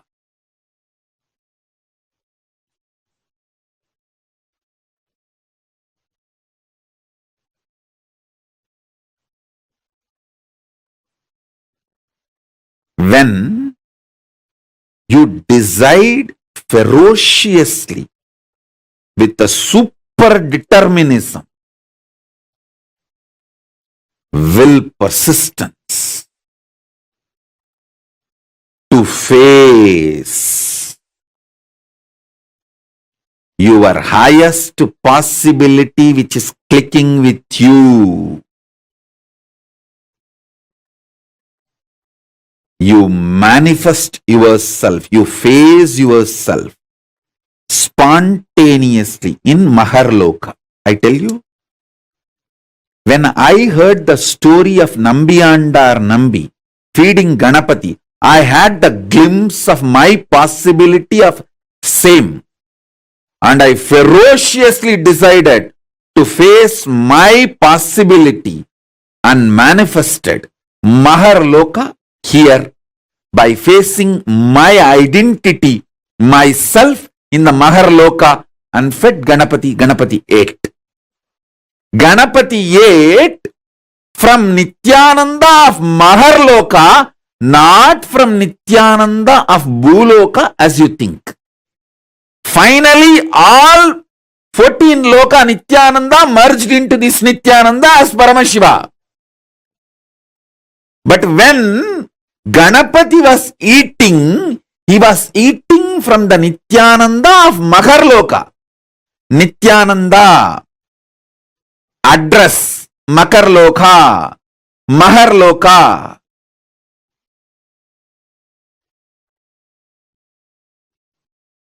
Nithyananda who stays in Mahaloka, from his hand Ganapati ate. Not the Nithyananda whose ration card address is Bhuloka. The beauty is that Tiruvannamalai is such an amazing cosmic airport. You can just beautifully slip, go up, come down very smoothly. The whole ecosystem's chemistry is that. Nithyananda staying camped at Mahaloka, fed Mahaganapati. So understand that.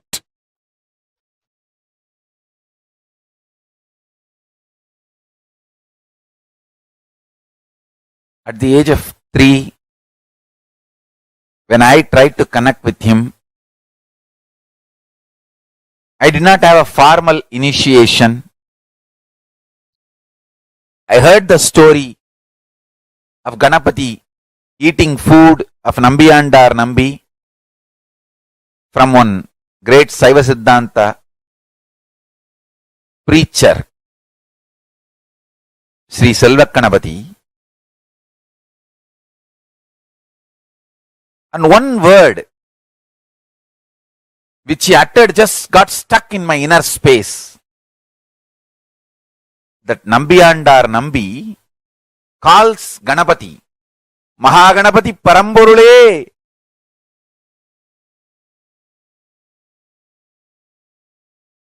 வந்து என் பூஜையை ஏற்று உண்ணமாட்டாயா?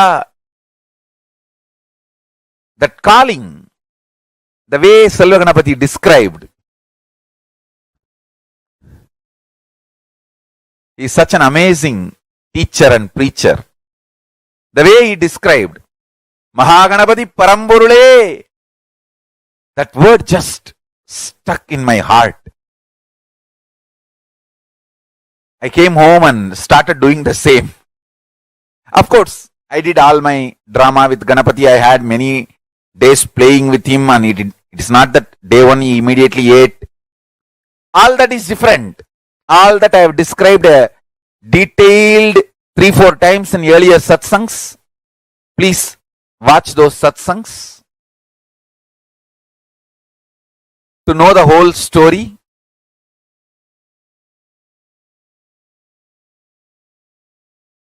We have multiple times I have described the whole story. One thing I did with all my sincerity, I called Mahaganapati Paramborule.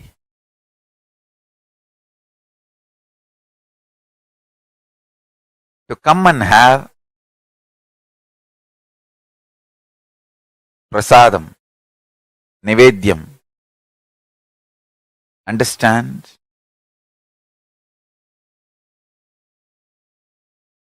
As I described in the earlier satsangs, when he ate, not only he gave me the Savikalpa Samadhi experience,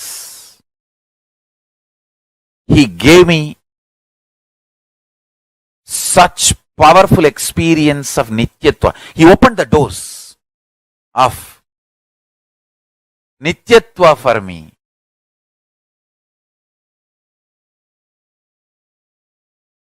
It is such an extraordinary,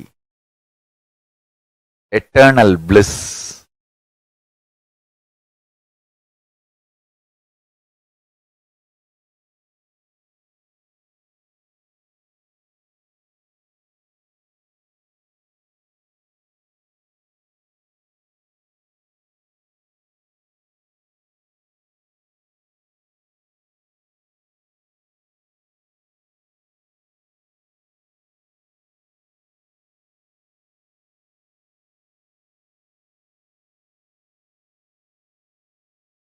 Listen.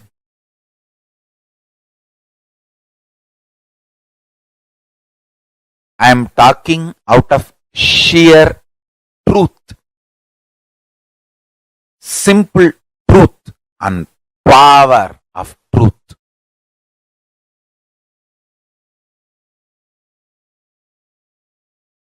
Nityatva dimension exists. Mahaganapati will open the dimension for all of us.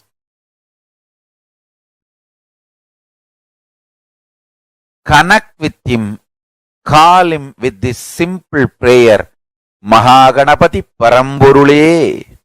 It means that, O Ganapati, the ultimate existence, ultimate source. Paramborule means the ultimate existence.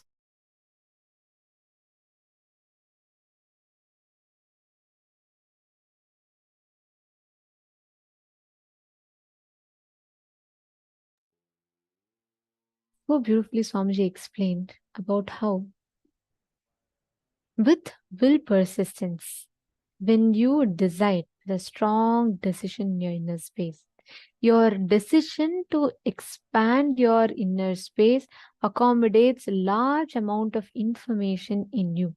Your resistance to expand your inner space, your resistance to store large amount of memory in you is nothing but your resistance to expand your own consciousness, expand your inner space.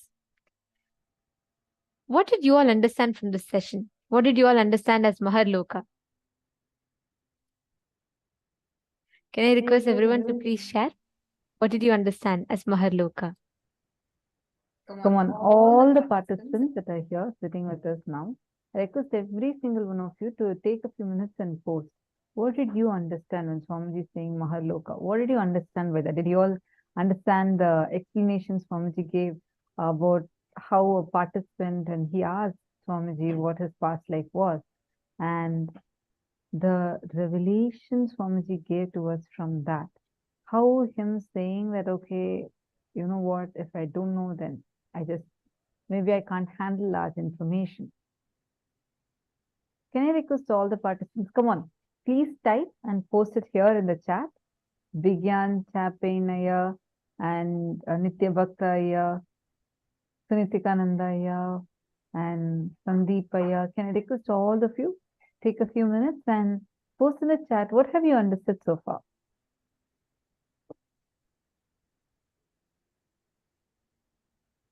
Please post it in the chat. Ben Shenfongson. Come on, all of you post whatever you understood.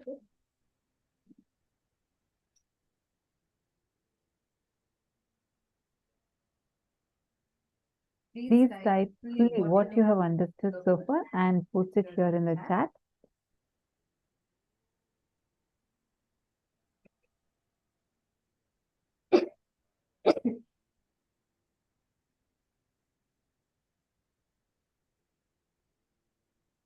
Very nice. Come on, Ma Joyce, Ma Yi Hanshen, Ma Pinzu Hua.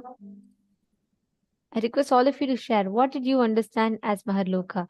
Okay, Ma Sangita has posted. When you decide ferociously with will, persistence, and super determinism, you will face yourself in Maharloka. Eleanor Mayer has asked, when we face her highest possibility, we are already in Maharloka. Very nice. Maharloka is information of Akashic records and our possibilities. All the powers of us. When you manifest powers, the Maharloka dimension of you is manifesting. Ma Joyce, you have posted your experience, right? You manifesting that experience is the Maharloka dimension of you manifesting that experience.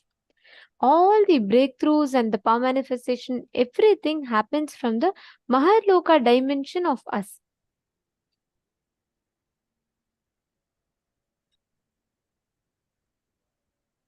So you have to raise in completion to get there. That's right, Masunya Rao. Swamiji told, right, when you bring that tremendous completion and unclutching in you, your ability to digest large amount of information happens. Just when you decide with will, persistence, and determinism that yes, I am not going to give up, I'm not going to struggle with handling large amount of information. If you just decide and do it, that is enough. That's all. You will just see how you will start manifesting those profound experiences in your inner space.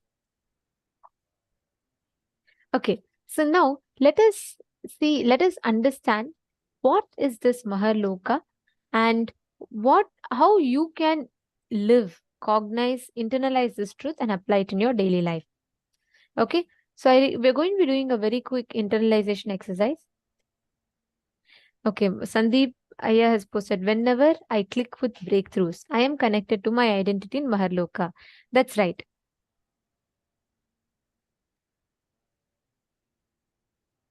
Begin Champagne has posted, in Maharloka, you are free from STHD. That's right. And also Maharloka is where the large amount of information is stored inside of you without any resistance. And I'll share one very beautiful incident. So there was once when Swamiji is physically in Bangalore, right? Bidadi. Swamiji will every day go to rounds. So we all know, all those who are residing in Adinam, everyone will know, if it is morning, the moment earliest, like to rise will be Swamiji. Swamiji will be the first person. Morning he'll start early in the morning. He'll go rounds and he'll go department by department, and Swamiji will be first hand checking what is happening, whether people are getting the food, whether the library is functioning properly, is it maintained properly. So one day when Swamiji was doing these rounds, we all Gurukul kids happened to be in one of the in the library halls, and Swamiji happened to pass by, and he had just walked into the library as part of his rounds. And naturally, when Swamiji sees Gurukul kids, he will always spend time with kids, right? So Swamiji came and sat down with us, and Swamiji was talking to all of us, and he was revealing something. It was a very fun conversation. And in between, Swamiji had called the librarian, and Swamiji said, "Can you get this book?" Swamiji mentioned a particular book, and Swamiji said, "It talks about this subject. Can you get this book?" So these libraries will have like these rows of shelves with books, orange color shelves with complete books in it fully on both sides. So the librarian said, "Yes, Swamiji, I'll look for it and get it." Okay, he goes to look for it. 10 minutes passes, 15 minutes pass by, 20, 30 minutes. It's almost an hour, and still this librarian and a team of sannyasis have not returned. It's not just the librarian, along with him, a group of sannyasis went. And Swamiji, like, he's talking to us and he keeps asking in between, is the book there? Is the book there? And then they're like, yes, Swamiji, we're almost getting it. Then Swamiji is finally, what is the problem? Then they said, Swamiji, I don't know where that book is. And that book is not there. Then Swamiji just laughed and Swamiji said, is this all the problem? Then the librarian was like, Swamiji, I know thoroughly the whole library. I am here the full day. I am not able to find it. Then he even started having a doubt if that book even exists. And he even started having the question. He started saying that maybe the book does not even exist here in the library at all. Like, Swamiji just laughed and Swamiji said, all right.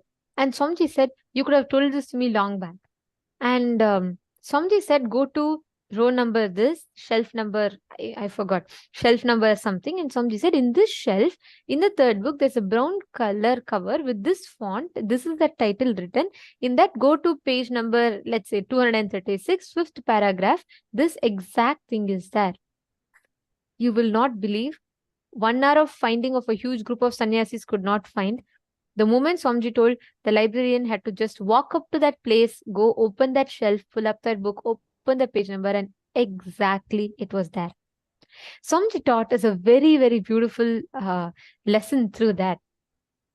The moment Swamiji said, it is like librarian who spends his full time in the library, who is supposed to be knowing end to end of what is happening in the library fully. He did not know where the book is.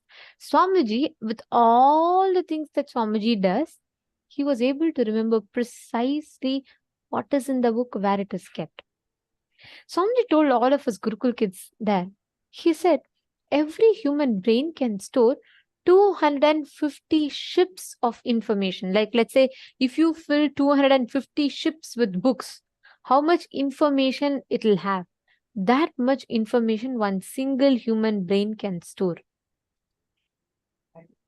Actually, experiences like this, like almost all the sannyasis will tell you, because this keeps happening again and again. Same way, I remember once some darshan was going to happen, and Swamiji actually tells, like we mentioned earlier, right? Like every darshan, every session that Swamiji wants to offer to people, Swamiji will always pull out the exact apta pramana, means the references of people who have lived this time and from scientific researches from the ancient times.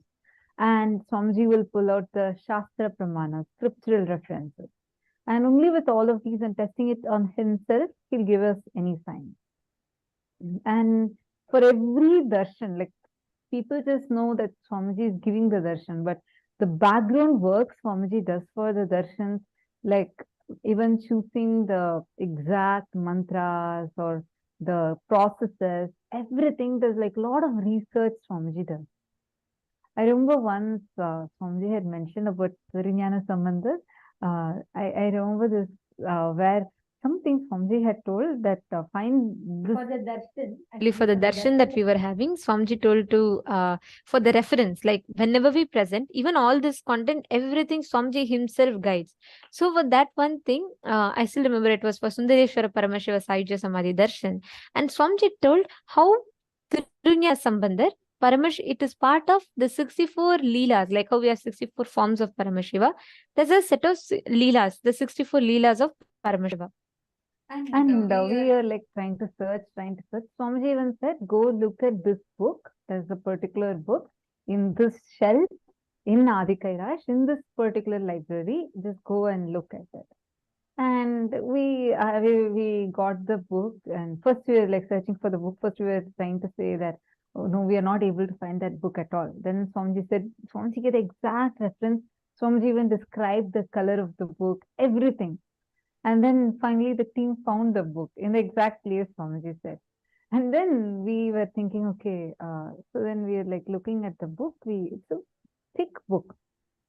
So we started like reading it, and then we said, Swamiji, this reference does not even exist in the book. And we even started saying that, no.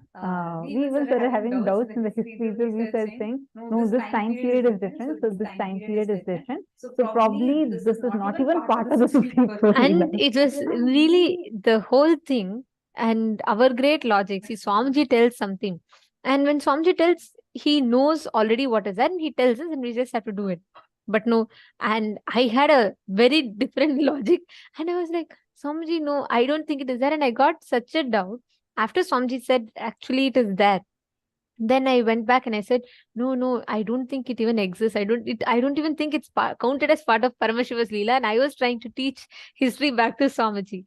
Then Swamiji beautifully said that he told, go to this book. Till then, we could actually not find the reference, the story, exact story. We could not find it. And when Swamiji said, and Swamiji actually told, go take this book, this page number, it is there. After Swamiji told this, the last time Swamiji said the exact page number, when we went, pulled up the book and opened the page, in that exact page number, we saw this reference as part of the Thiruvalyadal of Paramashiva.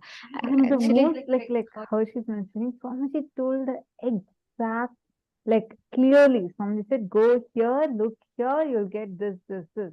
Like so precisely. And Swamiji said, like, just look at this particular page number, it will be called with this title. And how many years before this book came? It was many years before, and Swamiji had not even looked at that book after that. Swamiji, when with all the other things in the books came, Swamiji just picked up the book and Swamiji glanced through it. That's it. And Swamiji remembered up to the page number, up to even the title of the chapter, and said, "This is what it is called as." It was like, wow. See, we keep seeing this dimension of Swamiji so many times. Even same thing with Tiruvannamalai. There was this Annadan happening, and Swamiji personally micromanages these Annadans, where we serve people every month. We serve people around 1 million, almost, it easily reaches about 1 million people. Every month, we serve 1 million people almost, and we give like free food. That Aushat Annadan, if you have been knowing, Swamiji serves 11 items per plate, like 11 different items, and all of these made of Ayurvedic herbs. Not just they're organic, they're also made of Ayurvedic herbs. So the moment someone eats it, they even get healed from any illnesses they are suffering with. So such like, and apart from that, Swamiji gives them gifts, and Swamiji takes care of the sadhus, and so he personally micromanages them. And there was a team that Swamiji is micromanaging. Swamiji is saying, okay, guys, go look here and set this place up. Make sure it is comfortable for people to come and take water. And Swamiji is to that level, actually. Swamiji checks. And Swamiji said, okay, go here, make the RO water continuously available for people. So the whole setup was going on. And the administrator of that place, who lives there, who has been there for last so many years, and he was telling Swamiji, only these many doors are there. I think it was 3 or 4. He told, only these many doors are there, and I'm so sure the door that Swamiji is telling does not even exist. And Swamiji has not been to that campus easily for more than last 5 years. This person, administrator, is saying, no, Swamiji, I'm very sure this particular door that Swamiji is referring to, I've been to this place every day, that door itself does not exist. Swamiji said, no, go to this place. It's a big campus. So Swamiji said, totally these many windows are there, these many doors are there, and you go and stand in, like Swamiji gave a direction, like northeast kind of a direction. Swamiji said, go stand here and go, there will be a tree like this, and right next to that there is a door. Make sure that door is locked. And this guy, the administrator, he was saying, no, Swamiji. And then Swamiji said, go and check now. He goes and checks exactly like how Swamiji said, it was there. Like the ability to handle the information. God, it's like the memory power that Swamiji has. And remembering to the micro details, Swamiji will know which door has the carving on it, which door is made of chettinad, like the chettinad door. Like it's the kind of memory Swamiji has, the ability to handle large information is just like, wow. This is exactly what will happen to us when we cognize, when we understand and go beyond the signs of, go beyond the fears of death that we all carry. Now, let us all manifest this experience as powers. Listen very carefully. Today, all of us are going to be manifesting the powers of Akashic readings, means ability to see the past, present, and the future. Okay? And now we are all going to be entering into the power manifestation. Can I request every one of you to please bring your Atma Murti and keep the Atma Murti in front of you for the power manifestation? If you have the Atma Murti, please keep the Atma Murti. And if not, I request every one of you to please get the Atma Murti. You can print the Atma Murti. For this particular power manifestation, I request every one of you to have the Atma Murti. And now we will be having Ma Nitya Shambhavananda, who is going to be guiding us through this power manifestation. See, listen very carefully. When you understand, yesterday we all learned about time, the 7 dimensions of time.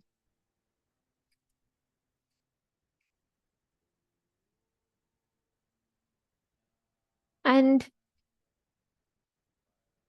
now we're going to be manifesting, today we're going to be manifesting the Akashic readings, your ability to go beyond the time and your ability to manifest the answers, anything pertaining to the past, present or future.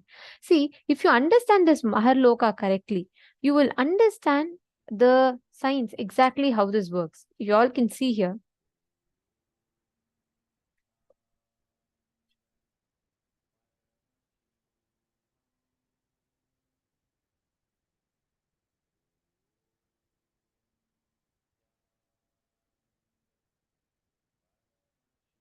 Actually, in this vertical time zones, you will see Maharloka is just above the Janaloka.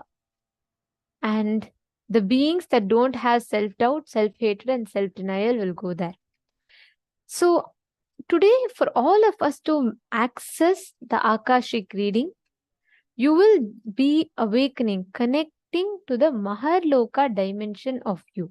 Even if you have broken only one pattern, if you just understand, Swamiji is Paramashiva, he told me, so I will listen to him and break this pattern. With this one powerful cognition, if you have broken one pattern, you are qualified to enter into Maharloka. How many of you are committing to decide from this moment onwards that with will persistence and super determinism, you are going to break free from all the agitation, boredom and tiredness that you carry towards any particular aspect of your life? How many of you taking this as a commitment that you are going to operate with will, persistence, and super determinism, and you're not going to entertain any boredom or tiredness? Okay, now let us all take a few minutes. Please pen down 5 major problems or issues or patterns you're facing in the life and pen down the powerful cognitions that you're going to apply to break that particular pattern. Take a few minutes. For example, every time you get very irritated for things.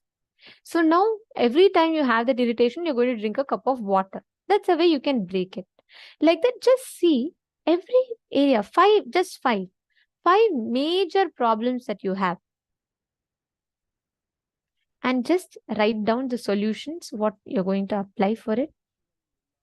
Take a few minutes, and right after this, we'll be entering the power manifestation.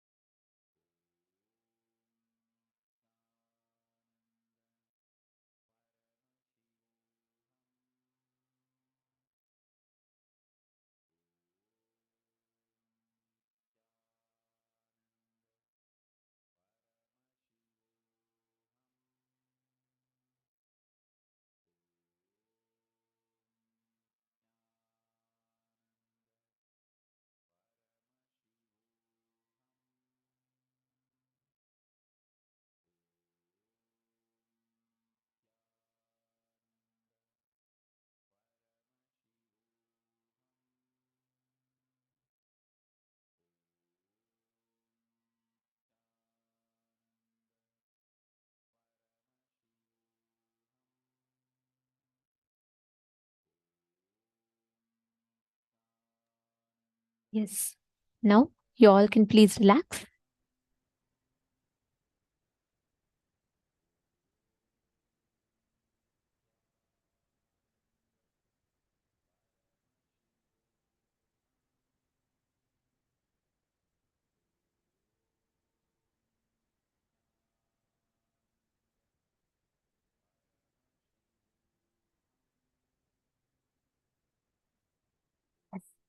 Now, all of us are going to be entering into the next session.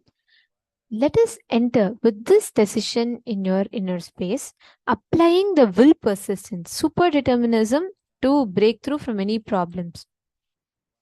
We are going to be entering into the power manifestation session. Today, all of us are going to be manifesting the power of Akashic readings.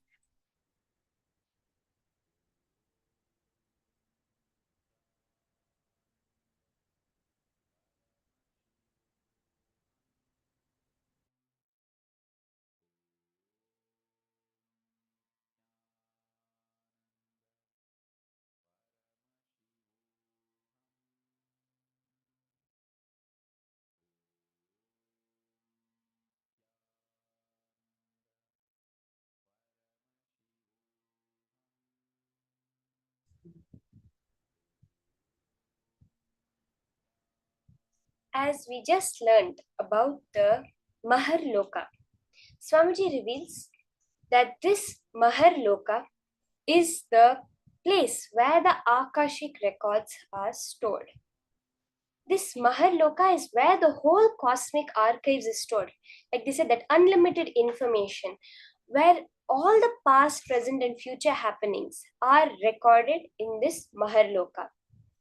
Through the power of Akashic readings, we are only doing one thing, accessing that Maharloka dimension. Through the blessings of Kalabhairava, when Kalabhairava decides to open up that Maharloka dimension, that Akashic reading dimension to us, then automatically we are able to see it. And the only one who is authorized to do this is a living incarnation. Swamiji himself, as the Supreme Pontiff of Hinduism, has opened up this dimension. As an incarnation of Paramashiva, has opened up this dimension of Maharloka for all of us to be able to access the Akashic records. The Shastra Pramana for this power of Akashic reading is from the Vijnana Bhairava Tantra, Dharana 61, Sutra 84.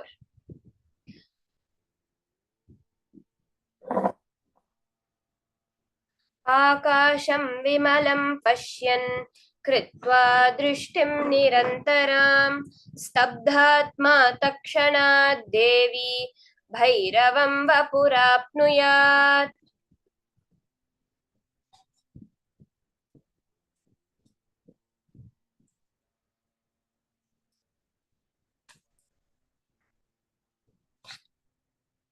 The meaning of this verse, Bhagavan Paramashiva says, looking at the spotless infinite etheric space, the Akasha, beyond the sky and clouds, one should fix one's gaze from the third eye without blinking continuously and make the body and inner space steady and motionless. In that very moment, O Devi, one attains the nature and powers of the infinite space, Bhairava.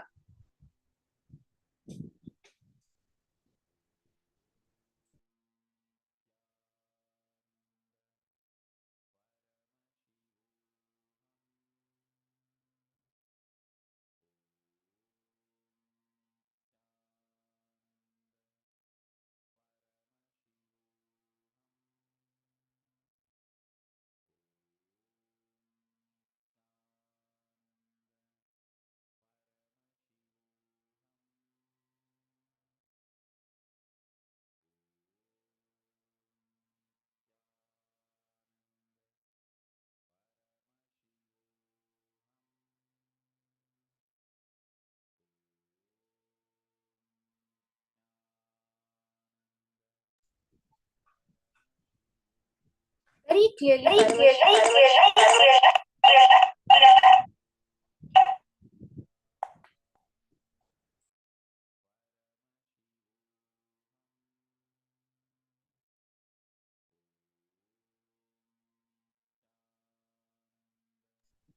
sorry for the technical glitch. Very clearly, Paramashiva is giving us the signs.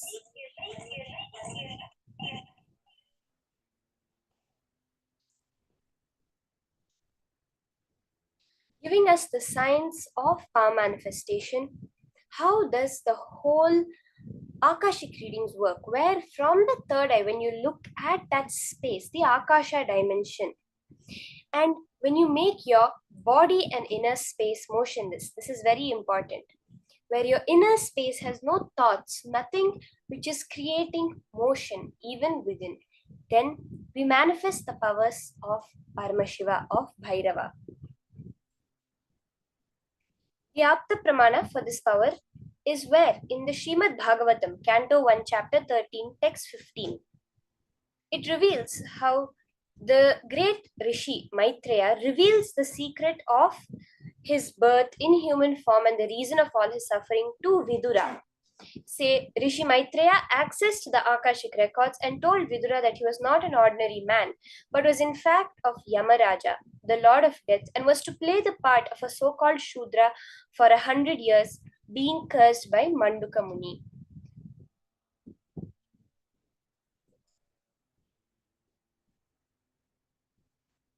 The Atma Pramana for this power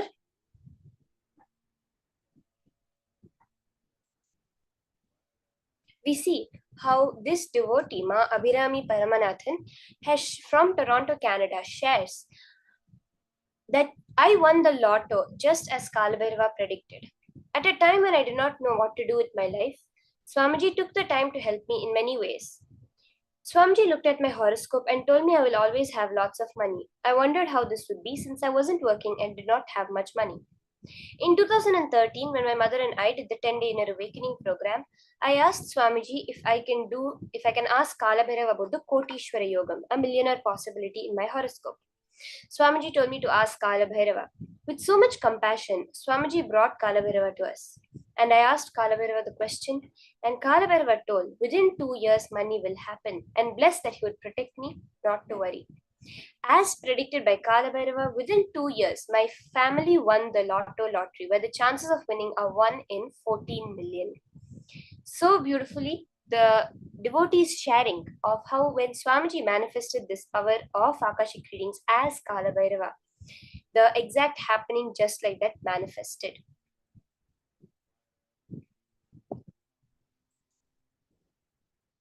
Now, the first round of the power of Akashic readings, we're going to start with identifying the details about an object.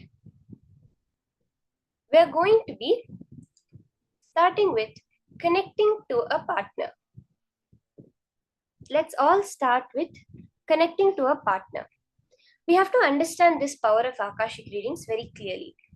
During this power of Akashic readings, it's a much higher level power than all the other powers we would have done until now. Akashic reading power is directly accessing the Akashic records. So when you're doing this power, you're going to keep a Atma Murti, a photograph of Swamiji in front of you. Can I request all the participants to start? Keep an Atma Murti in front of you. A image, a form of Swamiji. On this Atma Murti, you're going to be reading the Akashic records. Very clearly, you're going to see the colors, the images, the words, letters appear in golden letters on the Akashic, on the Atma Murti. This is the Akashic records, where on the Atma Murti, very clearly in golden lines, in golden letters, you will see the answer.